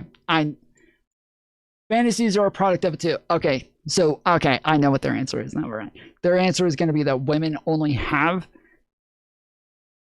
rape fantasies because of patriarchy. Because of patriarchy. I used to have a radical feminist as my producer and head mod here, and she used to say this shit all the time, that like women only have rape fantasies because the patriarchy has put this like system upon them and forced them into it, to where this is a product of patriarchy.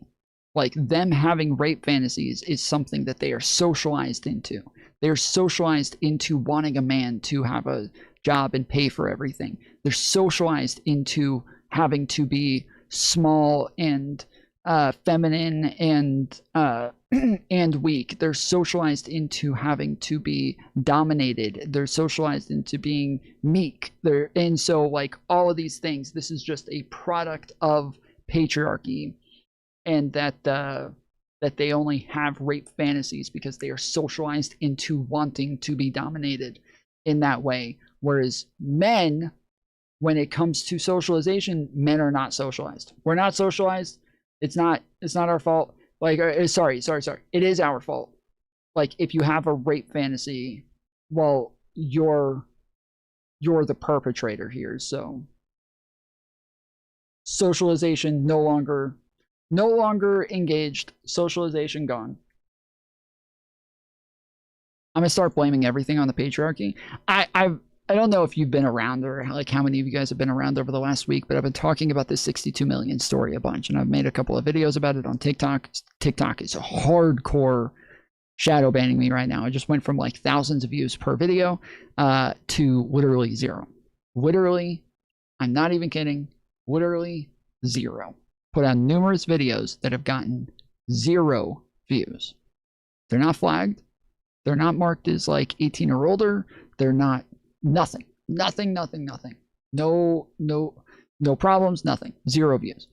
So I've been talking about this on the stream instead, and talking about possibly making a video essay on it or something. But the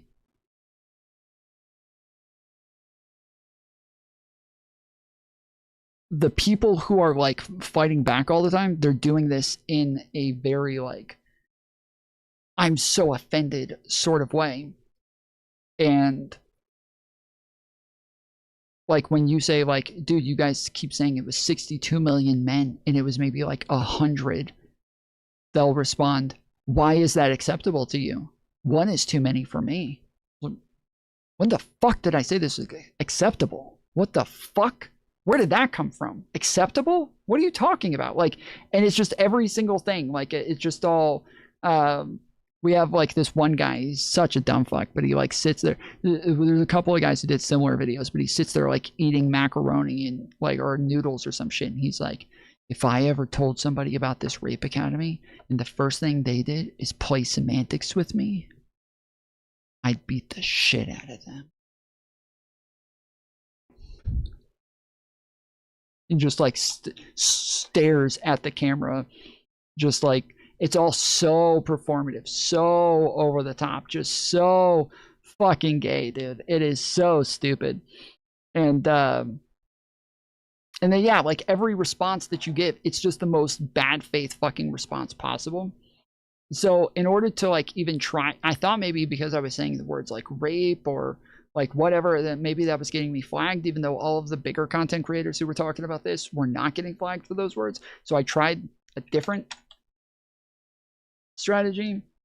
I gotta run to the restroom, so we're gonna move to a debate after this. See, look at this. The first thing that pops up is a fucking video. This TikTok is not about Iran.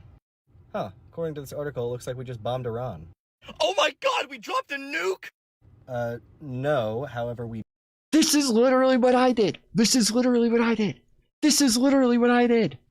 I used a different topic to analogize Felix the issue. 954 tip $2. 62 million men is the new 6-7 meme. Bro, just imagine if it was 67 million. Holy shit. Holy shit, Mike. Thank you for the $2, Felix. We're at an hour and 15 minutes. We're 38 out of 50, so we got $12 to go. If you guys want to donate to the channel, use the tips link pinned at the bottom of chat. I'm gonna run to the restroom, but this is literally what I did. Bomb a school, killing 156 civilians, including 120 children. Oh, so everything's fine then? You're okay killing children? See? I'm sorry, are you talking to someone else? Because I don't think we're having the same conversation here. This TikTok.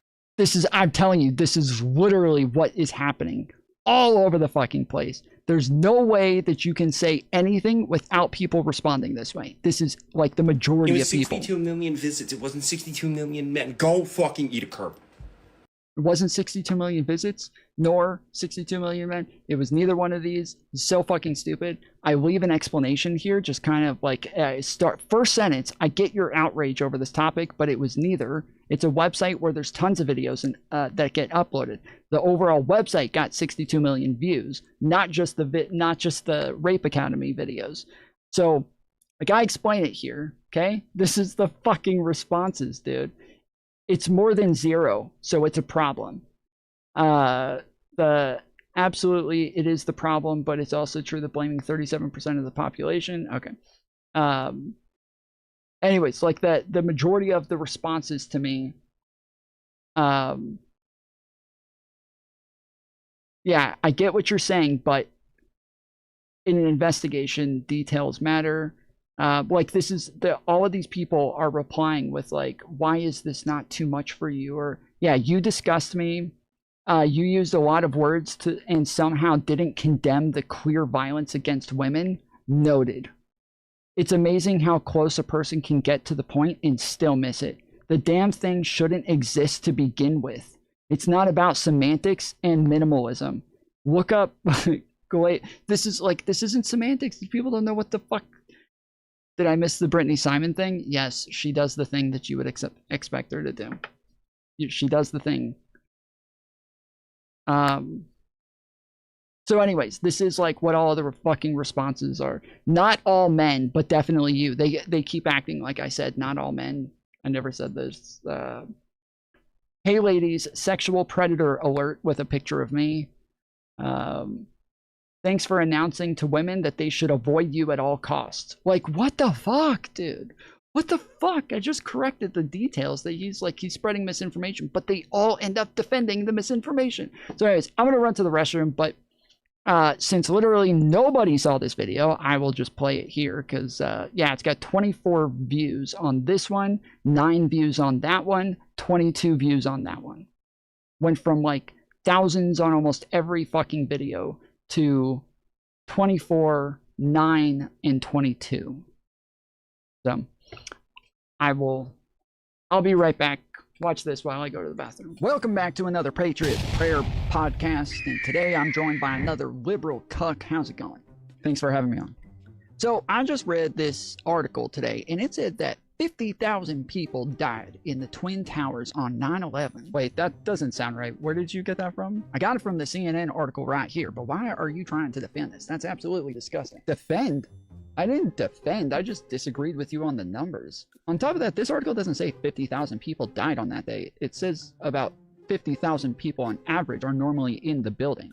About 2,000 people died on 9/11. A bunch of Islamist terrorists decide to fly planes into our buildings and kill a bunch of people. And your first impulse is to defend the enemy? Again, I didn't defend any of this, and I didn't just find out about it. I've known about this for a long time. I'm from New York City. I was personally affected by this. I know some of the 2,000 who died. Who cares if it was 50,000 or 2,000? One is too many. Why aren't you immediately condemning the terrorists? Good job, murder is bad. Okay, I don't think I need to say murder is bad every single time I find out that another person was murdered. Yet you'd rather attack me and play this game of semantics instead of attacking the terrorists who did this. First off, you overinflating the numbers and misstating what happened there. That is not semantics. Playing semantics is where I pretend I don't know what you're saying, or I just argue with you about what a word means when it's clear what it is you meant to communicate anyways. You're not even sitting here trying to say that you used the wrong word or that that's what you meant to say. I didn't misinterpret what you were trying to communicate. You just lied. And then, when I called you out for lying, you then now try to guilt me for calling you out for lying while you're trying to blow up the numbers for views on your podcast. You just obviously don't care about the victims, and it shows. Those terrorists should be held accountable. Again, I don't think you read the article because the article says that they have arrested people and they're doing investigations. They'll likely arrest more people in the future. But you sit here talking so much about accountability for Islamists and jihadists, but you don't seem to take accountability for your own mistake here. This is just Islamist apologia. People like you are the reason they think it's okay to fly planes into buildings. I am not the reason they do stuff like this. The reason they do things like this is because of people who spread misinformation like you and then radicalize them into doing this sort of crap. Islam is not the issue here. It's a minority of Muslims who end up going out and committing terrorist attacks. Oh, okay. Not all Islamists. I'm sorry, but it is all Islamists until it's no Islamists. Okay, dude, that's real cute. It's obvious you don't actually care about this issue. And you're just pandering to your audience of people who likely just watch you because they enjoy getting performatively outraged about stuff, which doesn't actually prevent stuff like this from happening in the future. This is obviously just a game of virtue signaling to your in-group so you guys can all pat each other on the back and feel good about yourselves. If you actually cared about this issue as much as you'd like me or your audience to think you do, you would treat this issue with care instead of fear-mongering about it. Because truly, if I was part of your audience, I may have just chalked your first mistake up to carelessness. But now that you're actually defending lying, I know that you don't give a crap about this issue at all, and anybody with a tiny bit of integrity will never watch you again. Anybody who does is obviously here for the wrong reasons. How dare you say I don't care? I would beat them up if I seen them. Hey, content is king. You do you, man. Just don't think. This is my favorite fucking part, then. It's my favorite fucking part. How dare you say I don't care? I would beat them up if I seen them. Hey, content is king. You do you, man. Just don't think for a second people like me are buying this crap. Welcome back to another Patriot Prayer. Oh, it's so fucking good, dude. This guy is the cringiest motherfucker has ever existed, bro. It is too good. I love these fucking male feminist guys. I love every single one of them. They give me a reason to wake up every morning, dude. They breathe fucking life into me. I cannot get enough of these guys. They are so good, bro. They are so good. There's like a bunch of women who are like calling this out as well, and who are like talking about like, guys, like, as a victim, like, this is really bad. Like, you shouldn't be like spreading misinformation about this shit, making it to where people are less likely to trust people on these things. And but there's also the MAGA people who are totally like using this to just call out the left for lying. So, well, fuck. I was trying to find the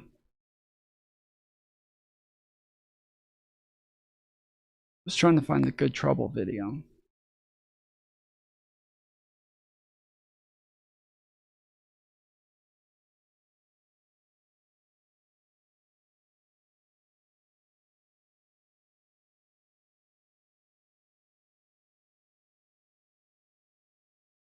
Where the fuck is this loser, dude?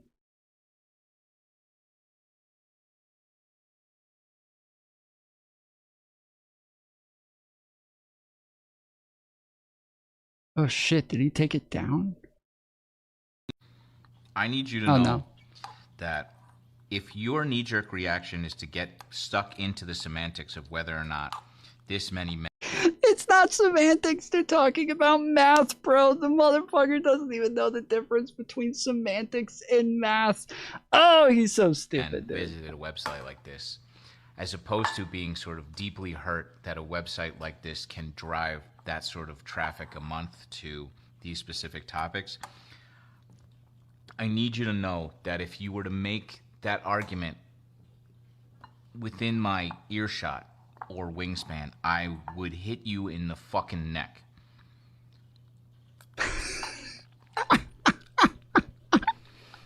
So, I need you to know. Hey, I need you to know that me on the internet, nowhere close to you, you have no idea who I am or where I am, and I don't know where you are, but if I did, oh, it would be so bad for you in this make-believe world. Ho, ho, ho! In this hypothetical, just know it would be bad for you. It would be really freaking bad.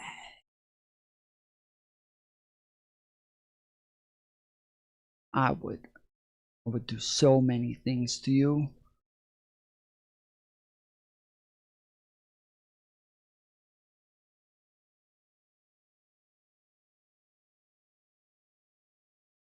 Can we see that?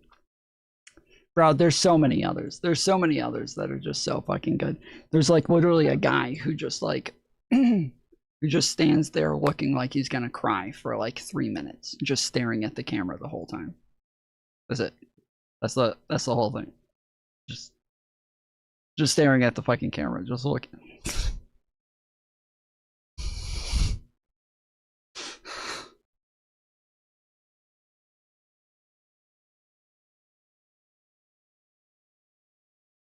That's it. It's all so fucking good, dude. The day they didn't of, know the the affiliation of the guy who said Allahu Akbar and is on video from multiple angles. For the Trump guys to understand this, but not everybody does investigations based off. Also, earlier when I was talking about the fact that like the people on the left were like sending me tons of death threats and shit because dumbasses on the left were like running around saying that I was a fucking Nazi and shit. This is him. This is the guy who like encouraged his audience to come over and just start sending me death threats and saying that they were gonna beat me up, that they were gonna find me, that they were gonna dox me, that like that all of this shit, calling me a Nazi, calling me a pedophile, calling me, like this is the guy. Okay, this is like the thing or the person, the archetype of like everything wrong with the TikTok left and what will constantly keep normal, sane people from ever wanting to associate. Of YouTube videos. You've been sued quite a few times. I mean, you've had some legal trouble. You would understand this. How do Republicans still with a straight face, Sean, like claim like we're the free speech guys, we're the First Amendment guys? There is a component of Islam that is really horrible, and importing those values into the United States of America is not good. This is just like the most thoughtless religious critique I've probably ever heard in my life, but it's not really. Yeah, it's importing those values. Nobody's importing the values. Importing the people. The people assimilate. And they'll all keep claiming that they don't, but there's absolutely like no reason to believe that.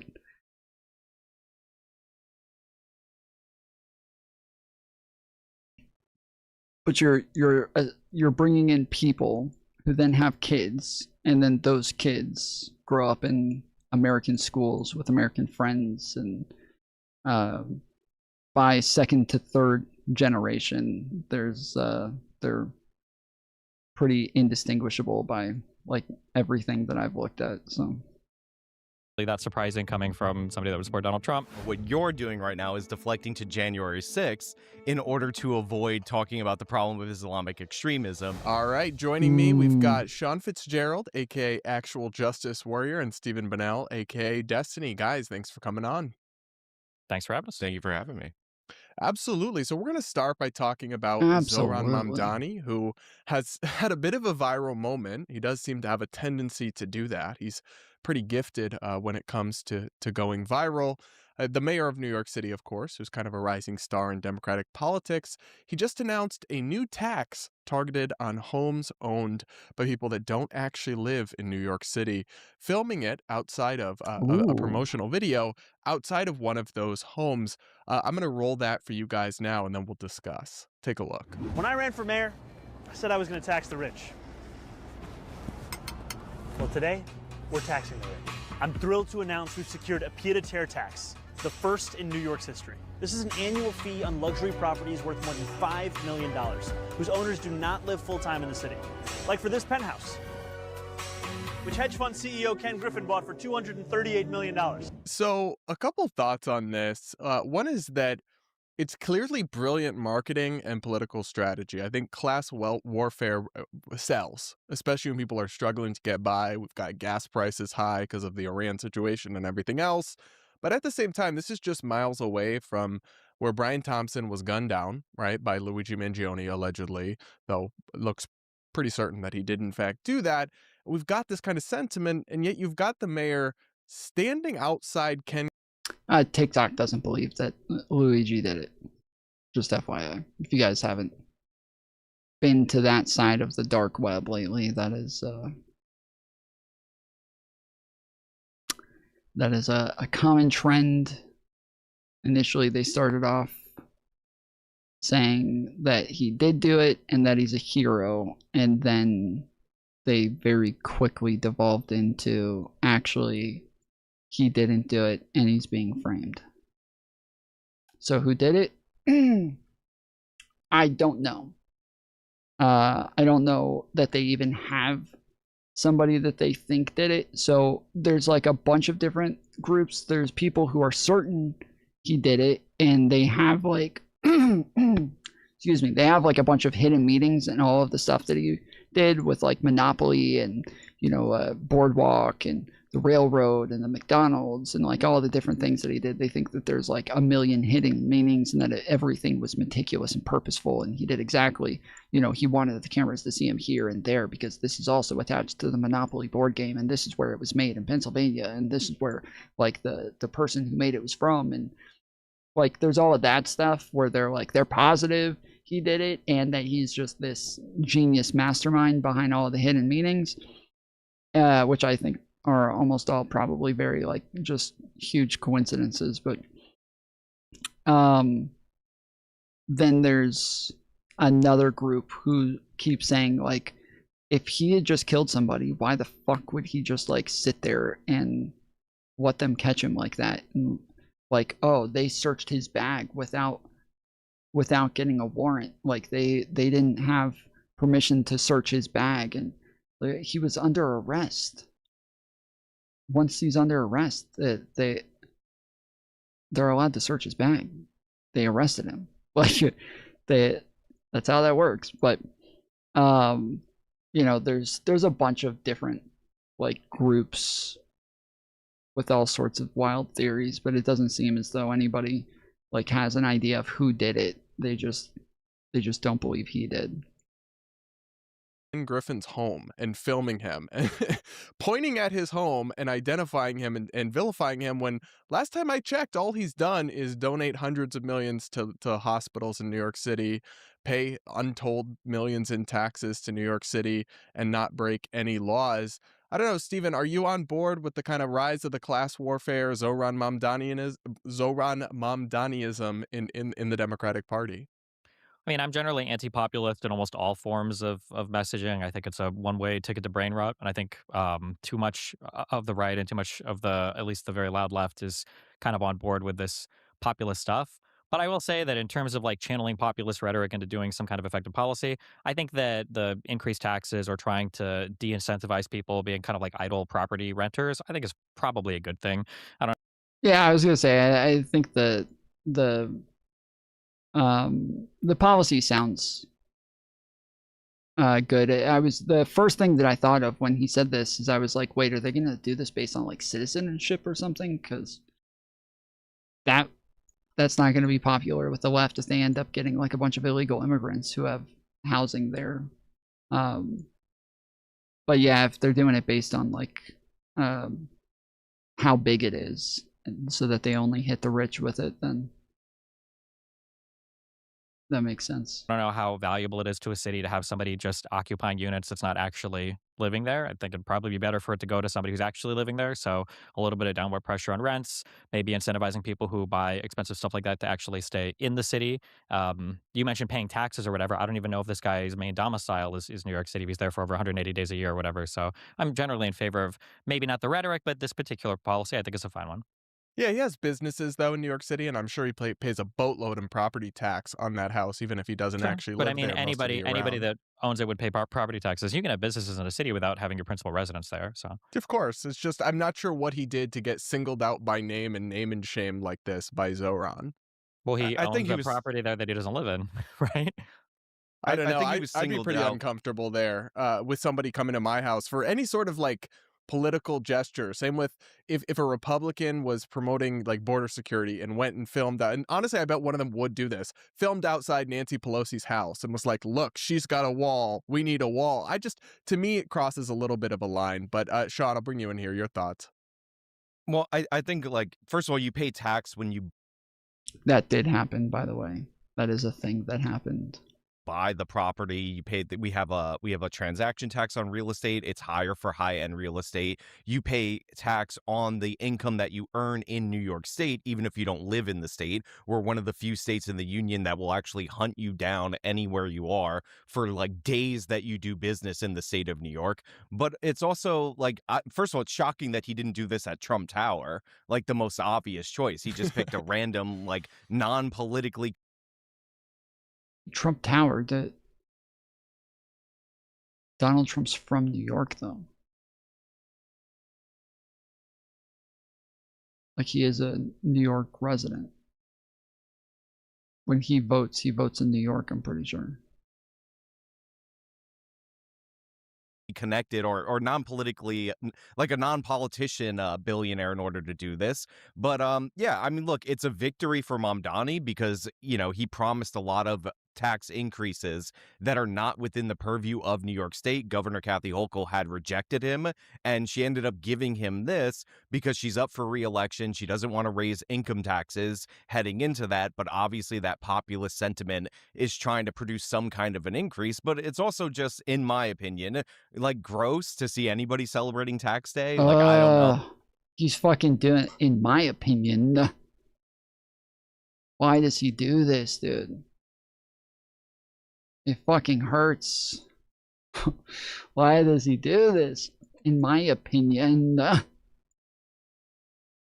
Oh, I know Steven obviously pays more in taxes than I do, but like, I pay all my taxes in one shot, and I had to do that last week. So seeing this like smarmy guy smile into the camera about taking people's money, not a great feeling as a New York City resident, if I'm being perfectly honest. Well, and I think you can count on both the fact that Zoran is like a super popular figure with progressives and the Democratic base, and the mainstream media is kind of heralding him and giving him all this gloss. You've got mainstream Democrats teaming up with him, like Obama just did an event with him that seemed harmless enough. But then you can count, of course, because he is Muslim, because he is a socialist or arguably like a Marxist communist, you can count on the conservative media engine always being trained on him. I mean, I don't know, Stephen, I feel like if you want Democrats to win outside of New York City, where that was never really an issue, Zoran's brand of politics seems kind of radioactive. Hey guys, cutting in here to remind you to... I mean, it's right. He's right to an extent. Like, Zoran, but... So... Zoran's popularity, I think, is around like 50% with Democrats.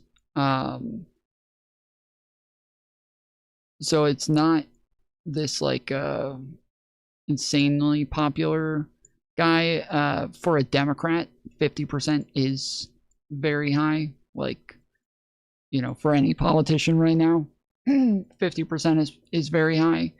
There's very few people above that, like Kamala Harris,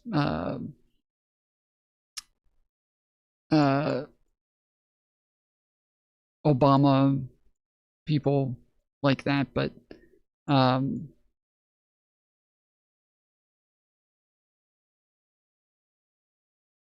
he's still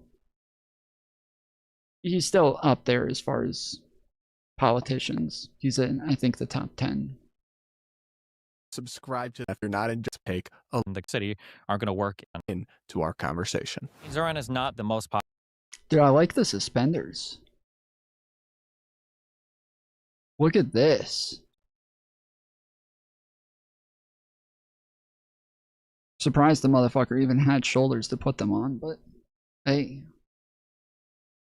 Popular Democrat in the country for a reason. I mean, he's the mayor of New York City. It's going to be a bluer area. The policies that he's advocating for in New York City aren't going to work in more moderate areas in the country. But I mean, Zoran recognizes that. He said as much. So yeah, I don't know why Zoran would try to govern New York City in a way that would comport with the broad approval of Democrats across the country. He's the mayor of a single city. But it's more so that I think his brand of like DSA style Democratic politics is becoming a major, if not like the major, where the motion is at in the Democratic and progressive base.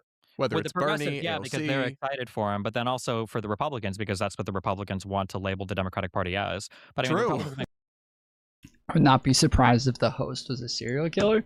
Nah, he's just gay.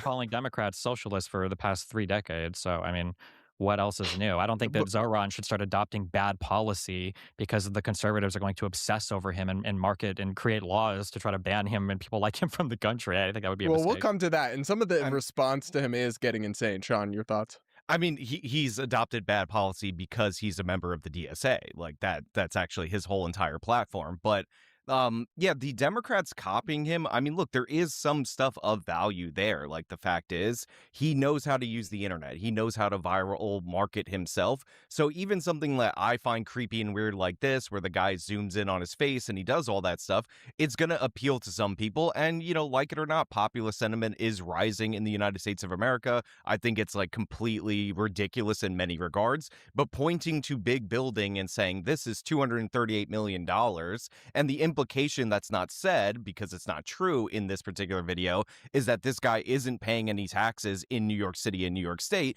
Like, that is going to be appealing to somebody. So a lot of Democrats are going to copy that kind of messaging, but hopefully they don't shift more in his policy direction. And I know Republicans are hoping that they could essentially make Mamdani like AOC and then make him synonymous with the Democratic Party to damage them, because AOC ended up stepping on like her own, you know, she ended up stepping on herself a couple too many times. But yeah, it is definitely something that is trending in the Democratic Party, and the more attention that he gets, people are starved for attention in American politics, the more he'll be replicated. Now, whether that's superficially or on a policy level, I mean, that remains to be seen. Hopefully it's just superficially, because I don't want Democrats to be worse Democrats, because, you know, 50-50 country, they'll likely be the next administration. Yeah, well, Stephen, I always also, as a go quick for thing, it. it's not 50-50 country. It's the fact that almost every single decision Trump has made has pulled this country to the brink, and all of his policies and decisions he makes are insanely unpopular. In order to try to pretend that it's just 50-50, and that's why Dems are going to win next time, is a hilarious reframing of the current state of affairs. Number one. I know you like to do Trump. Well, I'm not doing Trump bad. I know you like to do Trump bad, but my point is that the country is actually split in terms of presidential elections. We only have a few swing states, and we're talking about tens of thousands of votes. It's not me talking about Trump's popularity or lack thereof at this moment in time. Like, just relax, calm down. We'll get to that. I'm super relaxed, but I mean, Republicans have played into this like populist rhetoric as well. I don't hear anywhere near the same amount of complaints about all the tariffs that Trump did, which are way worse than this Mamdani. I think they're bad policy. Sure, that's fine, but none of the other Republicans are saying that. So it's kind of hard for them to think, in an honest environment, for them to kick up a whole bunch of dust about what Mamdani is doing. Also, it's not like this is just a random dude that Mamdani is playing to. This is like the single most expensive piece of like personal property, I think, in the entire country. And I don't think the guy's even principally resident in New York City. I'm pretty sure his principal residence is down here in Miami. So it's not like he just randomly chose a place to go after. Like, I think it's a perfect. Well, again, that's the point. I feel like a lot of them are missing that is the point, that yes, if they don't live in New York. So I don't think they were saying like if they have multiple properties in New York that they're going to tax like one of the ones that isn't their official residence. I think that they were saying that if you don't live in New York, then they're going to do this, right?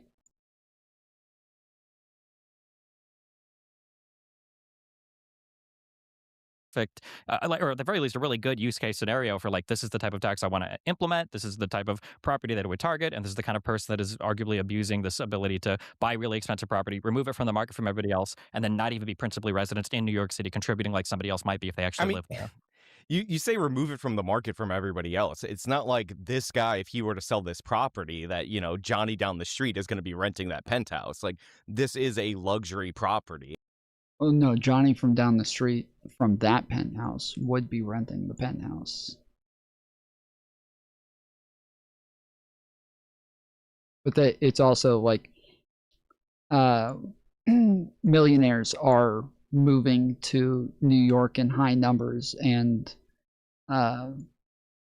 there's already a problem where the majority of like housing is upper class housing, to where middle class, lower class people have trouble finding anything that's the least bit affordable.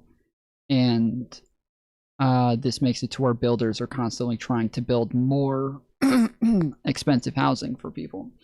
So if you make it to where they don't need to build more, which is going to continue upping the market, if you make it to where instead they just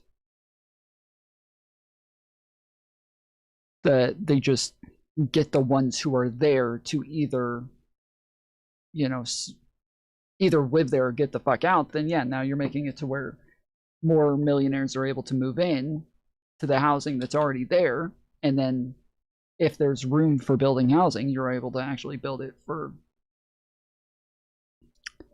other people.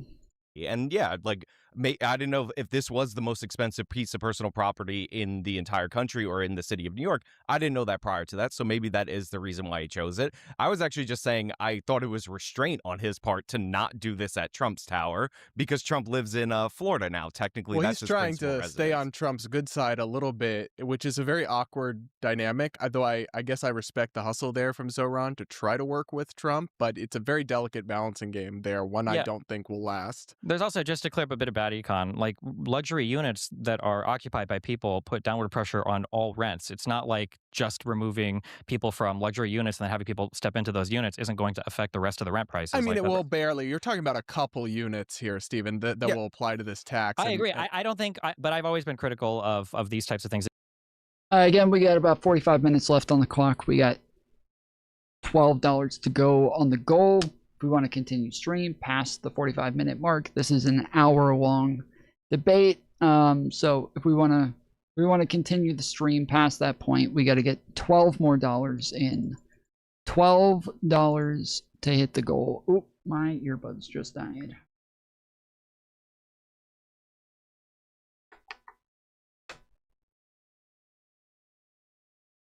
They try to do it in Vancouver and Toronto as well. Like, generally, there aren't very many vacant units that are sitting, that are just occupied by idle tenants or whatever. But I mean, like, insofar as like a wealthy tax, like, I better this than like a wealth tax or some other. Sure, like, but this is not the root. That's what we mean when we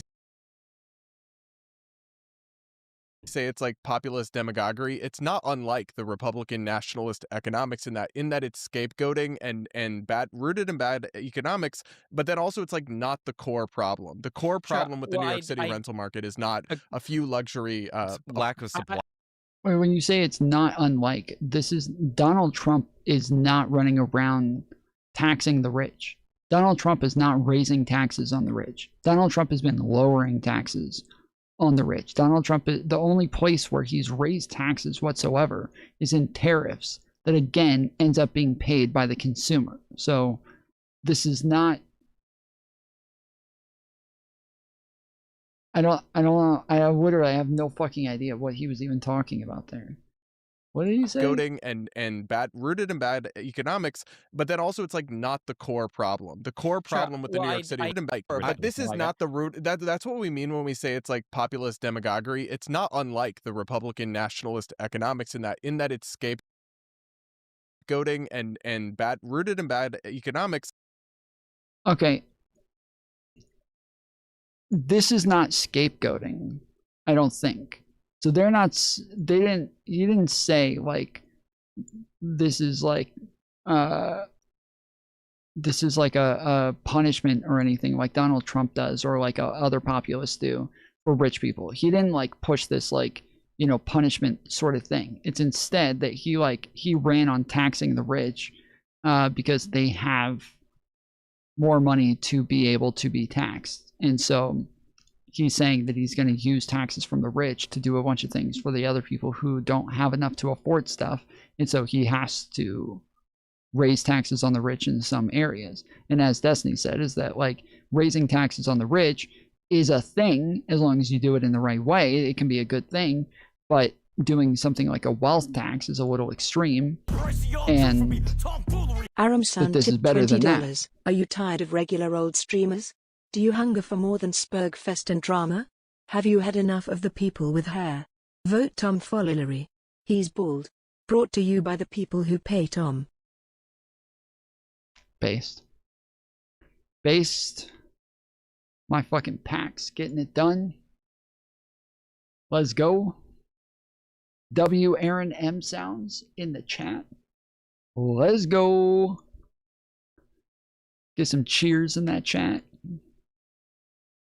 But then also it's like not the core problem. The core Sure. problem with the Well, New York City rental market is not a few luxury lack of supply. I somewhat agree with you there, but it's not bad. At least it's not the type of policy that is like largely destructive or corrosive. Like on the aggregate, this is a good policy. I don't think you want very many idle landlords or idle tenants in your city. I think it's a decent policy.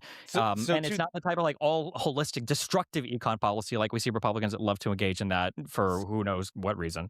So two things. One, I don't disagree with you. Like the rage against like quote unquote luxury units is ridiculous. Like you build more luxury units, people end up moving out of your mid-tier units, and then like everybody would move up, and that increase in supply would put downward pressure on rent. The problem I have with this, other than the tax itself, is the fact that anytime you introduce any kind of new tax, like this is just phase one. Like eventually it will be broadened out to other people that own additional properties. Like right now, it's if you own an additional property that you don't live in and that property is valued over $5 million. Well, we just saw.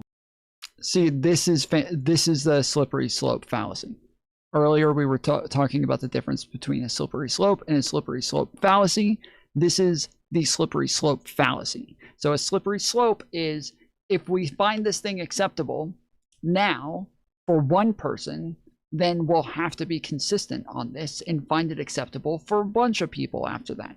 Whereas he's saying if we find it acceptable to do it for this person or for this amount of money, then later we're going to find it acceptable to do it for all amounts of money. No, that's not, there's no reason to believe that. There's nothing here that says that like this is going to head in that direction.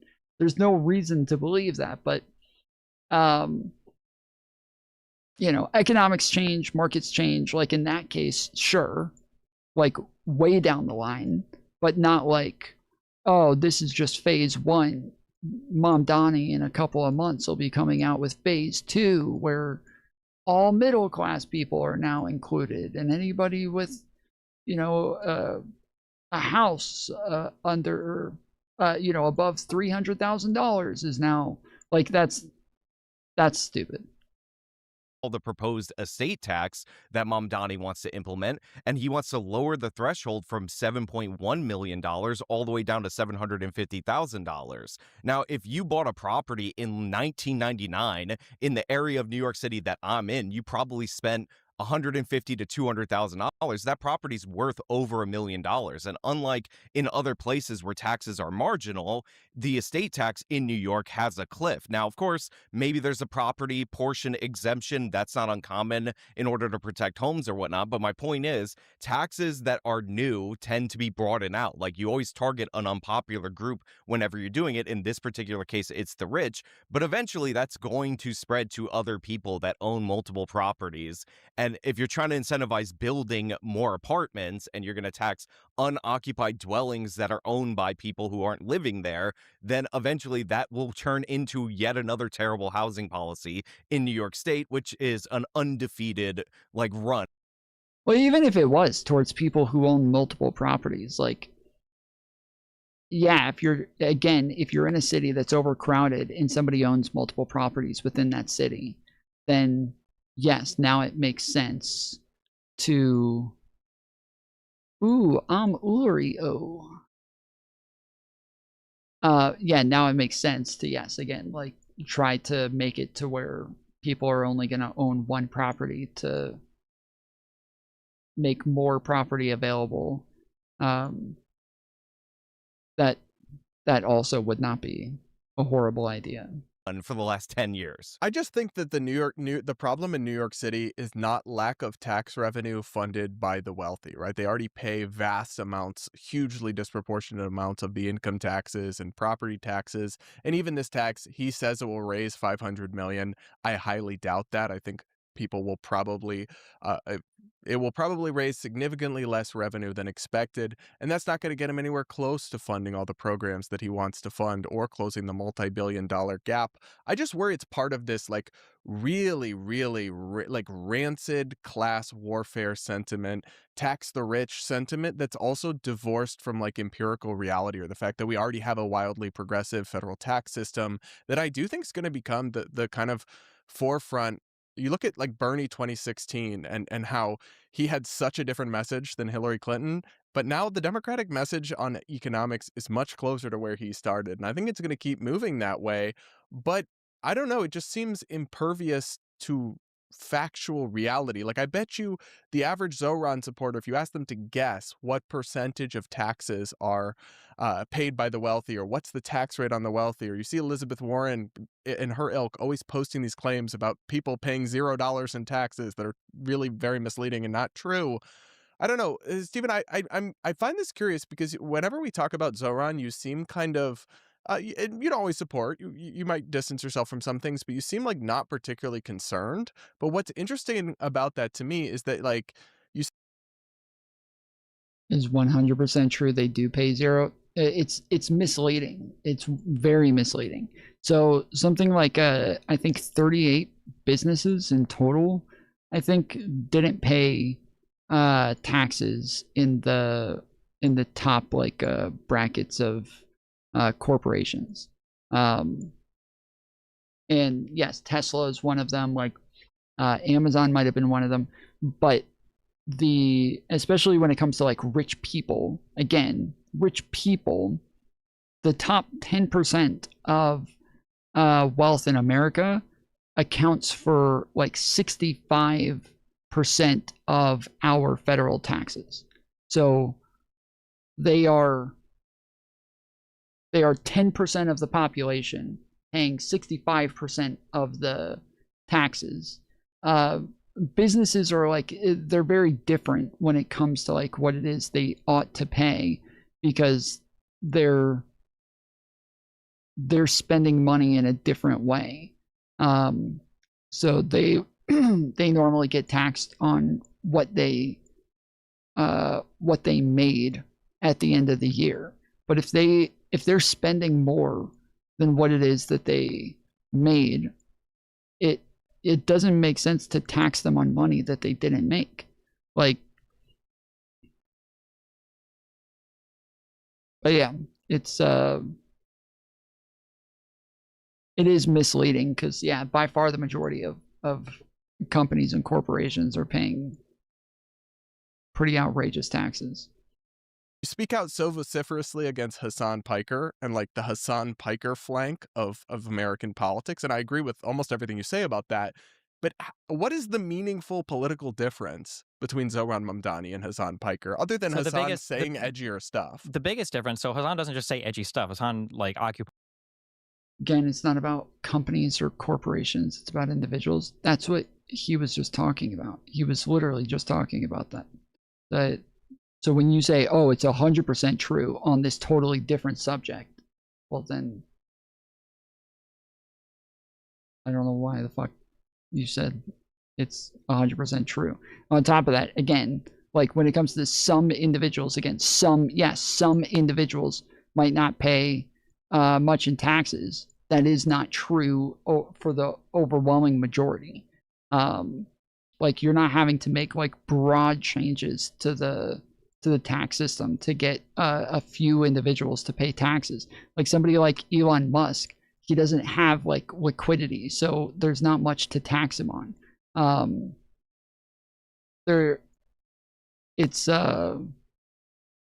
It makes it sound like there's people who are just choosing not to pay their taxes or something, but if they don't actually have the money, I don't know what the fuck you're taxing them on.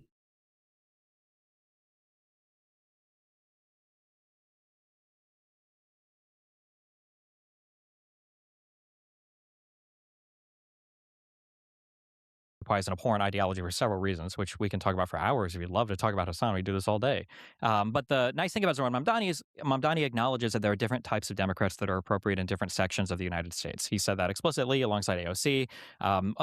This is a good statement to make, that Zohran can govern New York City as a very blue. Again, who is doing the moving here? I didn't move. You guys were talking about individuals instead of companies. So I moved to individuals and addressed that as well. It didn't move.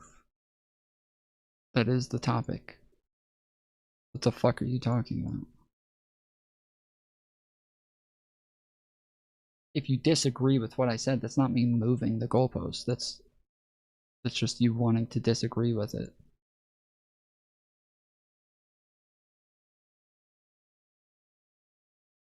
You must be joking, so if people don't have their wealth in cash, then they should have to pay taxes. Oh, you're talking to Polly?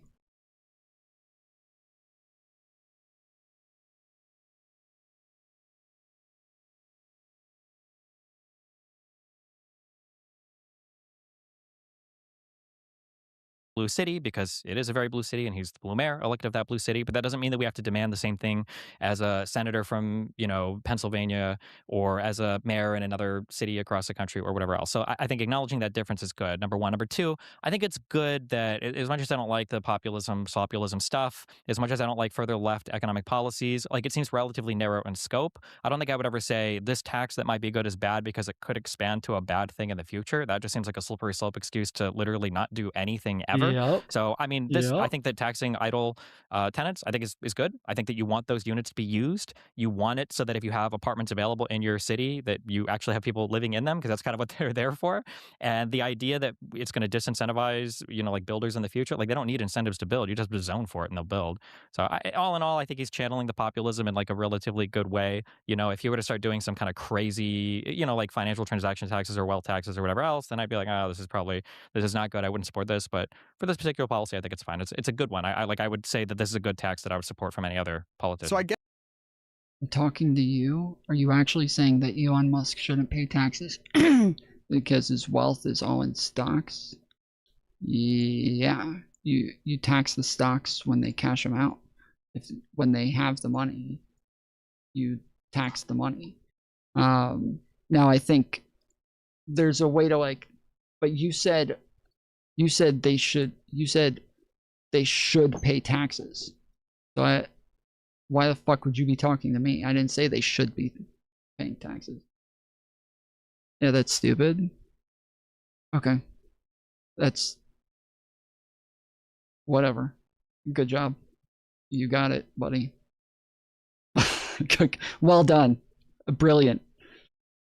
Get the political concessions and kind of pragmatic nature that Zoran has decided to work within the Democratic Party framing and apparatus, but like ideologically, he's like almost in perfect overlap with Hasan. Back to his like tweeting the if he was in Communist perfect Manifesto overlap with days. Hasan, then he would be talking way more about Israel-Palestine and trying to excise every Jew from Brooklyn. I mean, he said he'll would be arrest Benjamin Netanyahu, and he's said that while leaned he was in running, pretty but heavy to that. Yeah, but realistically, this is never going to come up as a thing, right?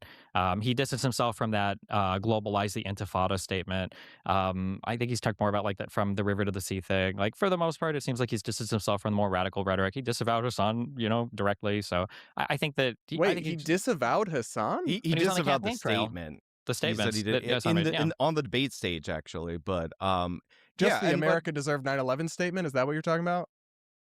They brought up a couple of them, but that was among them. And maybe it was Andrew Cuomo who brought it up on the stage. But setting aside Cenk's nephew for just a second, this also doesn't address the budget deficit in the city of New York. Like Mamdani wants to raise spending by $14 billion over 2 years. And this is a state tax that will generate $500 million in state revenue. And then fantastic. Let's laugh while people accumulate billions in wealth and can use that wealth but never pay any taxes.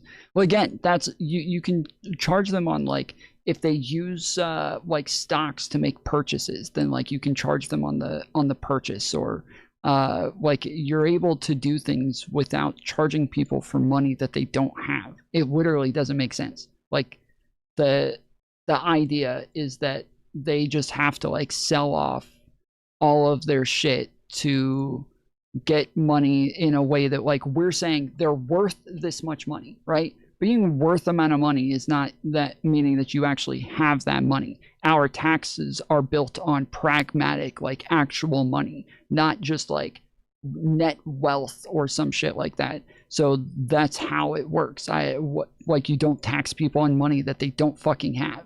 It's kind of insane to try to tax people on shit that they literally don't have. But I'm not laughing at people being poor or whatever fucking gay ass straw man you just pulled out of your ass, but instead I'm laughing at how ridiculous the argument is that, well, that's what you think? Oh, stupid. Okay, wow, great fucking argument. You're a fucking genius. Good job. That's I'm sorry. Yes, all I have for you is laughing. Yes, that is, if I don't have an argument, I will just sit here and fucking laugh. Just saying like, oh, people are poor. Like, wow, great. What? So tax people on money they don't have. Gee, what the fuck am I supposed to do with this? I have no idea what you expect from me. Some of that will be allocated to New York City, and this just doesn't, like, the math doesn't math on the situation. Like, he's going to, like, the fact that he continuously wants to raise spending on all these programs, and this doesn't even get into his new programs, it's going to hurt the city. Like, so it's not like, oh, he's doing good policy. No, he's doing bad policy. Like, this is not good for the financial health of New York. I mean, we'll see, but I mean, like, he's cut the deficit so far from 12 billion last year, I think, to 6.7 billion or whatever this year. So I don't know. I mean, we'll see. I doubt this is the only program that he wants to do. Like, he's doing this one rent tax, and then that's it for the rest of the year. Nothing else is going to come from his mayorship. He projected a $12 billion deficit, and then he came out and said that it was $5.3 billion based on savings that his people found. Like, he didn't actually cut anything. He's raising spending. The budget was $117 billion under the last year of Eric Adams. It's going up to $122 billion, and then it's going up to $127 billion in his projection by 2027, and that's the $14 billion in additional spending. Now, to me, like, pretty simple, pretty straightforward. If you're gonna raise spending by $14 billion and you find yourself in a $5.3 billion hole, then you could balance the budget by just raising spending by like $9 billion, which is still too much, still the most expensive in any city in the country, but it's the largest city, more expensive than 47 state budgets, including the entire state of Florida. Like, this guy's not solving or addressing those problems. He's pretending like this tax will produce enough money in order to solve the issue. So but it's not. Sean, this is what I appreciate. This is why I appreciate your like commentary on Zoran. Is it's actually like rooted in the facts and reality. But when I look at the Republican discourse about Zoran Mamdani, what I see is like he's a these Muslim. members of Congress. You've got like Tommy Tuberville, the Alabama senator, like painting him as if it's like the 9/11 hijackers have taken control of New York City. You've got these people, a Republican member, Andy Ogles, calling him Little Muhammad, and these people. Dude, like the amount of times people are like, wow, I thought New Yorkers were supposed to remember 9/11. But here they are electing a fucking Muslim. What? Do you think that's what remember meant? Like, remember 9/11? Just like, don't elect Muslims?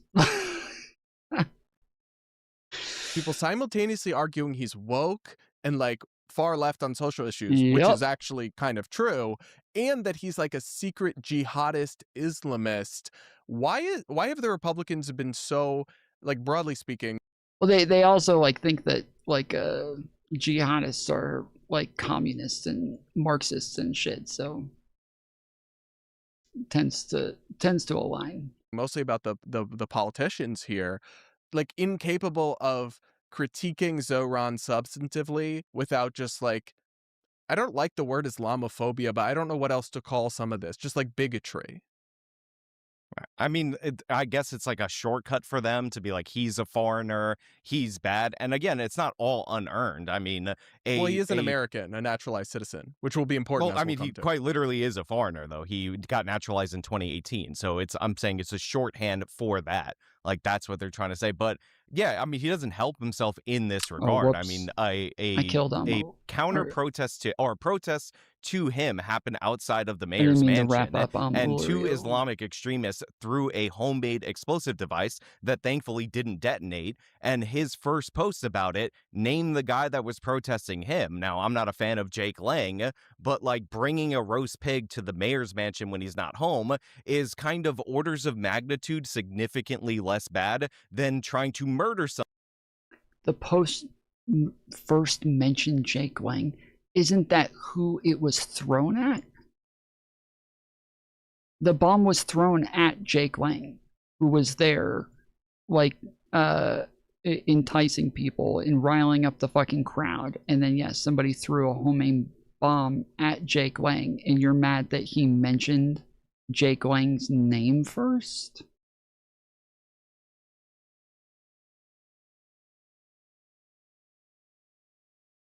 What is this fucking commentary then? Somebody who brought a roast pig to the mayor's mansion for insensitive protest. So like he constantly ends up getting into this because like he is soft on the issue of Islamic extremism.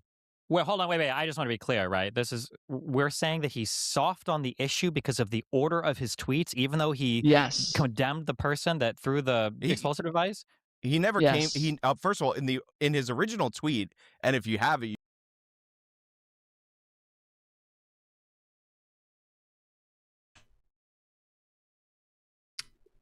What the fuck?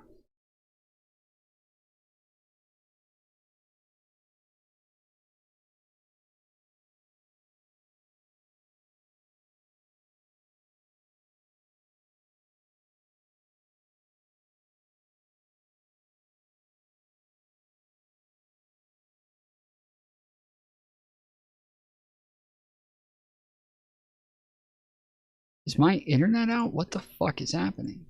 You should pull it up. It implies that Jake Lang was responsible for the explosive device. So then days later, he's like, oh yeah, like this kind of extremism, never names Islamic extremism. Weird how he can't seem to be able to do that. So yeah, I think he's soft on this issue. But you don't think he is a like radical Islamist Sharia law Muslim the way they talk about him, do you, Sean? No, I don't think he's going to implement Sharia law in New York City, no.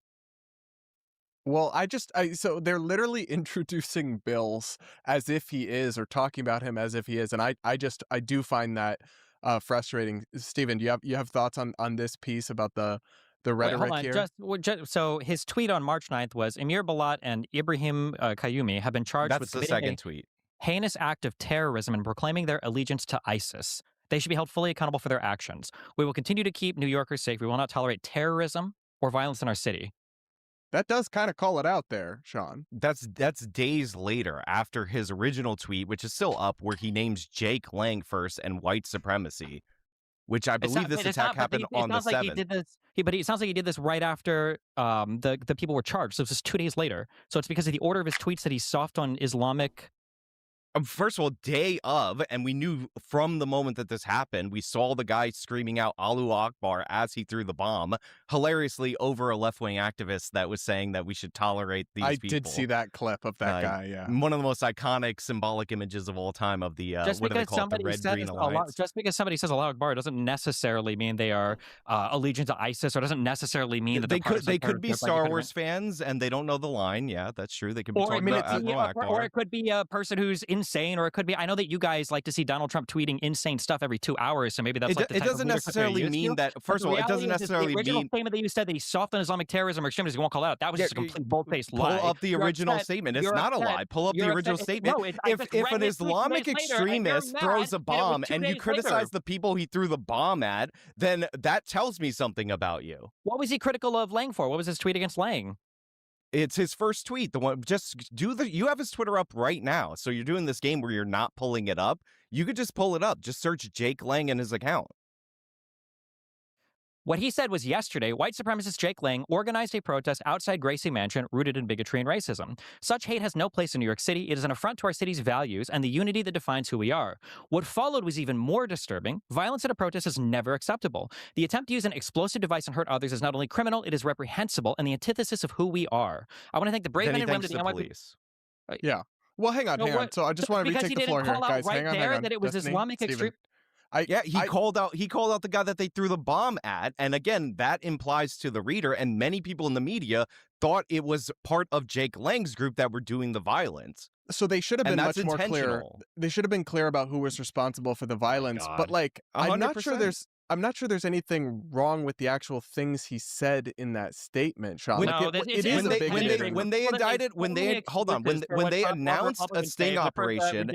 announced a sting operation, hang on, guys, don't talk over each other. Sean, when they announced a sting operation against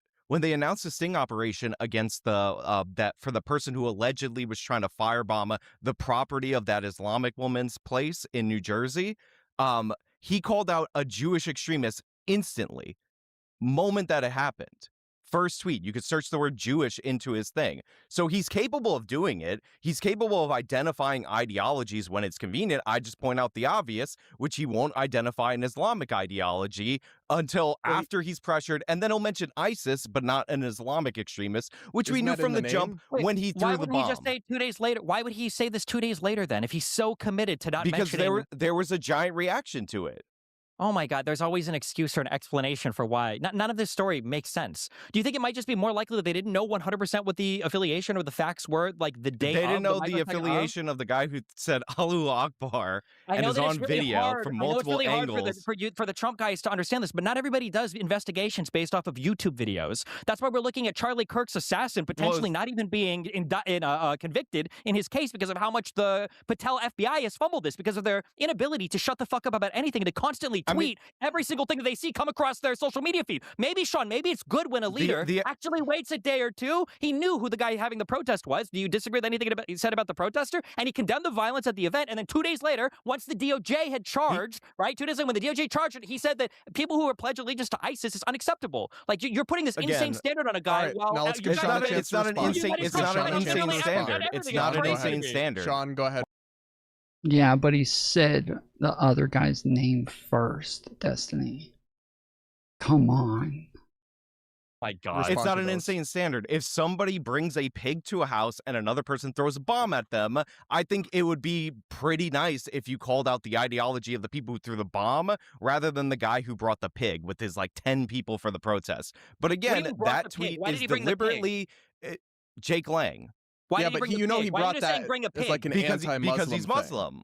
It was an anti-Muslim protest. So he's not just bringing a pig. He's trying to do like a racist, Islamophobic attack against him, which is fine. It's America. You can do that. It's not. First of all, no. An attack is throwing a bomb. A pig is a pig is rude. Like he was not attacking anyone. A pig is rude. Okay, gotcha. All right. Well, you could call it a bigoted, whatever. That's fine. But again, that is considered protected speech.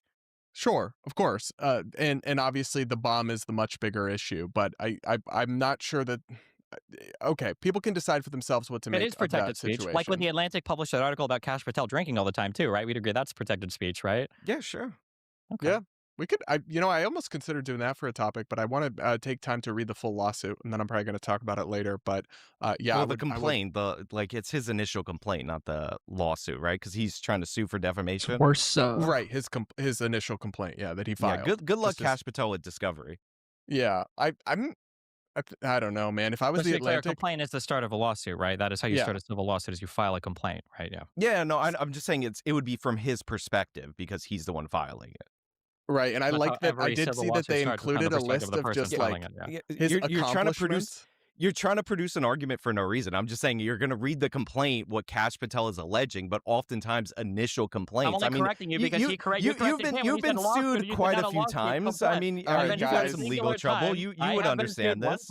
Yes, but you corrected him when he said lawsuit. You said, well, just a complaint. It's well, because it's from his perspective is what I'm trying to just emphasize. I don't think there's a disagreement here. So let's just move on to the next subject. Steven wants to nitpick and start a fight for no reason. Because nitpicked him. You started a fight. You said it's not a lawsuit. Steven, I'm not upset about it. I was just saying I'm really not upset about it at all. It's totally okay. So we'll keep it moving here. Here's the headline from Mediaite. Chip Roy unveils, quote, Mamdani Act to bar and deport migrants over ideology. Here's the statement from Chip Roy's press office. Representative Roy introduces Mamdani Act to denaturalize and deport Marxists and Islamic fundamentalists. Roy told Breitbart News, by targeting the Red-Green Alliance, this legislation deploys new tools to fight back against the Marxist and Islamist advance that has devastated Europe and has now arrived on our doorstep, especially in my home state of Texas.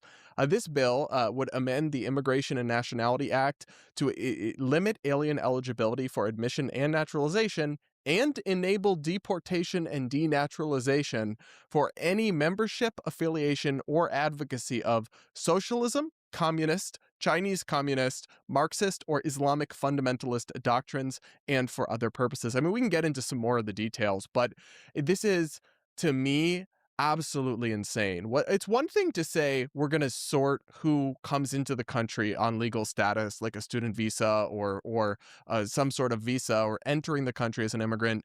We're going to, if you've been affiliated with the Communist Party, you can't come in. Okay, sure. I think that's fine.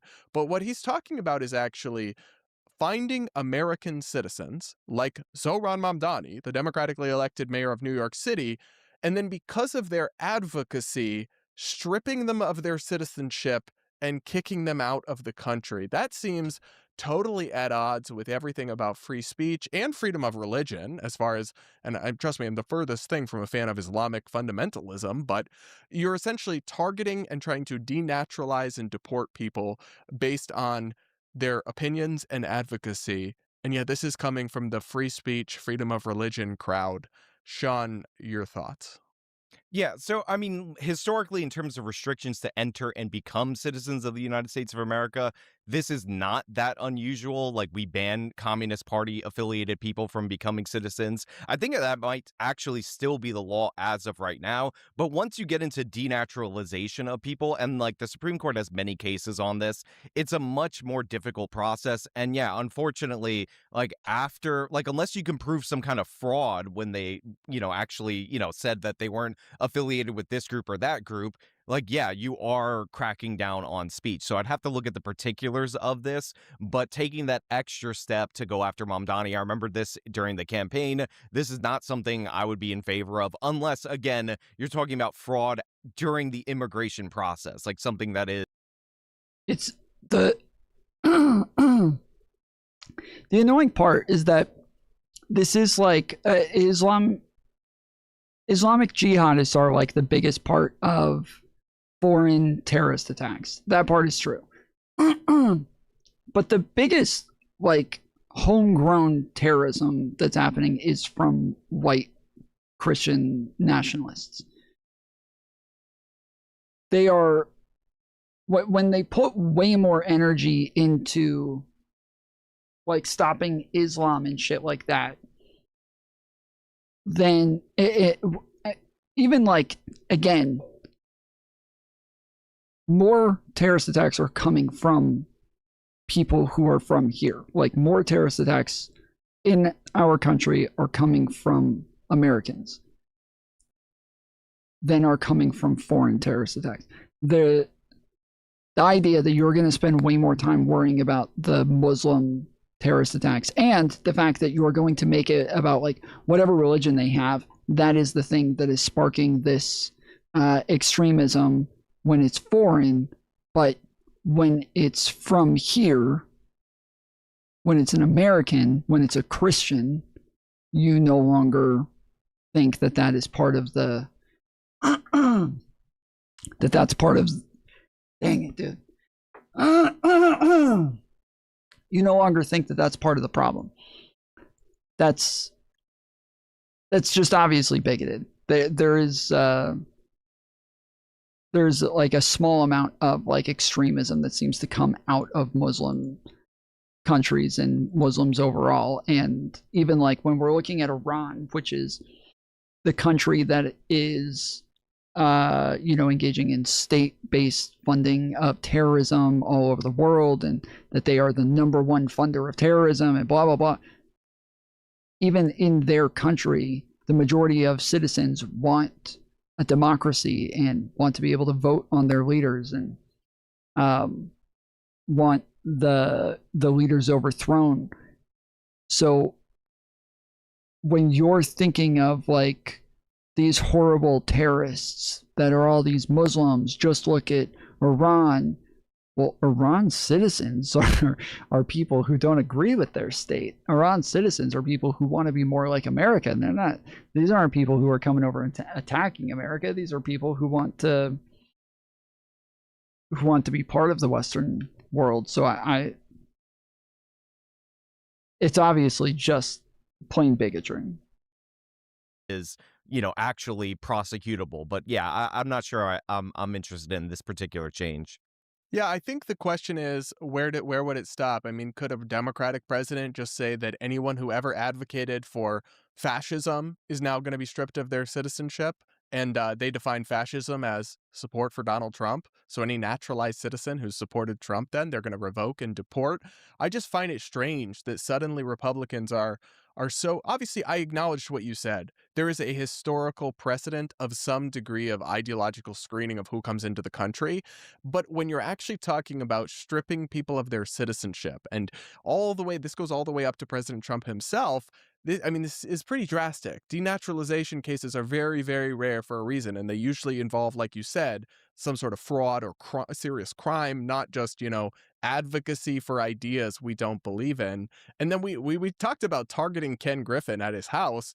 I mean, it's a lot more explicit to target the democratically elected mayor of New York City and say, we're going to revoke your citizenship because we don't like your advocacy. I mean, well, and when earlier, Brad is talking about the fact like, oh, I don't see this as being so different from the right-wing nationalist populism. Well, obviously, yes, that is drastically different. It is drastically different, not just by the fact that it's going after, people who have a lot of money and trying to tax them instead of the ordinary people like Trump is doing with tariffs. But then on top of that, the right-wing populism is constantly going after minorities and people who are already in bad positions. It's literally just complete fucking opposites. There's one side wants to demonize immigrants and minorities and people who don't have a whole lot in the first place and don't have a whole lot of capabilities or resources. These aren't people who are moving over here super rich. But yeah, the other side's trying to go after people who actually have the means and the ability to lose some of their money and take the hits. Steven, your thoughts? Yeah, I mean, obviously, I'm against this. This is just a natural extension of all the conservative rhetoric from Trump about deporting Ilhan Omar or denaturalizing citizens that he doesn't like. I'm pretty sure he said it about Ilhan Omar. I'm pretty sure he said it about Mamdani himself. But I mean, it's not a surprise at all. I mean, that was during the campaign before they were bros, though. Yeah, maybe he wouldn't do that now. But do you, I guess, how much, we've seen so many issues now, right, where it's like retaliating.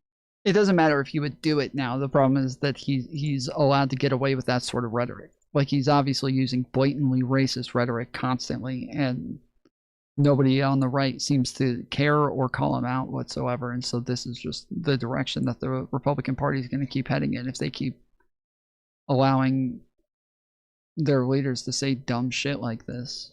Against press outlets. How do Republicans still with a straight face, Sean, claim we're the free speech guys, we're the First Amendment guys? I mean, a bunch of them didn't mean it. They just thought it was advantageous. And you see this a lot from people that were outside of power. I mean, I hate to bring up Cenk's nephew again, but he did this recently. Press outlets. Yeah, maybe he wouldn't do that now. But I guess, how much, we've seen so many issues now, right, where it's retaliating against press outlets. How do Republicans still with a straight face, Sean, claim we're the free speech guys, we're the First Amendment guys? I mean, a bunch of them didn't mean it. They just thought it was advantageous. And you see this a lot from people that were outside of power. I mean, I hate to bring up Cenk's nephew again, but I'm assuming he means being free speech or being in favor of free speech. He did this recently where he was they're trying to deplatform me at Yale or whatever university he was speaking at.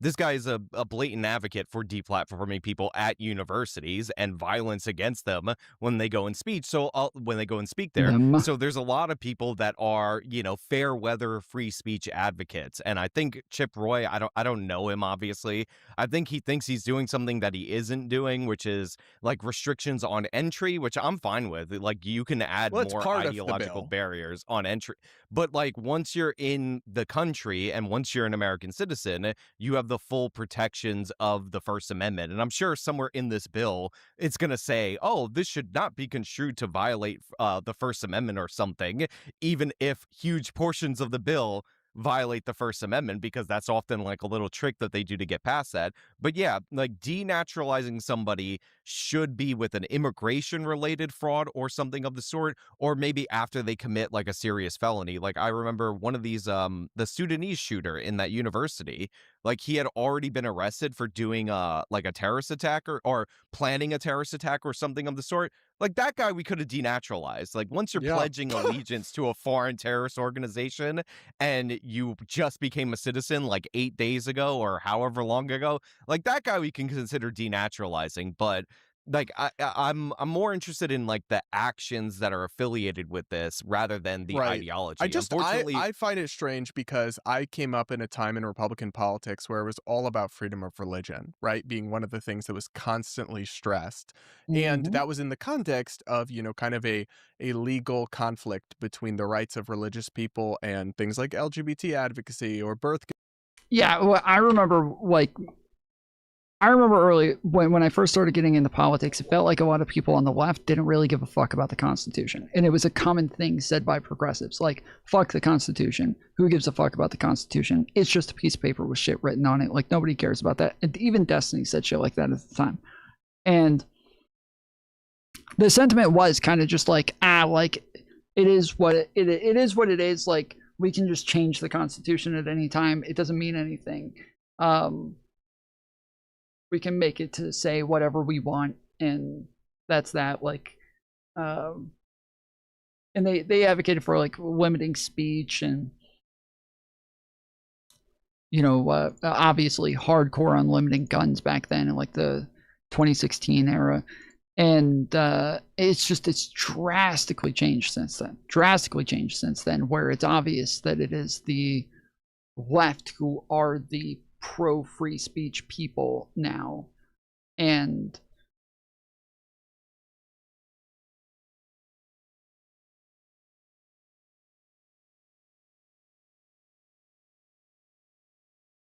the Republicans have just gone way off the deep end by being vehemently anti-free speech, anti-Second Amendment, anti-First Amendment, like everything, just anti-14th, anti-25th, like everything. They just seem to be completely against the Constitution across the board. And it's really weird to just see how much everything is flipped. Wild, when was this fuck the Constitution going on? It was like early Bernie Sanders, Bernie bro era.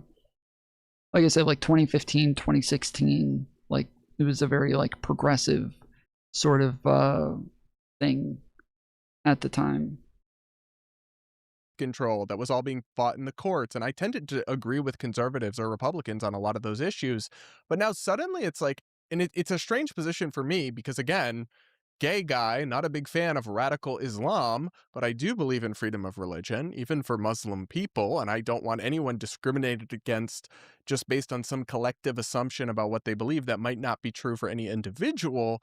It seems like Republicans are just like openly saying Muslims bad, deport all Muslims, you're a bad Muslim, like that. And that sounds like a caricature, and obviously that's not like all or most Republicans, but I could find you 10 Republican lawmakers making like openly discriminatory anti-Muslim statements just regularly all the time now. And that, well, and Donald Trump is one of them, and the rest of the Republican Party isn't calling that sort of that sort of rhetoric out. They're not calling those sentiments out at all.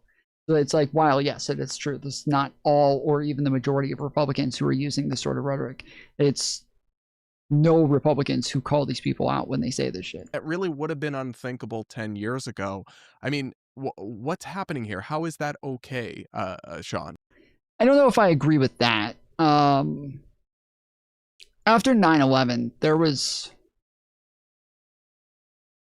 some really like hardcore anti-Muslim sentiments in America that really lingered for a while. So I don't know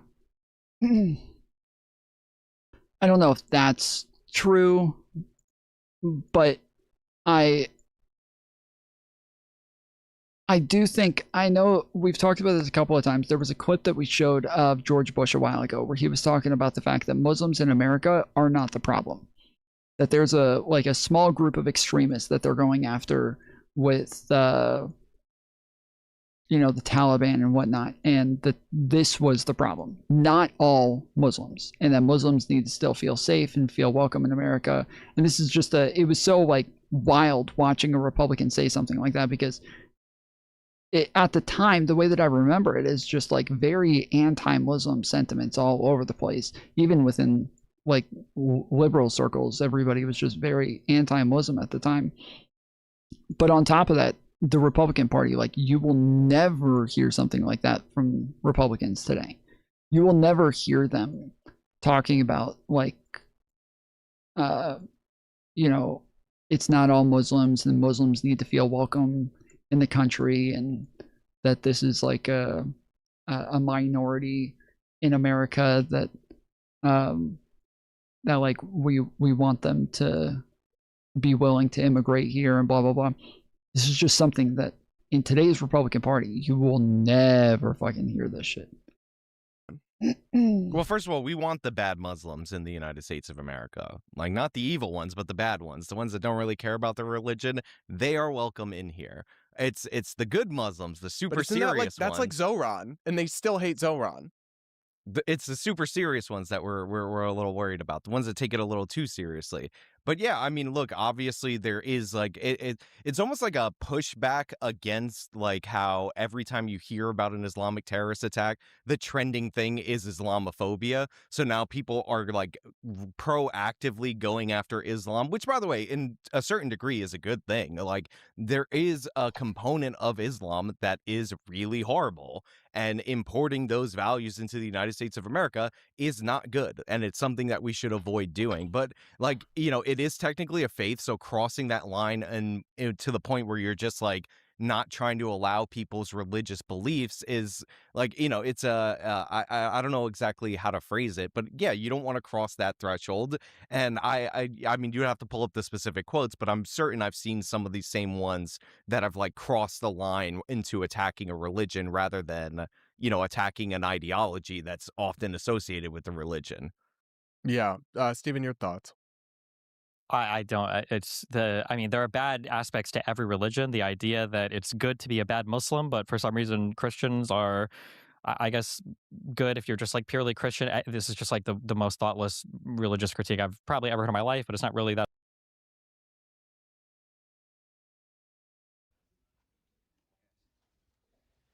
Good evening. We thank the many Muslim nations who stand with us against terror.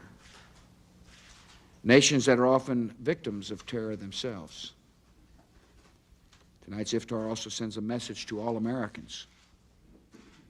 Our nation is waging a war on a radical network of terrorists, not on a religion and not on a civilization. As we wage this war to defend our principles, we must live up to those principles ourselves. And one of the deepest commitments of America is tolerance. No one should be treated unkindly because of the color of their skin or the content of their creed. Bro, like, you will never hear a Republican say this shit, dude. You will never hear a Republican today say this shit. There's no fucking way. This today is considered woke. This is woke. This is woke shit. Like, to say it, right? To just say the shit out, like, this is woke crap. Sounds like a Democrat, yes. No one should be unfairly judged by appearance or ethnic background or religious faith.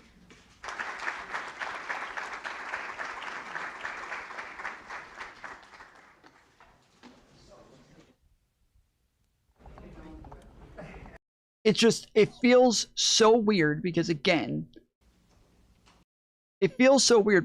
at the time, from what I remember, it just felt like there was so much anti-Muslim sentiments at the time. And maybe it was just way more pervasive within the population than it was within politics.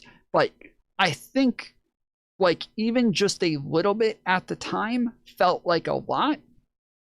And that Donald Trump has just ramped this up to 1,000, where he's saying stuff like what he said about Rashida Tlaib or about Mamdani.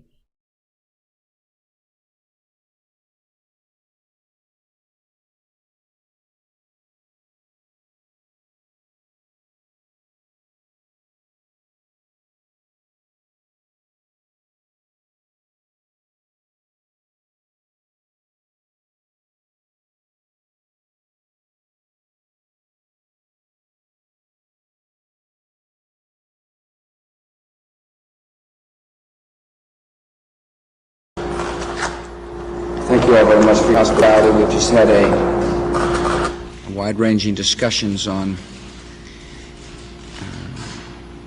the matter at hand. Like the good folks standing with me, the American people were appalled and outraged at last Tuesday's attacks, and so were Muslims all across the world.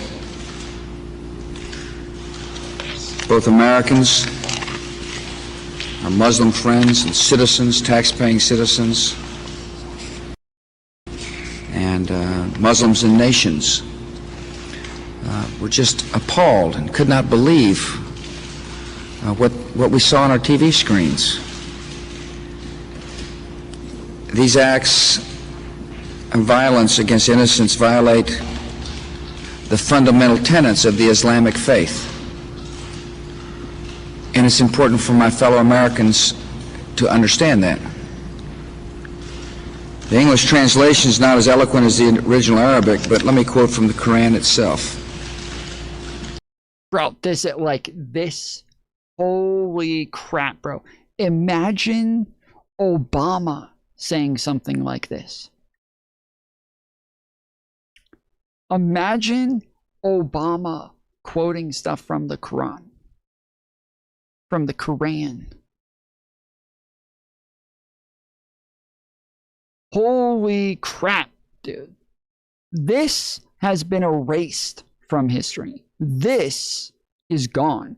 The thought that people have on like what happened during the George Bush era and how much worse things were and the types of things that he said and how much he hated Islam and how much he hated Muslims and how much he hated the Middle East and like all this crap. This has been erased from our history. And it's been erased from the Republican Party. It does not exist anymore. There has to be a complete re-education of Republicans to make them liberal people again. Like conservatism is meant to be a liberal ideology within liberalism. Not that they're meant to be like Democrats, but that it's supposed to be part of like the liberal ideology. And today's conservatives, MAGA, is not part of liberalism. They are not people who care about the Constitution, freedom of religion, freedom of speech. They do not care about these things. And especially as long as somebody like Randy Fine can exist within the Republican Party without constantly being denounced on a daily basis for the racist tweets that he puts out. Donald Trump and the stuff that he says about Muslims. In the long run, evil in the extreme will be the end of those who do evil. For that they rejected the signs of Allah and held them up to ridicule. The face of terror is not the true faith of Islam. That's not what Islam is all about. Islam is peace. These terrorists don't represent peace. They represent evil and war. When we think of Islam, we think of a faith that brings comfort to 1 billion people around the world. Billions of people find comfort and solace and peace. And that's made brothers and sisters out of every race. Out of every race. America counts millions of Muslims amongst our citizens. They would say they just dropped the political front and Trump just says the quiet part out loud. Well, no, Democrats would say that Trump says the quiet part out loud. They would say, no, we never believed that crap. George Bush was a Democrat. George Bush was not a real Republican, and we never agreed with the crap that he was saying. That's what they would say. Liberals would say, oh, Trump just says the quiet part out loud. Whereas they would say, well, no, Trump's a real Republican. George Bush was not.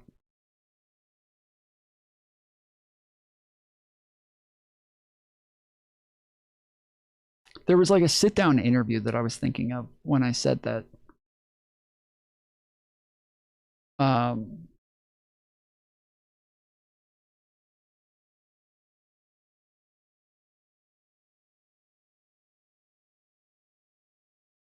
That I can't find now, but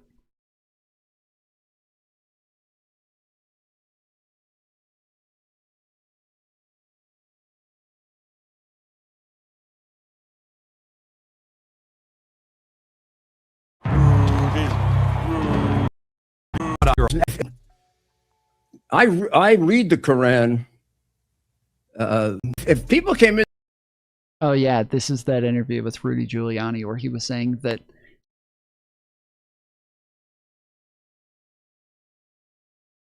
Mamdani needs to be like investigated for extremism and for all sorts of crap, and then he went on Piers Morgan and denied that he ever said this. Straight up fucking lied and said, I never said that. I didn't say that he needed to be investigated for those things. I was just saying he needed that like we as the American people should be looking into this and we should hold him accountable. But then I went and found the interview and he's literally like, Mamdani needs to be charged by the FBI for working on behalf of radical Islam, and such a fucking lying piece of shit. Then that's surprising coming from somebody that would support Donald Trump. I mean, you hear Trump and his ilk invoke religion for the Iran war or for whatever crazy stuff they're embarking on in the United States. I mean, people can weaponize religious stuff for good stuff. They can weaponize it for bad stuff. The idea that we want bad Muslims who aren't strict tenets to their faith, you know, while you've got the president worshiping Jesus and praying to God as he's bombing other countries without the consent of Congress is, I just think, insanely wild to me. I don't think the president is particularly religious, and yeah, this oh yeah, we have bad Christians in the United States of America. They're not doing terrorist attacks at nearly the per capita rates as Muslims are in this country.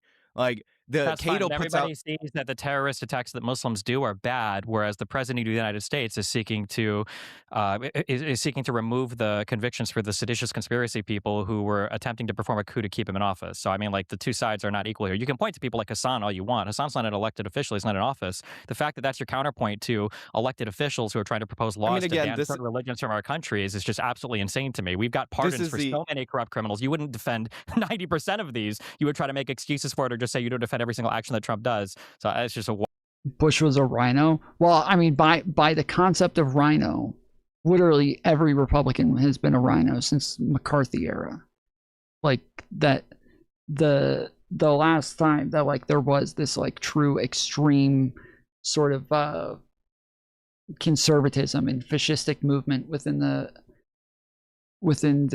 country, that is the era that they want to go back to. Wild comparison to me. Yeah, I mean, I'm a different person from Trump, but what you're doing right now is deflecting to January 6th in order to avoid talking about the problem of Islamic extremism, because my point about the per capita rates of terrorism is something that you can't address. So yeah, there is a unique problem with Islam. It's something that we have to examine, but I'm still not in favor of denaturalizing Islamic people. Terrorist attacks in the United States. How since 9/11? So Cato. Oh, since 9/11, so when we cut out the big outlier one, but Cato recently put out, like they put this out all the time, where they're like, oh, excluding 9/11 since 1975, it's like right-wing extremists are responsible for like 60% of the attacks, and it's like Muslims are responsible for like the big outlier one. When you include 9/11, what, you added 5 Muslims to it? What? Oh, okay, yeah, you're trying to get rid of 9/11. Oh, okay, yeah. There were like 5 fucking people included in that one, right? Like it's not a big difference. It is interesting. I think Counterpoints was the first person who ever brought this up, where I did find that argument very compelling, where he was on a panel full of people who were talking about the fact that like white nationalism is where the majority of terrorist attacks come from in the United States, and that is like a much bigger deal than Muslim extremism. And Counterpoints was the first person who I'd ever heard bring up, well, now when you look at proportionalities, if you look at proportionalities, like per capita, Muslims in the United States are committing a very disproportionate amount of terrorism compared to white Christians. Like, there is a massive disproportionality there, and that is like a really important point to bring up. Like, we would normally look at proportionalities if we're looking at groups, but I think the point is that we don't find Christianity to be the causal thing of the extremism. Like, Christianity is like a component of the culture, but the culture is seemingly what is causing this. We don't find, like, while Muslim religion again is probably part of it and part of the culture, the Muslim culture is not the cause of the terrorist attacks. And so the proportionality, I suppose, wouldn't matter as much to us, but I'm not sure. I think I would have to think about this for a little bit more, but I do know that, like, it does make sense to an extent that you would think about it in the sense of, like, proportionality. But I don't know. Because I feel like they're the ones who want to make it about the religion. We normally don't. We're not making it about the religion. We're not saying the religion is the thing that causes this. 22 to 24% of the attacks. I forget the exact number. They put this out all the time. But Muslims are 1% of the population. Like, so that's 1%. What percentage of Muslims are committing terrorist attacks, though? Well, that's a smaller percentage than that. What percentage of any group is committing murder? We're talking about like 5 to 10 terrorist attacks over the course of a couple decades. Is this what we're really going to structure our immigration policy on? Number one, and number two, the last I checked, nobody defends Muslim terrorist attacks in the United States. Everybody defends the types of terrorist attacks that MAGA is committing in the United States. They do defend them. They deflect from them. That's why Islamophobia. That's why Islamophobia is always trending after the fact. Give me an example of a lawmaker that's defended. But that's because, holy shit, that's because you guys blame the fucking you blame the religion. Yes, when people turn around and say, like, oh look, people voted for Mamdani, I thought we would never forget. It's like, wait, we were supposed to never forget to, like, hate Muslims? What is the point in this idea? Like, that yes, Islamophobia is going to start trending again when you guys say stupid shit like this.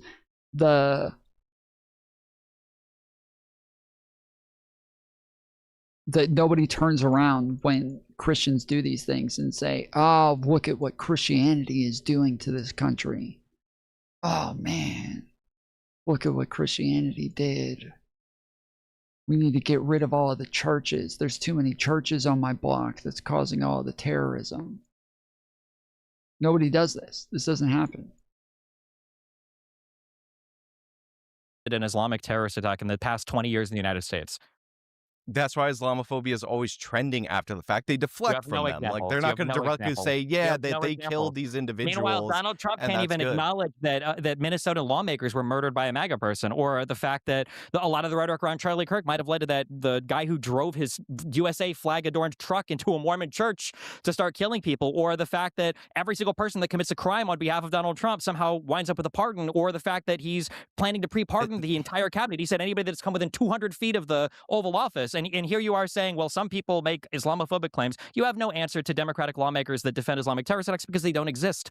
And even Zoran Mamdani, the guy you brought up earlier, literally condemned it 2 days after. He called out the ideology of the victim, and that tweet implied that Jake Lang was somehow responsible for the attack that was on him. And for you guys, relitigate, guys. It absolutely did. Let's not talk over each other, guys. Let's not relitigate the Zoran tweet. I think it's a fair point to say that Republicans have made excuses for certain forms of violence or openly pardoned and they shouldn't people. Do that. I listen, I agree, but that's where we're at. So, and again, like the right wing, the right wing attacks that Stephen is referring to, mostly January 6th, triggered like the largest FBI investigation in the nation's history. They hunted down people, they all got pardoned. Even the ones that were just trespassing. And by the way, people absolutely did violence, and they should not have been pardoned or commuted. The ones that actually attacked police officers or which Trump did, unfortunately. Yeah. Yes, but they did though. Like, I hate it when people do this where they're just like, yeah, but I disagree with that. Okay, but like now you realize there is a larger systemic problem on one side versus the other. There are terrorist attacks that are being committed by one side that are getting completely pardoned and forgotten about, and the other side is not doing that, yet you're equating the two as though they're both somehow similar. I don't know of any Muslim terrorists that are being pardoned by anybody. I do know somebody who's pardoning not only the white nationalist terrorists, but on top of that, fucking pardoning like cartel drug lords as well. So, which he did, but they should not have been pardoned or commuted. But like, this led to the largest manhunt in like the history of the FBI, when Antifa rioters rioted for hundreds of days during the Black Lives Matter riots. If you go look at the books, those people got settlements from all these major metropolitan areas, so they got paid. There were 10 to 15,000 arrests and everything. Not every single one got settlements from police departments. A bunch of these groups got settlements. The city of Chicago, I just covered it, paid out $12 million in settlements to these groups. Hang on, let's let Destiny make his point. Federal, that's just the city of Chicago. It's not the FBI. It's not a federal thing. Number two, my guess is just like with the J6 there's virtually no federal response. Literally any of these cases, you guys are completely off on the details almost every single time. You're missing a huge part that would dramatically change how people would view the actual thing itself. And then number three, the FBI, you talk about how it was the largest investigation of all time. It was also the largest undoing of an investigation of all time. You had Kash Patel running in and firing every single federal employee that had been involved in any kind of investigation related to Donald Trump, even the Mar-a-Lago stuff. You had a mass pardon for everybody involved. You have pardons now for people that were convicted of seditious conspiracy for the same guy they were seditiously conspiring themselves for. And you had a payout for Ashley Babbitt when she was killed for trying to break through a window to go and seize congressmen in the Capitol during an insurrection. So the idea that it was the largest FBI investigation of all time, when you had Donald Trump literally celebrating Mueller's death, a couple weeks ago, is insane to me. It's not even remotely close to the same on both sides on this. Yeah, so, the reaction federally was much more extreme to January 6th. But is that not valid to have a pretty strong federal reaction to a riot at the Capitol? I'm just pointing out the standard. Like, if you want to investigate and hunt down these people that did violence, like, I don't think they should have been pardoned. I don't excuse them. So, but like, yeah, the idea that there wasn't a massive federal response to that is just not true. I think we all agree there was a strong. Yes, it was a massive federal response that eventually got undone, so it just doesn't mean anything. It's a fucking meaningless statement. Federal response to it. But it was a strong federal attack. It was a strong attack on federal property. Antifa was not rioting against just federal buildings or a singular federal building. Well, they do attack a lot of federal buildings, actually. Sure, they do. I mean, the White House in May of that year, the federal courthouse in Portland for like 100 days straight. I know, yeah, you guys love to go to those things while making excuses for all the J6 people. It was only trespass. I'm not making an excuse. You're talking to somebody who's not here. When you say they I'm not making an excuse for... Yeah, no. When you're equivocating these two sides, you are 100% making fucking excuses. Give me a break, dude. You are definitely making excuses. Them. I'm saying they should not have been pardoned. Yeah, let me just check a couple quick. Did you say only trespassing? You said they were only trespassing, right? I said no. I said only trespassing. Brad, did you hear him say they were only trespassing? I didn't say they were only trespassing. He was differentiating that there are some. I was differentiating the people who were trespassing and didn't commit serious crimes versus the ones who did any act of violence. I would never say any of them were only trespassing. None of them. Not one. I would not say any single person was only trespassing. I don't think that person exists in that crowd. I think that every single person knew what they were a part of. They knew what was happening. They knew that there was currently, that the election was currently being certified within the Capitol. And like, they just listened to Donald Trump give a whole fucking speech about it. They all knew this shit. Nobody was just trespassing. Everybody saw all of the people at the front of the fucking lines beating the shit out of the cops. Like, there was nobody who was just trespassing. That did not exist. You could rewind the tape. Is trespassing a crime? Yeah, it is a crime. Oh, okay, cool. So then they probably should have been investigated and arrested if it was easy to find them. I agree. I mean, again, but the scale of trespassing to like the actual violence and the people who should have been prosecuted is completely different. What do you mean the scale up? What is a comparable attack on federal property? The scale of trespassing to violent crimes? Like, what do you mean? One is like one of the lowest level misdemeanors or violations, and a violent crime is a violent crime, but usually classified as a felony. Isn't that going to be the same in probably every single rioting event? Do you think the majority of rioters are also committing violent crime, or do you think the majority of them are also like breaking and entering or trespassing? Well, the rioters are typically breaking and entering, and trespassing, the people doing right? the riot. But the vast majority of the people are would not be committing included violent in crime, there, but right? Yes, and then all the people who go inside with them, those people are just trespassing. When there's a riot and let's say they all go inside of a jewelry store and some people are like breaking, you know, glass panes and like setting shit on fire and all this crap, and other people are like fighting with the cops at the front door to keep them from getting in, and then some of them are just walking around looking at the jewelry. Some of them are just they're just trespassing, you know, ignoring everything else going on around them. It's just trespassing. There's obviously a distinction that you're trying to So like breeze fucking over stupid, between the dude. people who are walking through the building or might have been directed through the building at certain points in time and Directed didn't through the touch building, anything. all the excuses. I'm just curious. Yeah, Do you where think that Donald Trump, did moved Donald Trump they lose the moved 2020 people. election? He lost the 2020 election. Biden was president for Yeah, 4 just years. checking. What are you talking Okay. about? Yeah. So yeah, there were people that were definitely directed, didn't touch anything, and they moved through the building and then they left. Like those people. He says, what are you talking about? Like he has no idea why Destiny is asking this fucking question. This is so bad faith, dude. This is absolutely bad faith. What the fuck? There were people that had already trespassed that were being directed into other areas for police control. Okay, they weren't guys, let into the building. They I'm weren't gonna move guided us in. along here, I'm but not. I'll say, First of all, I'm not.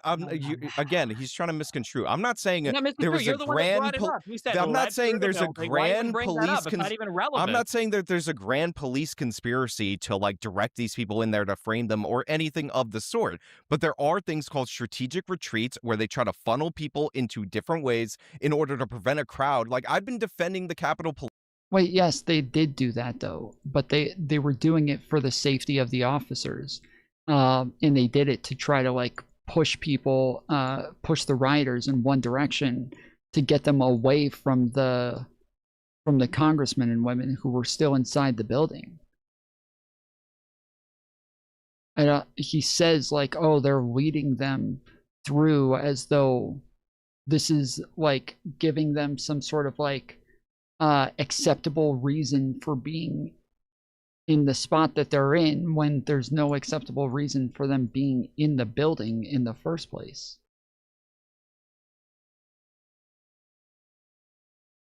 Police on this for years. Like you just haven't paid attention to that. I'll say this, Stephen, you gotta give Sean a little credit. He is not a blind MAGA cultist. What? No, he's literally giving every pass possible. literally and not. literally He has uttering criticized every Trump. No, he is downplaying all of this, dude. He literally multiple they were things in going this after very people who were episode. just trespassing. Well, you They know, were people who were running for hundreds of days. Trespassing is a crime, buddy. Sorry, it is, especially if you're doing it in I conjunction never with said- a ton I of other never people said that it trespassing. wasn't. Then why complain about it? All right, Because we're going to move along, all right. guys. We're going to move along to the final topic here while we have time, which I'm sure you guys will totally agree on and won't be contentious at all. The latest on the political fallout from the ongoing Iran war. That's not a war, but it's also a war that we've been fighting for 47 years. Trump, here's the headline from Mediaite. Trump drops jaw-dropping attack on Democrats opposing Iran war. Traitors all. Of course, the penalty for being a traitor is, of course, death. Here's from his post on Truth Social. The Democrats are doing everything possible to hurt the very strong position we are in with respect to Iran. A little further down in the post here, he says, we're in it and it will be done right. And we won't let the weak and pathetic Democrats, traitors all, who for years have been talking about the dangers of Iran and that something has to be done, but now, since I'm the one doing it, belittle the accomplishments of our military and the Trump administration. This is, quote, being perfectly executed on the scale of Venezuela, just a bigger, more complex operation. I mean, so there's layers here, Sean.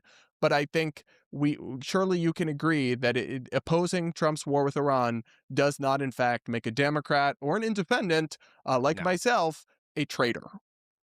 No, it doesn't. It doesn't make you a traitor. Treason is like the most overthrown around thing in the United States of America's political discourse. Not when we're talking about January 6th. Not when we're talking about January 6th. Treason's like the only crime defined in the Constitution. Like, you can't change the definition in the United States of America. Almost nothing meets that standard. Like, it's just not the case. So yeah, this is very much like the, oh, you're opposed to the war, you hate the troops kind of rhetoric. It's dumb. It's stupid. I don't like it. Even the people, and I think there was like a Chris Murphy tweet that people were highlighting where he was like cheering Iranian boats making it through the blockade, and like even people who are like rooting for like. Oh no, he did not, dude. No, he did not, bro. Oh my goodness, dude. Holy shit. Destiny knows about this, right? Destiny knows about this, right? Please, for the love of God, tell me Destiny kept up with this one. Please tell me Destiny knows about this one. Holy shit. That Chris Murphy did not cheer this on. He did not cheer this on. He quote Donald Trump. There was like a news article or some shit that was put out about the fact that like what was it, that some boats made it through the blockade and had been shot down or something. And he quote tweeted this and said, "Awesome."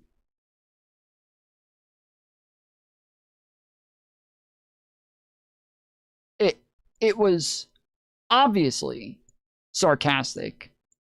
It was obviously a fucking joke.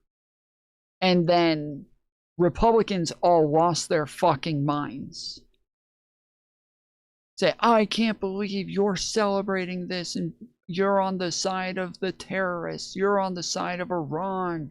But it was obvious. It was literally all lowercase letters. Awesome.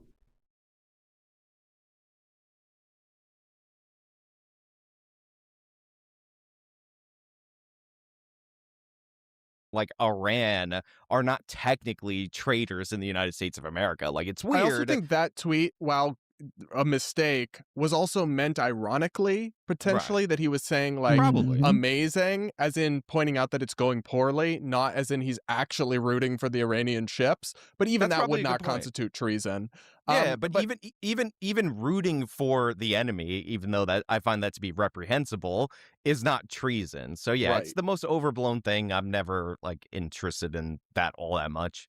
But as for this Steven. question here, well, hang on. I want to get your thoughts, because rather than just have Stephen obviously agree with that, do you agree with Trump's assessment that this is being perfectly executed?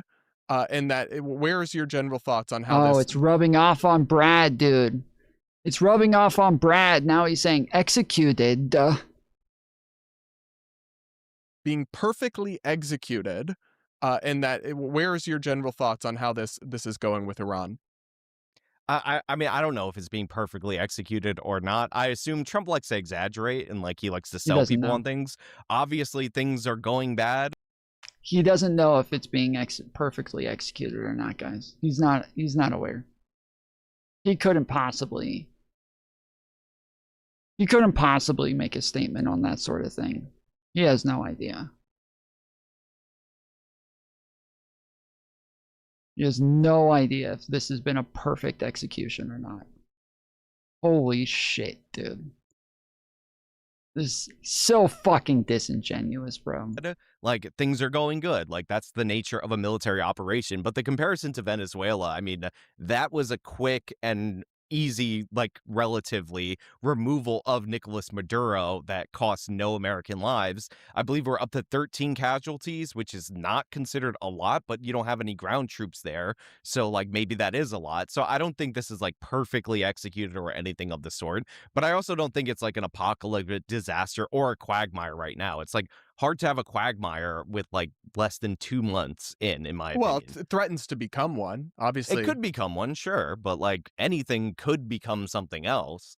Yeah, I just don't understand what the accomplishments here are other than decimating like the Iranian Their Navy leadership. and military. But okay, but we replace the leadership with like the leadership's son and with more hardline IRGC elements. So it's like we haven't replaced the regime. We haven't been able to reopen the Strait of Hormuz, which was open at the start of the war. I don't believe the nuclear imminent threat notion, and they've been all over the map on.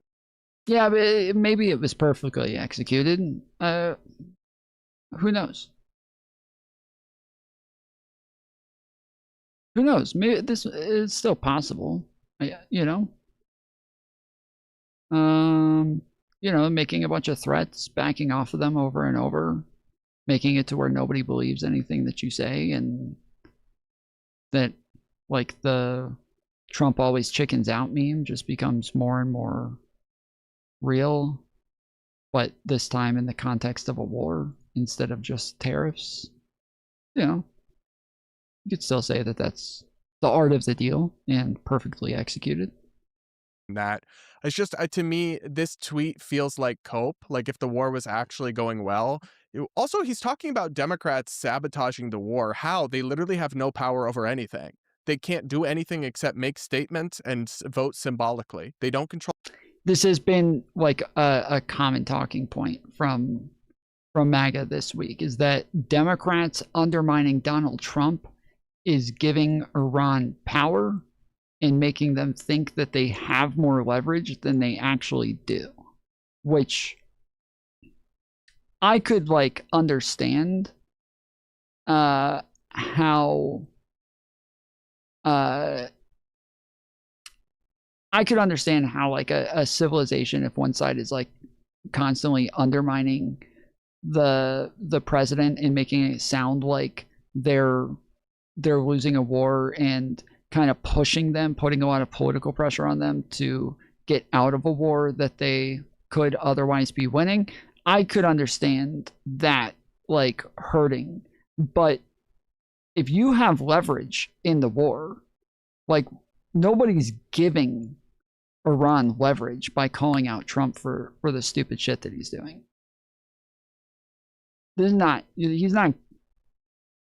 gaining leverage from that. Their leverage is the Strait of Hormuz. Their leverage is their like inability to quit. That's been their leverage the whole fucking time. To think that like what Democrats say on Twitter is somehow giving Iran leverage is just, it just shows how fucking childish these people are and how they don't live in reality. They're playing fucking what is it called, like Battleship? They have no idea what they're doing. Control the House. They don't control the Senate.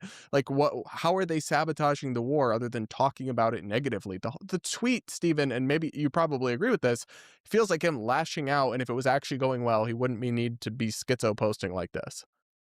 I just want to go back to how gross it was that Zoran took a day to condemn the Islamic extremists while Trump is talking about civilizations and blaming Democrats. That's okay. That's well played. Well fucking played. The juxtaposition between Donald Trump and the fucking insanity coming from this guy in the middle of a fucking war to then, yeah, but can we talk a bit more about Zoran saying the names in a different order than the way that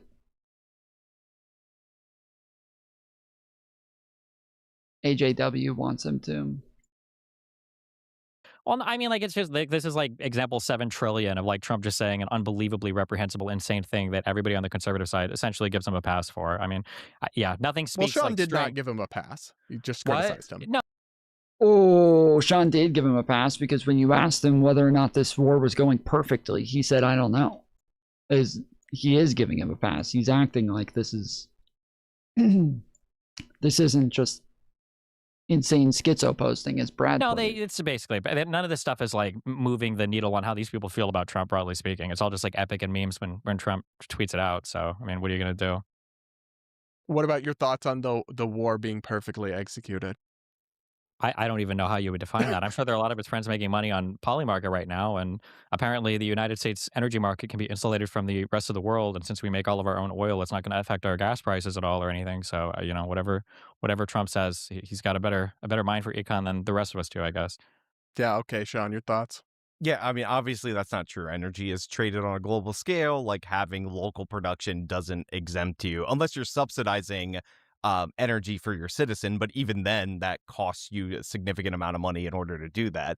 But yeah, like, I don't think the war is going perfectly. Like, ideally, if you started taking out leadership, you would hope for an uprising of the population and they would do part of the work for you. But most of the Iranian people aren't armed, so like they can't really overwhelm the IRGC. You also have the Kurds that has been the argument right there. I knew I was missing part of it. That's been part of the argument, is that because Democrats are undermining them, that this is making it to where the people of Iran are less likely to rise up when Donald Trump needs them to, which doesn't sound like it's being executed perfectly if you're like depending on a bunch of people who have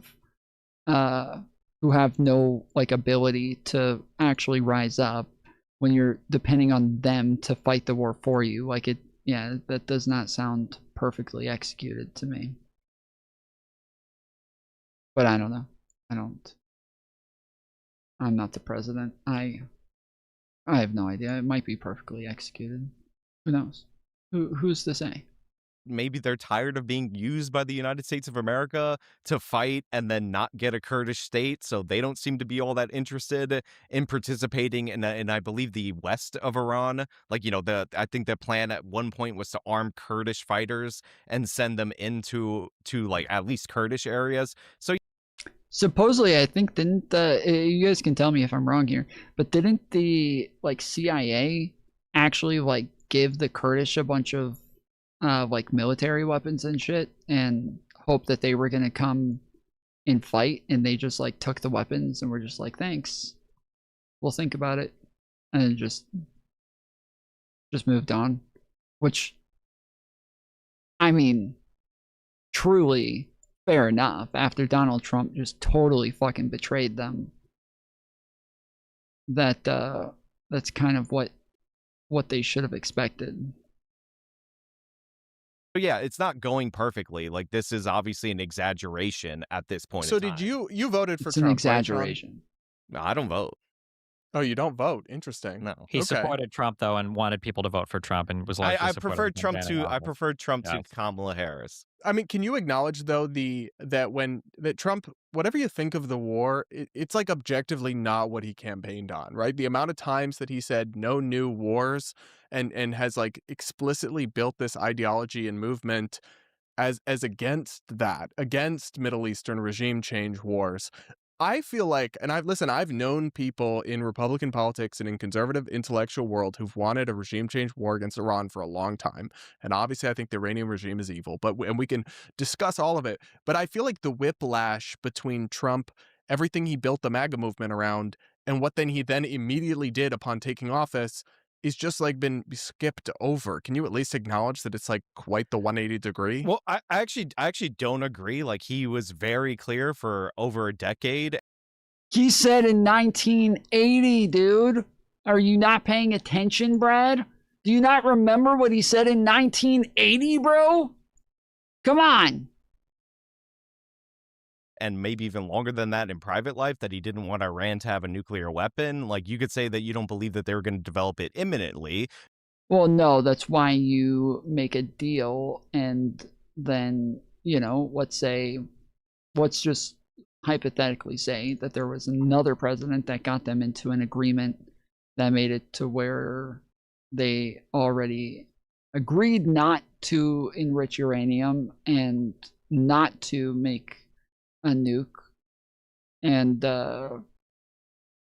I think that if you were super concerned with them getting a nuke, you just would have stayed in that deal, probably. But if you made a list of countries with 60%, Trump said that. The administration said that. If you made a list, I'm saying you can say you don't believe that. That's fine. But if you made a list of countries with 60% enriched uranium that aren't nuclear powers, it would be one nation, the nation of Iran. So like, it's not like there is no nuclear threat. Like they've been sabotaging this program. The United they claimed States that it was and destroyed Israel. already. I'm just curious. What did Trump mean when he said no new wars? What did that mean? Well, I'm sure. Look, he had contradictory messaging for sure, but he was clear that he didn't want Iran to get a nuclear weapon. But then Tulsi Gabbard testified under oath that they weren't building a nuclear weapon after Trump became president again for the second time. Who testified? Tulsi Gabbard? Yeah, the DNI. But like they still have 60% enriched uranium. He said that in such a condescending way. Like who? Tulsi Gabbard said that? Like what? It's the fucking DNI, bro. Why are you saying that? Like yeah. Now I would say who? Tulsi Gabbard?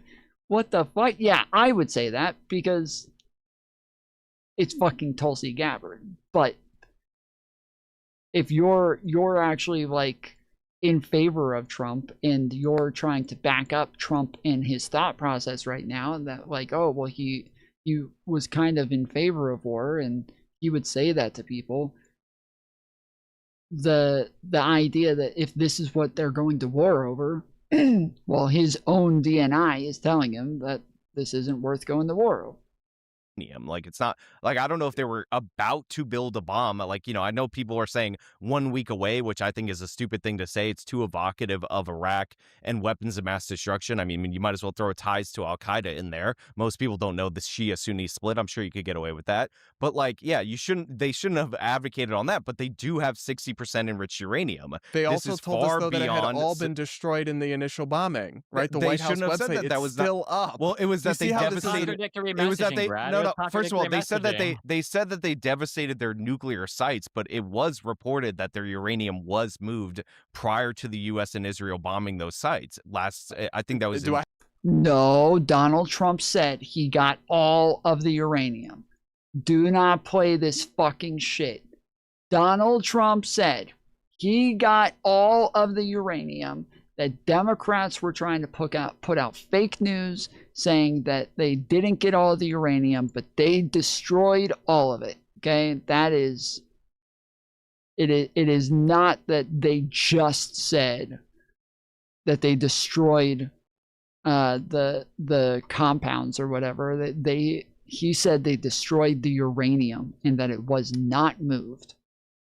I have to. July. I can pull up. I have it pulled up here actually, and they said that they were set back decades, and this was. Let me see if the date is on this. June 25th, 2025, and then less than a year later, he's launching a war about a supposed imminent threat. So either the first time he was blatant, like lying or somehow wrong, which is a massive catastrophe for the administration, or it's not actually an imminent nuclear threat that would justify some kind of. Launching a war. Like again, so first of all, him lying about the scale of the attack and its success last year, 100% very likely to happen. But also they weren't. It's not that. I don't think they were a week away from a nuclear bomb or anything of the sort. But the point is, they do have 60% enriched uranium. This is far above civilian grade. And the idea that you wait for a hostile foreign power to develop a nuke or to be like right a day away from developing a nuke before you take action, to me is absurd. I mean, everything that's happening right again, they had 60% enriched uranium. They had this for 4 years. 4 years. It was first announced that they had it in 2022.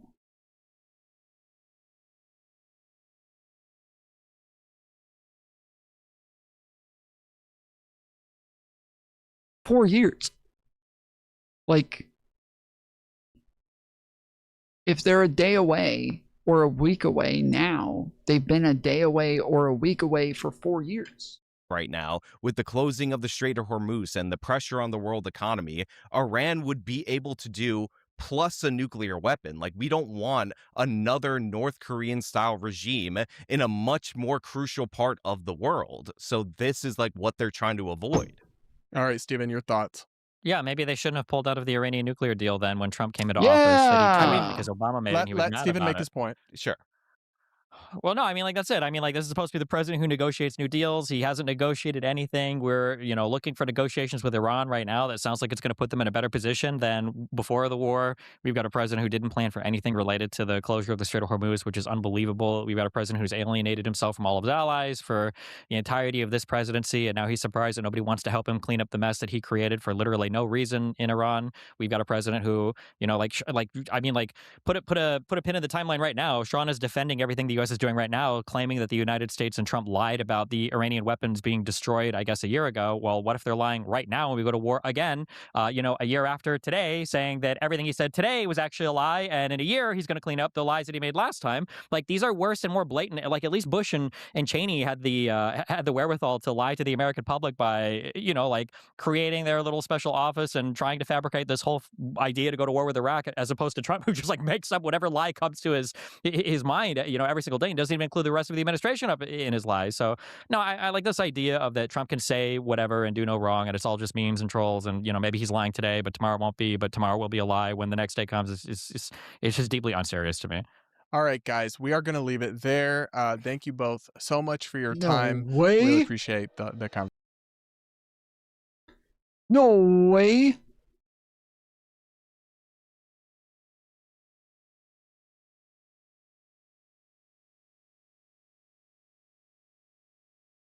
Why can't they have nukes? Like, seriously? I feel like you've asked me this in the past, so I can't tell if you're fucking with me or not.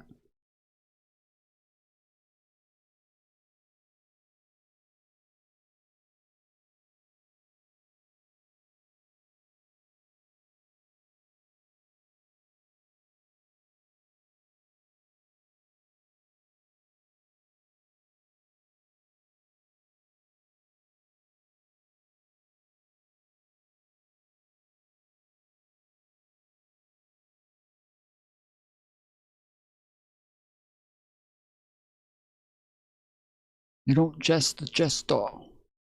Lester the jester.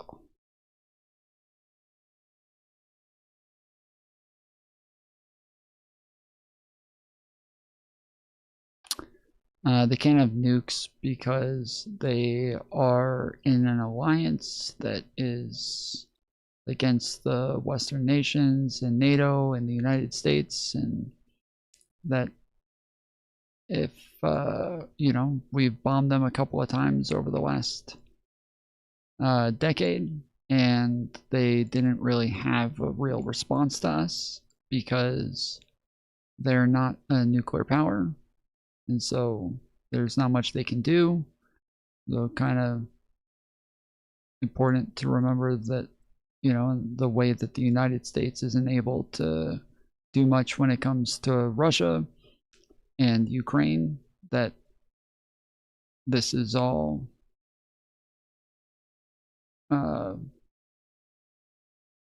like part of the problem, is that Russia is a nuclear power, and so we just can't get involved in a lot of shit now because they're a nuclear power. But when it comes to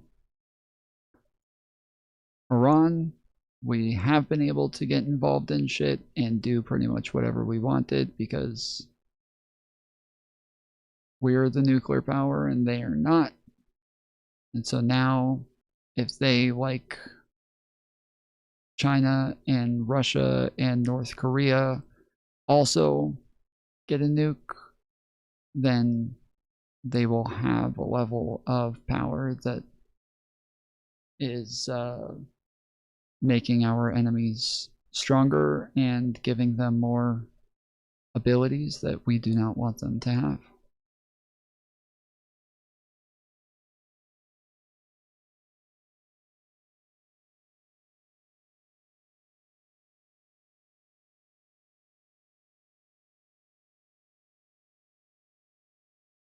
Duh.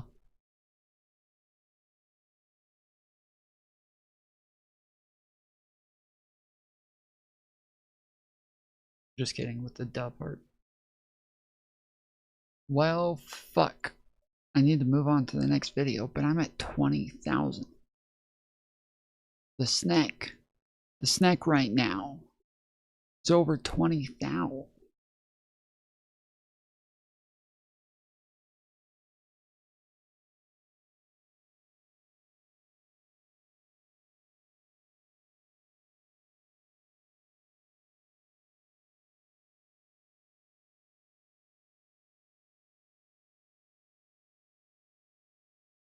Well, fuck. Oh, there it is. Thank God. In real ways, you and me and millions of people like us are the reason this is happening right now. We'll be tormented by it for a long time. I will be. I think the one thing I'm learning in this job and in this world is really not to put faith in people. I think that when someone says that they were wrong about anything, we should normalize providing positive reinforcement for that. Good morning, Piers. So good to see you again. Where are your manners, Piers? You're supposed to introduce me correctly. I hate that lady so much. You don't have any cards, Donald Trump famously told President Zelensky. You're not in a good position. Well, now it's the US president who appears to have folded. Trump last night extended the Iran ceasefire indefinitely. The bombing will stop, quote, until such time as the Iranians have agreed on their proposal. And to be clear, anybody who's against this war or any war should be glad about that. The problem for the president is that he has very little to show for the lost lives and the $60 billion impact on the US economy.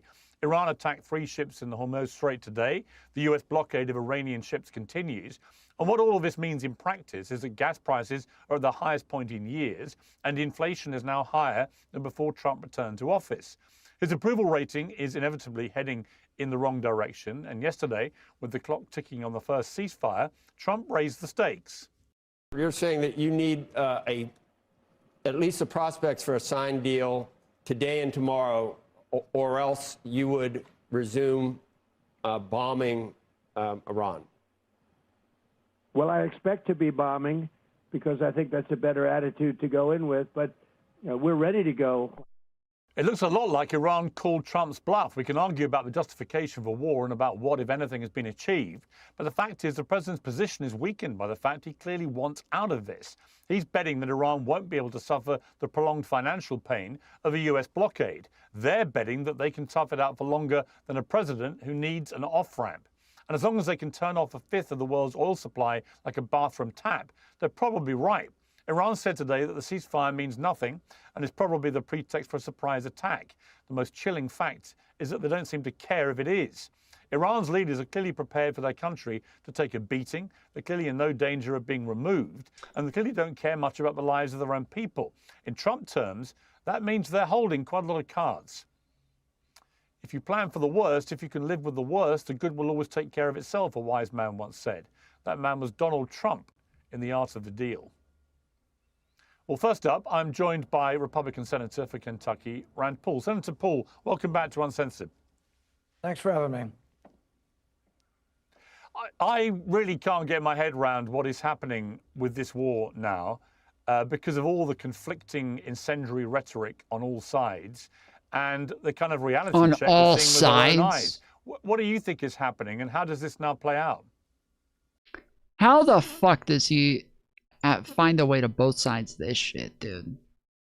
On all sides? How the fuck is that even possible? On all sides? What the fuck? Give me a fucking break, dude. On all sides, dude. Well, I think it's a war of choice. So a war of choice I'd like to end as quickly as possible. I'd like to get our soldiers out of harm's way. I'd like to remove the onerous changes that have come to our economy because of this war. And so the sooner the better for me. But I think it's important to know that if you want to stop a war, it's important to know how your enemy reacts. So, for example, we have completely defeated them in every military aspect of a war. They have no control of the air, no control of the seas, and really we can do as we wish with our bombing campaign. But people have to look back in history and see, well, what will people do in that kind of situation? And I think one useful historical example to look back is at Japan. But yeah, if that doesn't get you any closer to a goal, then it just seems like a lot of wasted time and money and resources and political power, and it just seems like a massive fucking waste if you're able to do all that and it accomplishes absolutely nothing. Like, it is rare. It is very rare that you can do that much and get absolutely nowhere in a war. Like, I think going into this, everybody knew that like those were not the strengths of the Iranian military or the Iranian government. Like their navy and their air force and whatnot. These were not like their strengths going in. Towards the end of World War II, we'd had 400,000 soldiers die. We weren't going to quit quickly. We decided to drop 2 atomic weapons. We dropped one on Hiroshima. 3 or 4 days later on Nagasaki, hundreds of thousands of people died. But when the imperial cabinet came together, most of them still wanted to continue the war. Finally, the emperor spoke up, and it was unusual for the emperor to speak. And the emperor spoke first without anyone asking a question and said, "Enough's enough. We're going to stop the war." But even in that utter defeat, there were people who wanted to fight on. So I think it's not really out of the question that the Iranians, even though they're utterly defeated, would fight on. So when you come to a diplomatic solution, you can continue to berate your enemy, you continue to belittle them, you can offer that you will obliterate their civilization or destroy their religion or mock their religion, but that's not a good way to actually get them to come to a diplomatic end to the war. And it's unlikely it'll be an unconditional surrender like the Japanese did after 2 atomic weapons. I think unconditional surrender is really off the table. But if there's stuff we still want, which would actually be good, like let's say they gave up their enriched uranium, that'd be a good result to a negotiation. But they're probably not going to do that just because of the military defeat. They're probably going to want something in return. So then you get to an actual negotiation. They're going to want some of their money freed up that's been frozen by the banking system. They may want relief of sanctions. And I'm actually a big believer that you should trade relief of sanctions for better behavior. Sanctions don't tend to work when you put them on a country. We have hundreds of sanctions on China and there's no effect. Hundreds of sanctions on... Well, they work if they want those sanctions released. Yeah, if they're willing to do something to get the sanctions released, then it's beneficial. In the case of Iran, that is 100% the case, that they have continuously offered to make concessions for assets to be unfrozen and to lift sanctions in certain areas. So this has been the case with them, where this is one of the times where this is actually a huge benefit. Russia, no effect. But I do believe in removing them and trading removal for an action that you want, that you actually can get benefit from removing sanctions. So I'm for real negotiations. I'm for removing sanctions if you get verifiable changes. Removal of the enriched uranium should be worth a lot, really, to opening trade with Iran, if they would actually agree to export or have some sort of third... What's up, Jen? How's it going? ...neutral country take it. But the bottom line is I'd just like to see meaningful negotiations, and I'd like to see an end to the war as soon as possible. The question of the enriched uranium seems pretty crucial to all this, because for Donald Trump to have any kind of off-ramp now, which looks like a victory, he would have to persuade the American people that his now declared main mission, which was to stop Iran developing a nuclear weapon, had been achieved. The only way to, I think, do that convincingly is to actually have the enriched uranium handed over or destroyed, and to be provably destroyed. But if you're the Iranians, I'm not sure there's any real incentive to do that. And they can now use the Strait of Hormuz and of course their highly effective attacks on their Gulf state neighbors, they can do that anytime they'd like to put more pressure back on Donald Trump, who is facing already a lot of economic and political pressure himself the longer this goes on. So I just don't understand how that happens, how the enriched uranium gets, I don't think they're going to surrender it. And how does America, or the Israelis as well, how do they get their hands on it without committing huge numbers of ground forces, which I don't think has any political appetite for that in America, given the way the polling is right now? You know, it becomes harder to declare victory if they retain the enriched uranium and the regime stays in power. And, you know, last year, the Trump administration Gen declared X tip $20. Hey, yo, Gen X with the $20 dono. I did, just to be clear, I did already hit the goal. I don't know if I put it on there, but I did hit the goal. If that's why you were donating, I can.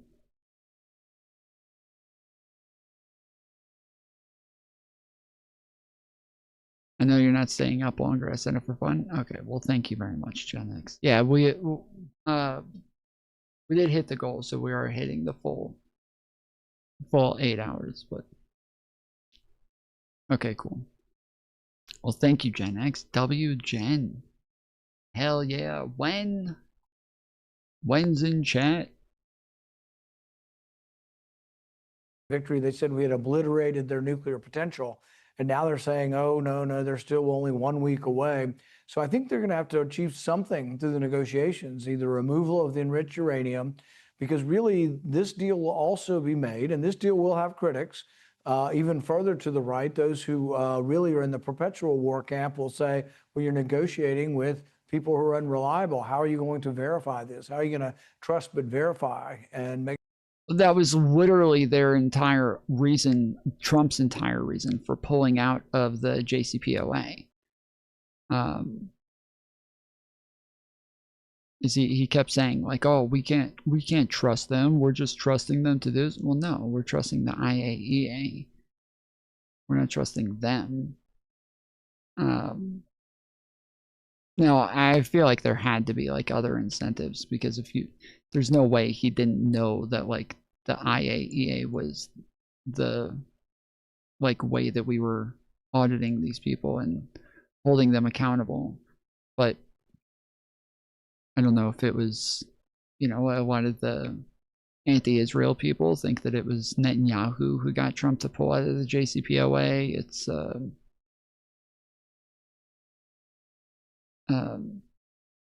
lot of people think it was Russia or whatever, but it doesn't make sense that like, yeah, he just somehow just didn't know that there was like a process for holding them accountable within the JCPOA. Make sure the agreement is adhered to. So it isn't as simple as people make it out to be. You have to have inspectors on the ground. You have to bring back the international atomic inspectors. So there's a lot that has to go on. But all I can say is my hope still is for peace. My hope is for a resolution to this for many, many reasons. But it's not an easy way to do it. But I can say that any members of the administration that are using apocalyptic religious terms to describe the war are making a big mistake. I mean, a country of 90 million people who are almost entirely Islamic faith, to mock Allah or to talk about Old Testament ways we're going to smite our enemy or made up Pulp Fiction passages are probably not good ways once you get to the talking phase. And we are in the talking phase. And we will always be able to win the military phase. We won the military phase. We can continue to win.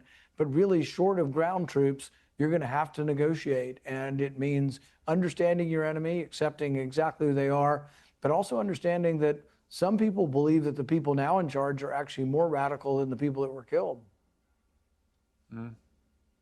Yeah, I mean, you've got the supreme leaders. He's been talking for a really long time. I think Pierce fell asleep. Son is now the new supreme leader. Clearly he's been wounded, so we haven't seen him. But given he lost half his family in the initial strikes, it's hard to believe. I don't think Pierce believes he's alive. I think Pierce is still holding out that this is all just a big conspiracy and that he's not actually alive. He wouldn't be more hardline and radical than perhaps even his father was. And the IRGC appears to still have a very tight grip on the country, because we've seen no uprisings whatsoever from the Iranian people. Partly, of course, they don't want to get bombed, but also there seems to be no belief on their part at the moment that such an uprising would lead to anything other than mass deaths, as we saw back in January when they protested. If you were advising... I mean, that's what it is. Yeah, if they just had what is said to be about 30,000 people died, like, yeah, I don't know who the fuck wants to get involved in that, especially when they don't have the resources. President Trump right now, I get the sense, looking at him and the conflicting positions he's taking, that he's desperate to try and get out of this, but in a way that looks like he can claim a victory. What is the best way for him to do that, do you think, quickly? I think when you're leading up to a war, expressing how much we can do in damage is potentially a deterrent or an inducement to negotiate. Once we've already shown that we can damage and the damage has already occurred, I don't know that reminding them is doing much, because, see, we've won the military phase. Now if we're in the diplomatic phase is about sitting face to face with your enemy or adversary and actually understanding that at home they will have to save face.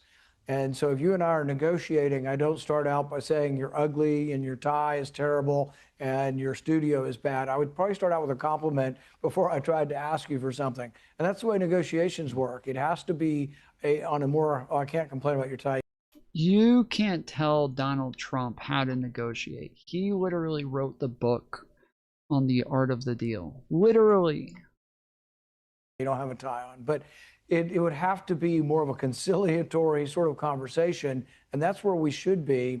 And that doesn't involve words like ending the civilization, obliterating a people, bombing you back into the Stone Age. We kind of already have done that, and we've shown we have the might to do it. I don't think we have to brag about it anymore. At this point, we're in the diplomatic phase, and that really involves understanding that the leadership who's going to negotiate with you potentially has problems at home if they look too weak in the negotiations. We want something out of it. What is the main thing we want? It seems to me that the main victory of the diplomatic part of this war would be the removal of the highly enriched uranium. If you had that, a promise not to enrich, and then some sort of regime that is an international regime that is periodically in Iran to check for enrichment, I think those would be big victories. But Iran's probably not. Sam Jackson verse is the only verse I know. Yeah.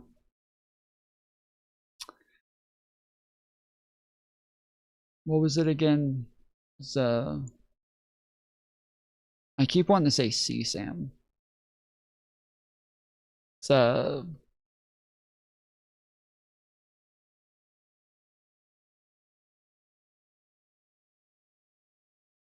was C something. Combat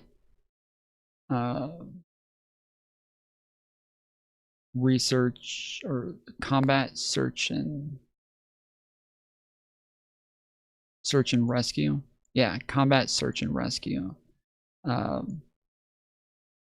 CSAR. That's what it was. CSAR. Giving that up unless they get something in return, either relief of sanctions that allows them. No, Ezekiel is the verse that the Pulp Fiction thing came from. He was reading so then Samuel L. Jackson did his version in the book, in the movie, and then the military made up their own version of the Samuel L. Jackson version. And so that's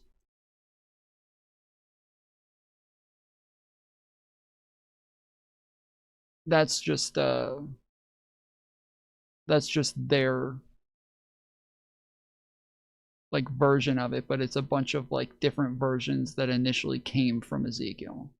Ezekiel was the original, and then these are all like offshoots of that. lets them sell their oil. Senator Rand Paul. It's like a combat search and rescue, like sort of mantra that they have that they called the combat search and rescue CSAR. Yeah, 2517 or whatever.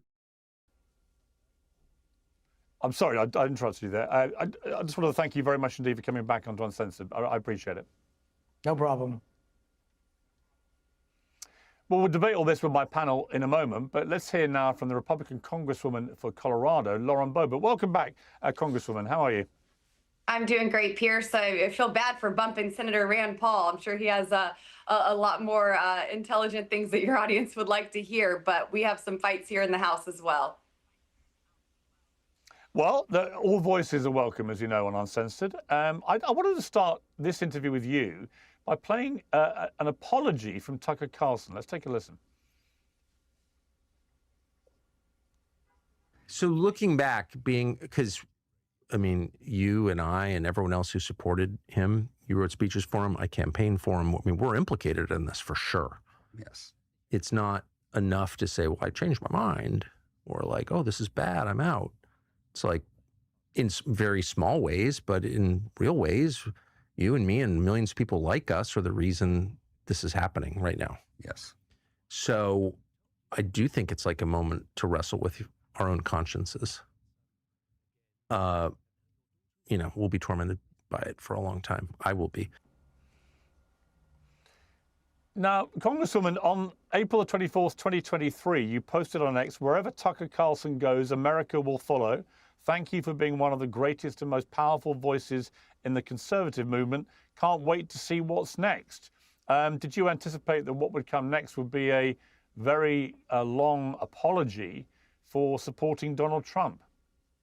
I think the one thing I'm learning in this job and in this world is really not to put faith in people and not to be so definitive on opinions of people because they change all the time. People's opinions have certainly changed on me. My opinions have changed on you, Pierce. I think you're wonderful.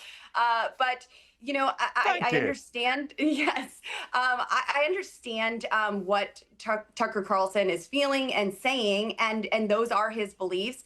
He has, you know, has a sense of betrayal by the president personally from the attacks that have come out, from the rhetoric that has been said, and he's not alone there. There have been many others in that list, and even a member of Congress who resigned because of the words that he said. But I do not regret my vote for President Trump. I do not believe we would have America to defend if Kamala Harris would have won. There would have been endless wars throughout the world, and I don't think that we would even be winning them, and we certainly wouldn't have the victories at home. I don't like getting involved. Because, you know, she came from the Biden administration that was just, you know, just that guy was... He was starting wars all over the place. The guy just couldn't go a day without starting a war. Sheesh. Involved in the Middle East talks. President Trump has, you know, he has a track record of using our military wisely and not getting bogged down in forever wars. And I do believe that he has an intent to solve this. And just look at his. Where the fuck is that track record? Where the fuck is that track record? His first term, he made the biggest deal about the fact that he was going to pull us out of Afghanistan and then never did.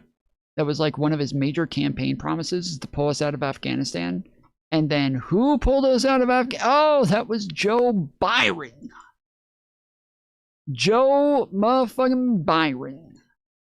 Yes, it was. That's right. I forgot it. His first term. But that said, I feel like, you know, this is already dragging on, and I want to focus on the issues here at home. And that includes just not going after these topics of, you know, who is mad at who and who hurt whose feelings. You know, I mean, I could have reasons to have my feelings hurt every single day, even by my own remarks and my own self. But I stepped up to lead and to solve problems for Colorado and the rest of our country. And that's what I'm going to continue to be focused on. Am I crazy? Does she not have a real, like, Southern draw sometimes? I feel like this is a very different accent from her today that I could have sworn she normally had a heavy Southern accent. But she sounds. Also, I feel like normally she sounds drunk too. She doesn't sound all that drunk today.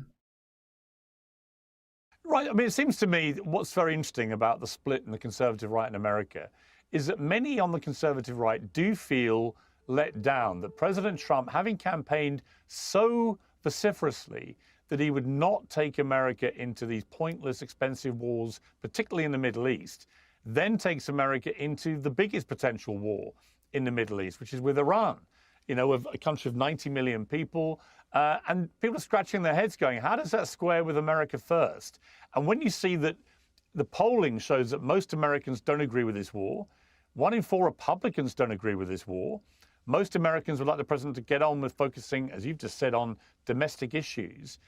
They're scratching their heads going, why did he do this? And it looks to me, I may be proven wrong, I hope I am, but it looks to me like the president wants to get out of this now, but can't see an easy way to do that that doesn't look like pulling out and surrendering. Yes, well, if anyone has listened to President Trump's remarks from decades ago, even, he has always said that Iran. Bro, from decades ago, they always have to go so far back, dude. So far back. Like, it is true when he was campaigning, I think he has like a statement where he says that he would bomb the shit out of them or something like that. Actually, I thought that was from one of his campaigns, like interviews, but I think I saw the other day that it's actually from like 2012 or something. So die,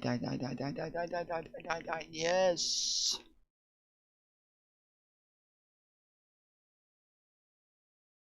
Cannot have a nuclear weapon, and that he would do anything in his power to prevent that. And so it's no surprise that he is taking this action against Iran to ensure that they do not have a nuclear weapon. But also, I do understand. I mean, he is the leader of the free world, and really, he is a world leader. So there are other issues that come up. Well, when the rest of the world is no longer following, I don't think you can really call him a world leader at this point. Just look at Congress. I don't want to be battling and exposing creeps and pedophiles as my job. That's not exactly what I signed up and stepped up to do. I said that I was going to deliver water and infrastructure projects for Colorado. I was going to secure your constitutional rights. I was going to empower parents to raise their own children.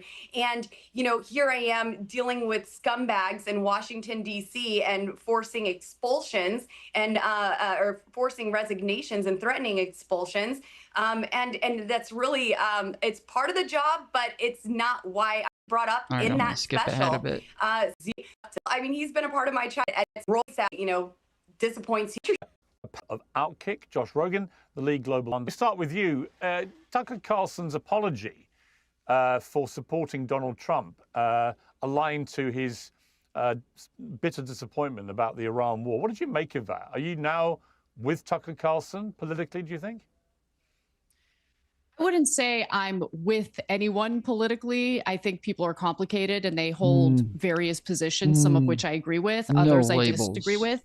In regard to Trump's take on the war with Iran, his commentary in regard to the detrimental impact of the U.S. alliance with Israel, I wholeheartedly agree with him. I've been agreeing with him. And I think that when someone says that they were wrong about anything, whether it's a political candidate or particular political issue, when they admit that they were wrong and they apologize for it, we should normalize providing positive reinforcement for that. We should create the kind of culture that rewards people who are willing to admit they were wrong. Clay Travis, welcome back to Uncensored. It was good to see you. Polymarket on the US and Iran permanent peace deal reckon there'll be one by April the 30th, 20% likelihood of it being done by April 30th. I've got to say, I find this highly unlikely. I mean, I look at this current quagmire I'm really struggling to see how Donald Trump extricates himself quickly in a way that gives him any kind of convincing victory lap. And I just sense that his constant changing of rhetoric and positioning and so on indicates that he is really wrestling with how to do this in a way that works. How are you feeling about it? I mean, are you comfortable with the way this is all playing out? I think we can see a pathway to, first of all, thanks for having me back on. And I think we can see a pathway to success here, but it requires that Iran gets something and that the United States gets something, as all negotiations require. Interesting. And so what I would say the United States most wants is the so-called nuclear dust from Iran in some way in our possession, removed from that country. And the Strait of Hormuz fully ending the blockade and also ending any threats to ships there. I would say that's the two things the U.S. is most focused on right now. I would say the two things that Iran needs is they want their money unfrozen, the assets there. They want the ability to get that removed. And I think they also want for, in some way, the political power that exists now to be recognized as a group that is worthy of negotiation with. And I think the biggest hangup right now, based on everything that I'm hearing, is there is an internal discord between the negotiators and the IRGC over who actually is in control in Iran. And remember, we still haven't seen at all in any way, even audio, certainly not video, of the Ayatollah who has been elevated, the son of the killed Ayatollah. So I think the challenge is here, who are you negotiating with and who has authority to enter into any sort of deal with Iran? But to me, that seems like a framework where Iran would get two things, United States would get two things, and we could go back and see how well the relationship is going to play out here. I would say Venezuela is a good model, Piers. We hear nothing at all about Venezuela right now. It seems the country has stabilized. Delcy Rodriguez, in many ways, working with the United States. I think what the Trump administration is looking for is who are the leaders of Iran and can we trust and negotiate with them? And that is the biggest challenge to getting peace right now. Josh Rogin, welcome back to you as well. You shared an ex-post yesterday from an Iranian national security analyst that said Trump's ceasefire extension means nothing. The losing side cannot dictate terms. The continuation of the siege is no different from bombardment and must be met with a military response. Moreover, Trump's ceasefire extension is certainly a ploy to buy more time for a surprise strike. The time for Iran to take the initiative has come. Now, that may be just more bellicose rhetoric, but it seems to me, and as it has done from the moment they shut the Strait of Hormuz, that we've been witnessing a very asymmetric war here. There's been a military war of a conventional kind, which America and Israel have been pretty successful at so far. But there's also been a war over a waterway, which has been highly effective for the Iranians in causing enormous economic and therefore political damage to America, I think in particular. And of course, there's been the constant attacks on the neighboring Gulf states, which have caused them enormous difficulties, which have presented a big, big blow to their future business model, which has been developed in the last few years of moving from oil to tourism and selling sun and safety in particular, and having entertainment and sport and so on. That's all been put on hold. And what you're seeing, a lot of people leaving because of what's happened. So there's been a lot going on here. One's been a conventional military war, and one has been a war over the Strait of Hormuz. The problem, it seems to me, for Donald Trump is that he doesn't quite know what to do about either of those things. I mean, if they were to now attack again in Iran and attack, for argument's sake, oil refineries or desalination plants or whatever, well, the Iranians have made it crystal clear they would do exactly the same thing immediately to their neighboring Gulf states. And that could be, in some instances, extremely damaging, particularly the desalination plants. So where do you think we are with this, and how does this play out? Right. Piers, I agree with your framing, except for one small detail. It's all the same war. The Strait of Hormuz, the attack on our Gulf allies by the Iranians, the conventional attacks by the U.S. and Israel and Iran, it's all the same conflict. They're just different tools being used by different actors in that same conflict. And of course... Is this guy serious right now? Who the fuck is this guy? Is he fucking serious right now?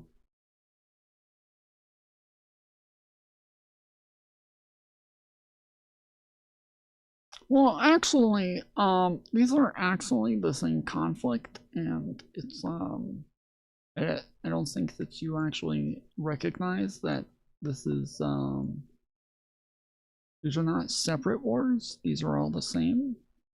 They're all related. And now we're almost 2 months into this thing, and what do we know for sure? Well, we know a couple of things. We know that the Trump administration's theory of the case, which is that this would be a short war, regime change, a Venezuela type, agreement with whoever was left standing, was wrong. They had for whatever reason, either they were misled or misled themselves, got into this with completely wrong expectations about how the Iranians would react, what their capabilities would be. And the way that we know this is because President Trump says it all the time. He's admitted on several occasions. He was shocked that the Iranians would close the strait. He was shocked that they would attack our Gulf allies. Now, one could say that if he hadn't taken all of the people in the U.S. government with any expertise in Iran or negotiations out of the loop, that he might have been more aware of that, but that's a separate story. But to get to your question directly, where we are is nowhere. We're at a stalemate. And by highlighting what the Iranians are saying and what the Trump people are saying, you can see that there's a huge gap there. And the reason that there's a gap is because both sides right now believe that they have the advantage. And they've got a blockade, and we're blockading their blockade for some reason. And they both have incentives to not return to major combat operations, but they also both have incentives to keep, this thing going on and see if their leverage can increase. And, we're blockading their blockade for some reason. I feel like that's like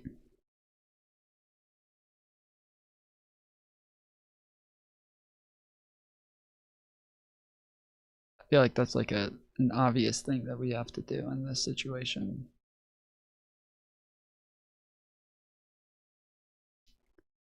This Rogan Josh fella got his name backwards, yeah. Sort of day-to-day craziness of the Trump Truth Social posts where he's threatening to wipe out a civilization one day and then threatening to destroy all the power plants, which, by the way, would be a war crime, in another post, and then saying everything's great. And the market manipulations. I mean, you're quoting poly market. I mean, the corruption in the poly market, not to mention the futures market, is unprecedented. And in that kind of a crazy situation, a delicate, agreement with the Iranians over serious issues that require a lot of nuance and a lot of hard negotiating, basically impossible, both because of the chaos on their side, which is real, and the chaos on the U.S. side, which is real and obvious. So that's a really bad situation. In any country you go to, any diplomat you talk to in any part of the world will tell you the same thing, that the entire world is suffering because of the craziness of the Trump team and the intransigence of the Iranians. It's not that one is blamed or the other is blamed. They both have a responsibility for getting into this mess, and nobody has a plan for getting out. So I think this is going to be, at best, a medium boil conflict for the foreseeable future, well into the summer, and at worst, a return to major combat operations that will cost American and Iranian lives especially. May I buttress his point? Because I do want to add something to what he said, and I agree entirely with your analysis here. There's a story out today in the Financial Times, the FT, where they go in depth into the 34 Iranian vessels. It's part of their so-called shadow fleet that were able to circumvent the U.S. blockade on Iranian vessels. And as an American, of course, you're supposed to be on American side. You're supposed to be rooting for what America's doing. But it's incredibly hard to do that when you see how much of an economic struggle this is imposing on countries all around the world. In the very beginning of this war, Trump actually lifted sanctions on Iranian oil because he wanted to ensure that the supply of oil wasn't going to be as limited as predicted. And then when he saw that they were unwilling to play ball with the Strait of Hormuz, Trump decided to kind of have a bit of a tantrum and engage in this U.S. blockade of the Iranian vessels. But Iran is able to circumvent, I guess, to some extent. And that is a good thing because we do need more supply on the global market in order to try to keep, gas prices down to some extent. But Lufthansa, one of these major European airline companies, just announced that they have just completely canceled tens of thousands of flights in order to reserve fuel. They're running out of jet fuel. So this is, the longer this goes on, the worse this is going to be. Yeah, that's my sense. Tom Sauer, you're more bullish, I think, about the war from an American perspective. Explain why. Yeah, I think everyone else on the panel here, point well taken. I understand, like there's some real concern there, but I think it's important to step back, is to take a look at the fact that why are we here in the first place where we are, and that is to prevent Iran from obtaining or building nuclear weapons. Now, and also I fully understand the argument that we've been told for the past 10 years that Iran is. Anna is one of the people who will constantly do the like, well, why can't they have a nuke? Israel has a nuke. Why do we care about them having a nuke, but not Israel? Why, that doesn't sound fair. I thought we were supposed to be fair here. Like, she does this all the fucking time. It's so obnoxious.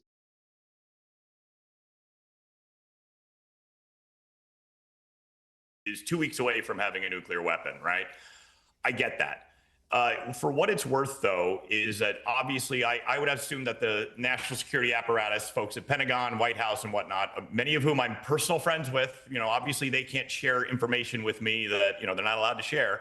But I'm going to go on the assumption that they have more information than I do. Now, whether that means they're actually close to getting enriched uranium, or whether that means more importantly, that they're building up their conventional defenses to such a point that we would have exceptionally more difficulty in eliminating a nuclear threat from them if we continued to let them build up those conventional defenses, right?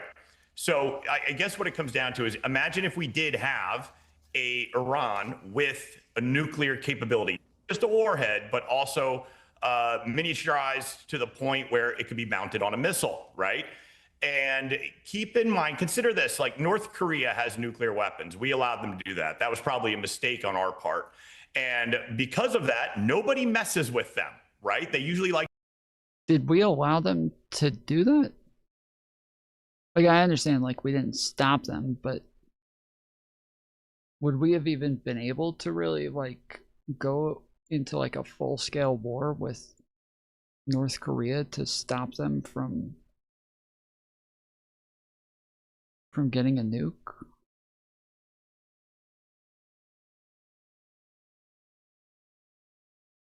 Like to be left alone. They're very smart. As much as everyone loves to talk about how terrible and dumb and crazy the North Koreans are, they're real smart, but they act more like a crime family, right? So, and then let's take a look at another country that had a WMD program, Libya, right? And then, about a decade or so ago, Gaddafi decided to willingly give up his nuclear program. And how did that work out for him? Yeah, he got sodomized on the hood of a pickup truck with a bayonet. That's what happened to him. So what did he, so what is the lesson that we have taught a lot of these other countries? Is the best thing you can do to ensure your security and survival is to have nuclear weapons. So they've made that an existential objective for them. And and now imagine if you did have a nuclear armed Iran that was able to harass other people in the neighborhood, that was able to control shipping in and out of the Strait of Hormuz. And it really makes it very difficult to take military action against them, especially when they have openly said again and again that they would like to use those nuclear weapons. Okay, but so Tom, let me ask you a question. Tom, let me ask you a question. Sure. If the key thing is removing their ability to build a nuclear weapon, we know they've got enriched uranium to over 60%. We know it's buried away. No one's quite sure where it is. And we know at the moment it remains buried away. How does America get its hands on that enriched uranium? Because it seems to me if it doesn't, and doesn't provably remove it and destroy it, then the Iranians are still where they were when the war started. They've still got exactly the same capability they had 6 weeks ago. So how do we get that without a ground force invasion? Without a ground force invasion, well, I'd say with great difficulty. And here's something, without saying too much, is one thing I do know, and you can probably find this open source, actually I know you can, is that there are parts of the military that have been working this very problem for a very long time, well-funded, with a lot of technology, specifically on what we call sub-T, subterranean, and specifically working the problem set of what would we have to do in order to access subterranean facilities in Iran or North Korea? So without saying too much, there's something that I was involved in. There are two things that I spent a lot of time in the military in was mine countermeasures, C-Mind is a Navy EOD officer, and also weapons of mass destruction.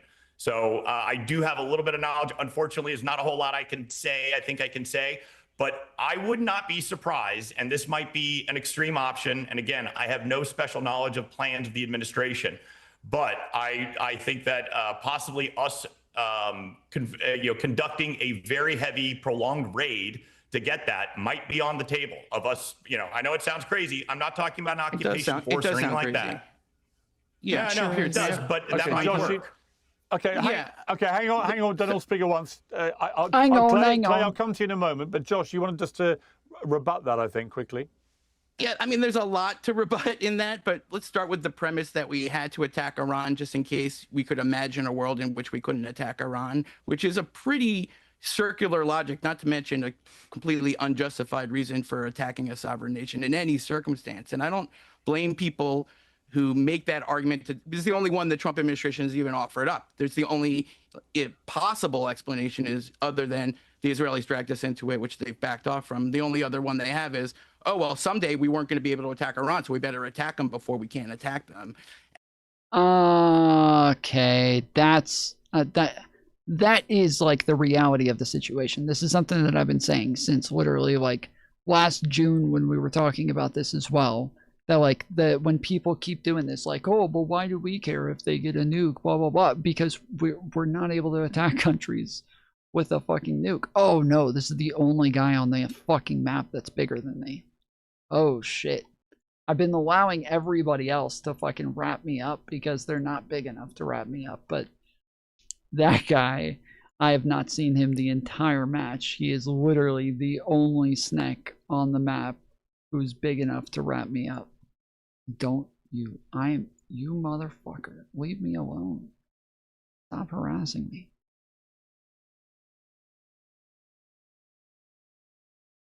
And that has nothing to do with international law. And what lesson does that tell the rest of the world? What message and signal does that send to Vladimir Putin or Xi Jinping or Kim Jong-un, who would love to attack a country on a flimsy justification, but now there's nothing that we could really say about it because we just attacked. So that's one thing.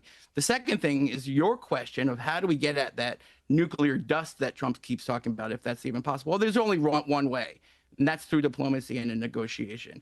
And if anyone thinks that anyone would be stupid enough to send American men and women into some subterranean dungeon, which is heavily guarded by Iran's most elite forces, to drag 1,000 canisters of highly volatile nuclear material while having some sort of firefight. Like, I don't know what you're smoking or what movie you're watching, but that's not a real thing, despite the fact that, yes, some plan exists in some special forces vault somewhere. That's not a good idea. Let's pray that doesn't happen. This is not going to go well. So if we want to have a nuclear agreement with Iran, we have to have a nuclear agreement with Iran. And that's the only path out of this. And that's why it's so shocking and so terrible that our diplomatic engagement is so obviously incompetent, because if it switches every day, then it's obvious that, Okay, let me bring Clay in. Clay, just on a political thing, because I heard people on the Trump side yesterday talking about the economic damage the blockade is clearly causing Iran. And if that was to carry on, then whatever reserves they may have very quickly get swallowed up. It gets very expensive for them, very punitive for them. I get all that. But at the same time, the same thing is happening to the US. There's a constant reports now of depleted weaponry on the US military side. A lot of stuff's being used in the last 6 weeks. There's clearly a lot of economic pain. You're seeing gas prices rising significantly. You're going to have food prices rising because of the block on fertilizer coming through the Strait of Hormuz. We haven't seen that come through yet into the food chain, but it will. And all this with the backdrop of the midterm elections, it just seems politically very perilous the longer this goes on for Donald Trump. And he keeps trying to say it's going to end, it's going to last 2 weeks, 3 weeks, 6 weeks. Well, we're now into the 7th week. There's no sign of it ending at all. As somebody that would like the Republicans to do well in the midterms in November, how concerned are you getting about the timeline here and the economic and political damage that is being sustained by America? I'm very concerned. Look, the number one thing that people say everywhere is they're angry about the cost of goods. That is what I hear everywhere. I got 3 boys every time I go through the Chick-fil-A here in Nashville. where I live, it's over $50. Things cost way more than they should. I think it's probably something that everybody on this panel can agree with. And there's anger. And there's anger at everyone in power as a result, because, again, it just comes back to everything. This game needs pew-pews. Yeah, that would be fun. We could just shoot each other. But I think back when I first started playing it, there was like a laser at the front of your head. And it's one of the options that they have on it now is you can put a laser on. But the laser, it didn't actually do anything to anybody, but I was always confused. Like all it was supposed to do was just show you like what direction you were heading in. So you had like perfect aim. And so you just had this like straight line coming out of the front of your head at all times. And I always, for a while, it took me a while to like figure out what the fuck that laser was supposed to do, and it didn't do anything.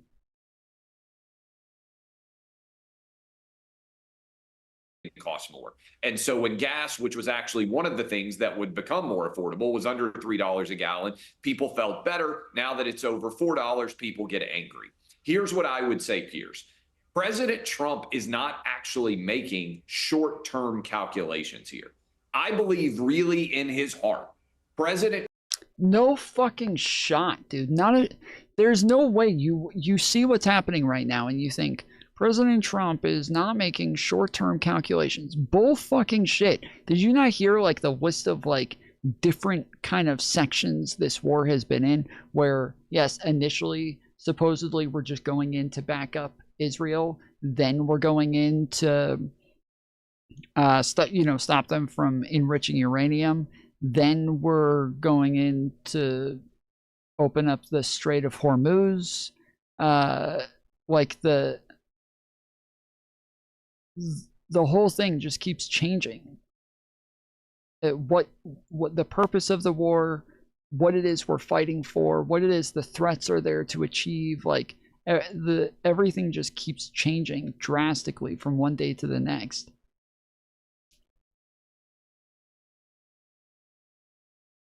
Trump's inflammatory? What does that have to do with anything? This isn't about being inflammatory. This is about the fact that like there's no real like goal here. Trump has been angry at Iran for 40 years over the way that this government has treated our country. And I think that he sees in the 1990s what happened with North Korea.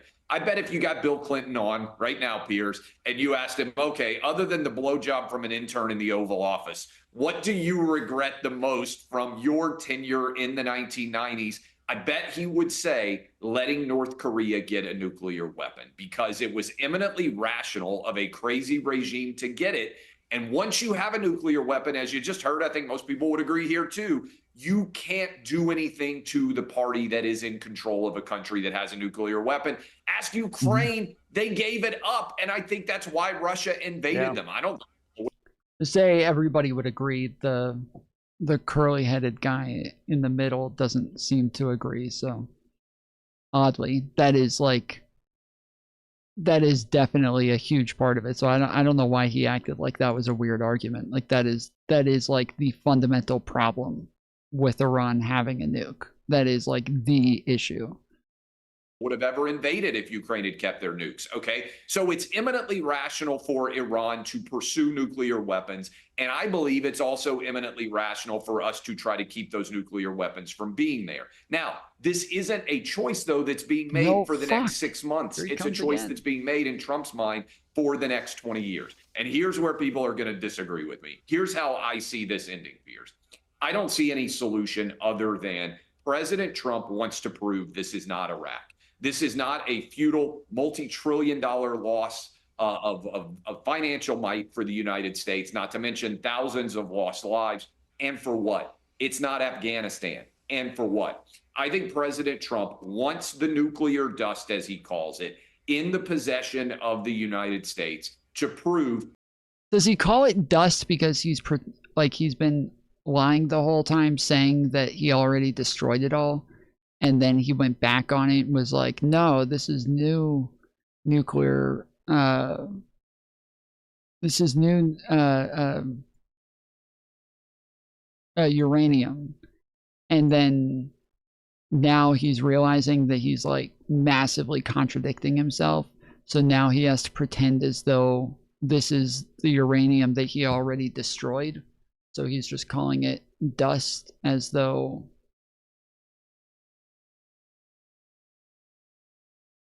it's just shit that he already blew up. He said it once, people made fun of him, so he keeps saying it. Seriously? You don't think it's what I said? That like he's calling it dust to pretend like it's the uranium that he already bombed and destroyed?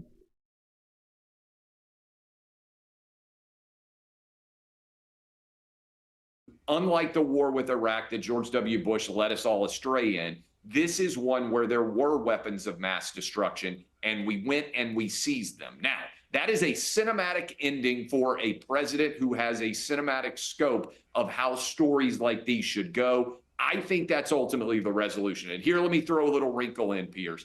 I think there's an element of the Iranian leadership right now that might be willing to have that happen, but cannot say it publicly, because if they do, they're going to get killed. So how do we somehow wink, nudge agreement, maybe from people in control of Iran that want to be in power, but know if they're seen as facilitating this sort of act, they're going to get killed. They're going to end up like Gaddafi. I think that's one of the really difficult aspects here that everyone is trying to resolve. Who's in power? How do they stay in power? Fuck Can we this find guy a again. Delcy Rodriguez-like figure in Iran that we can work with better than the past? That's my sort of overall overarching take, Piers. No, And I so think you might be right. We just obviously we don't know, right? And there's a lot of rhetoric and counter rhetoric and a lot of bullshit going on, frankly. And Anna, just coming back to this, we haven't mentioned Israel yet, and there's still this ongoing debate. Let's go to Anna for Israel. Hey, Anna, we haven't mentioned Israel yet, mainly because you haven't spoken. So go ahead and say something. We're sure it's going to be about Israel. Which Trump furiously denied a few days ago, that he was railroaded into this by the Israelis. But clearly, from what Marco Rubio said very early on, you know, America got involved because the Israelis presented a plan which could involve the immediate taking out of the supreme leader, the Ayatollah, and a lot of top people. But then they laid out a plan, according to the New York Times, that would then follow that, where you'd have the collapse of the IRGC, the people would rise up, there would be a regime change in the realist terms, and the Strait of Hormuz would be an irrelevance. Everyone would be too busy to notice it. None of the rest of that plan has materialized. What do we feel about the Israeli part of this? Because we haven't discussed it. And the Israelis, I don't think they really care whether there's chaos in Iran, but I do think the Americans care. You're right in that assessment. And, you know, as much as I trust the gentlemen on the panel when they say that they're concerned about nuclear material that's in the possession of the Iranians, the fact of the matter is this war, for the Israelis at least, was never really about their so-called fear of Iran's nuclear material or nuclear weapons, because Israel itself is a nuclear power and, in fact, have threatened to. This is so fucking stupid, dude. What is wrong with her? Why is she like this, bro? Why is her brain like this? This is so obnoxious, dude. It's absolutely fucking insane that she somehow just does not understand like the most simplistic aspects of this. Like you've had a fucking year to try to like learn about this shit, and you're still sitting there just saying the most childish, like 5-year-old fucking lines. Like when I say 5-year-old, I don't mean like these lines were started to be said like 5 years ago. I mean like this sounds like something that a fucking 5-year-old would say. It is absolutely fucking moronic, dude. She has no, like, it just doesn't even have the slightest understanding of geopolitics, when obviously we're not going to go after our own, you know, ally for having nukes. Our allies having nukes is better for us, but our enemies having nukes is worse for us. Seems seems pretty obvious. Like, the fact that you even have to explain that to an adult is just, it just really makes you like feel very little hope for Americans overall, let alone people who are capable of gaining a following online by talking about politics. To use their nukes on multiple occasions. The traitor to the United States, Jonathan Pollard, has suggested it on 2 different occasions that Israel should use its nuclear weapons. But what Israel wants more than anything is a similar situation to that of Syria, where there is chaos. It's a complete and utter disaster in Syria, but they're no longer worried about Bashar al-Assad and his alliance with the Iranians. Now they want to get rid of the Iranian regime, but that has proven to be a lot more difficult. And in fact, there really are no signs that that is going to happen.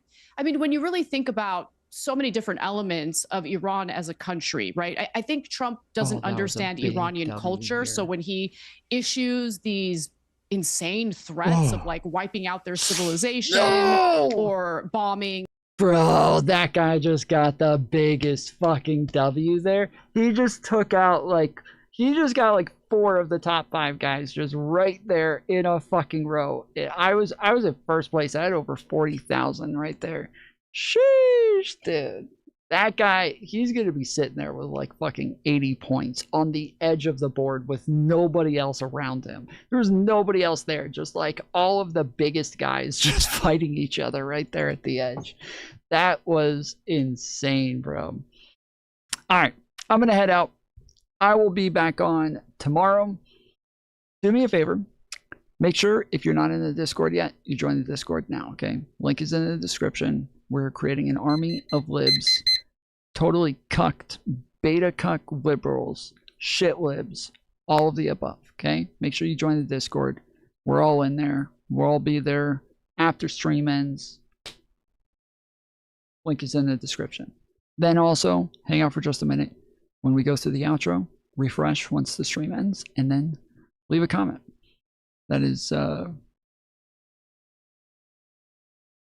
extremely beneficial to the stream to help get it into the algorithm and help more people find the channel. So go leave a comment, and that's it.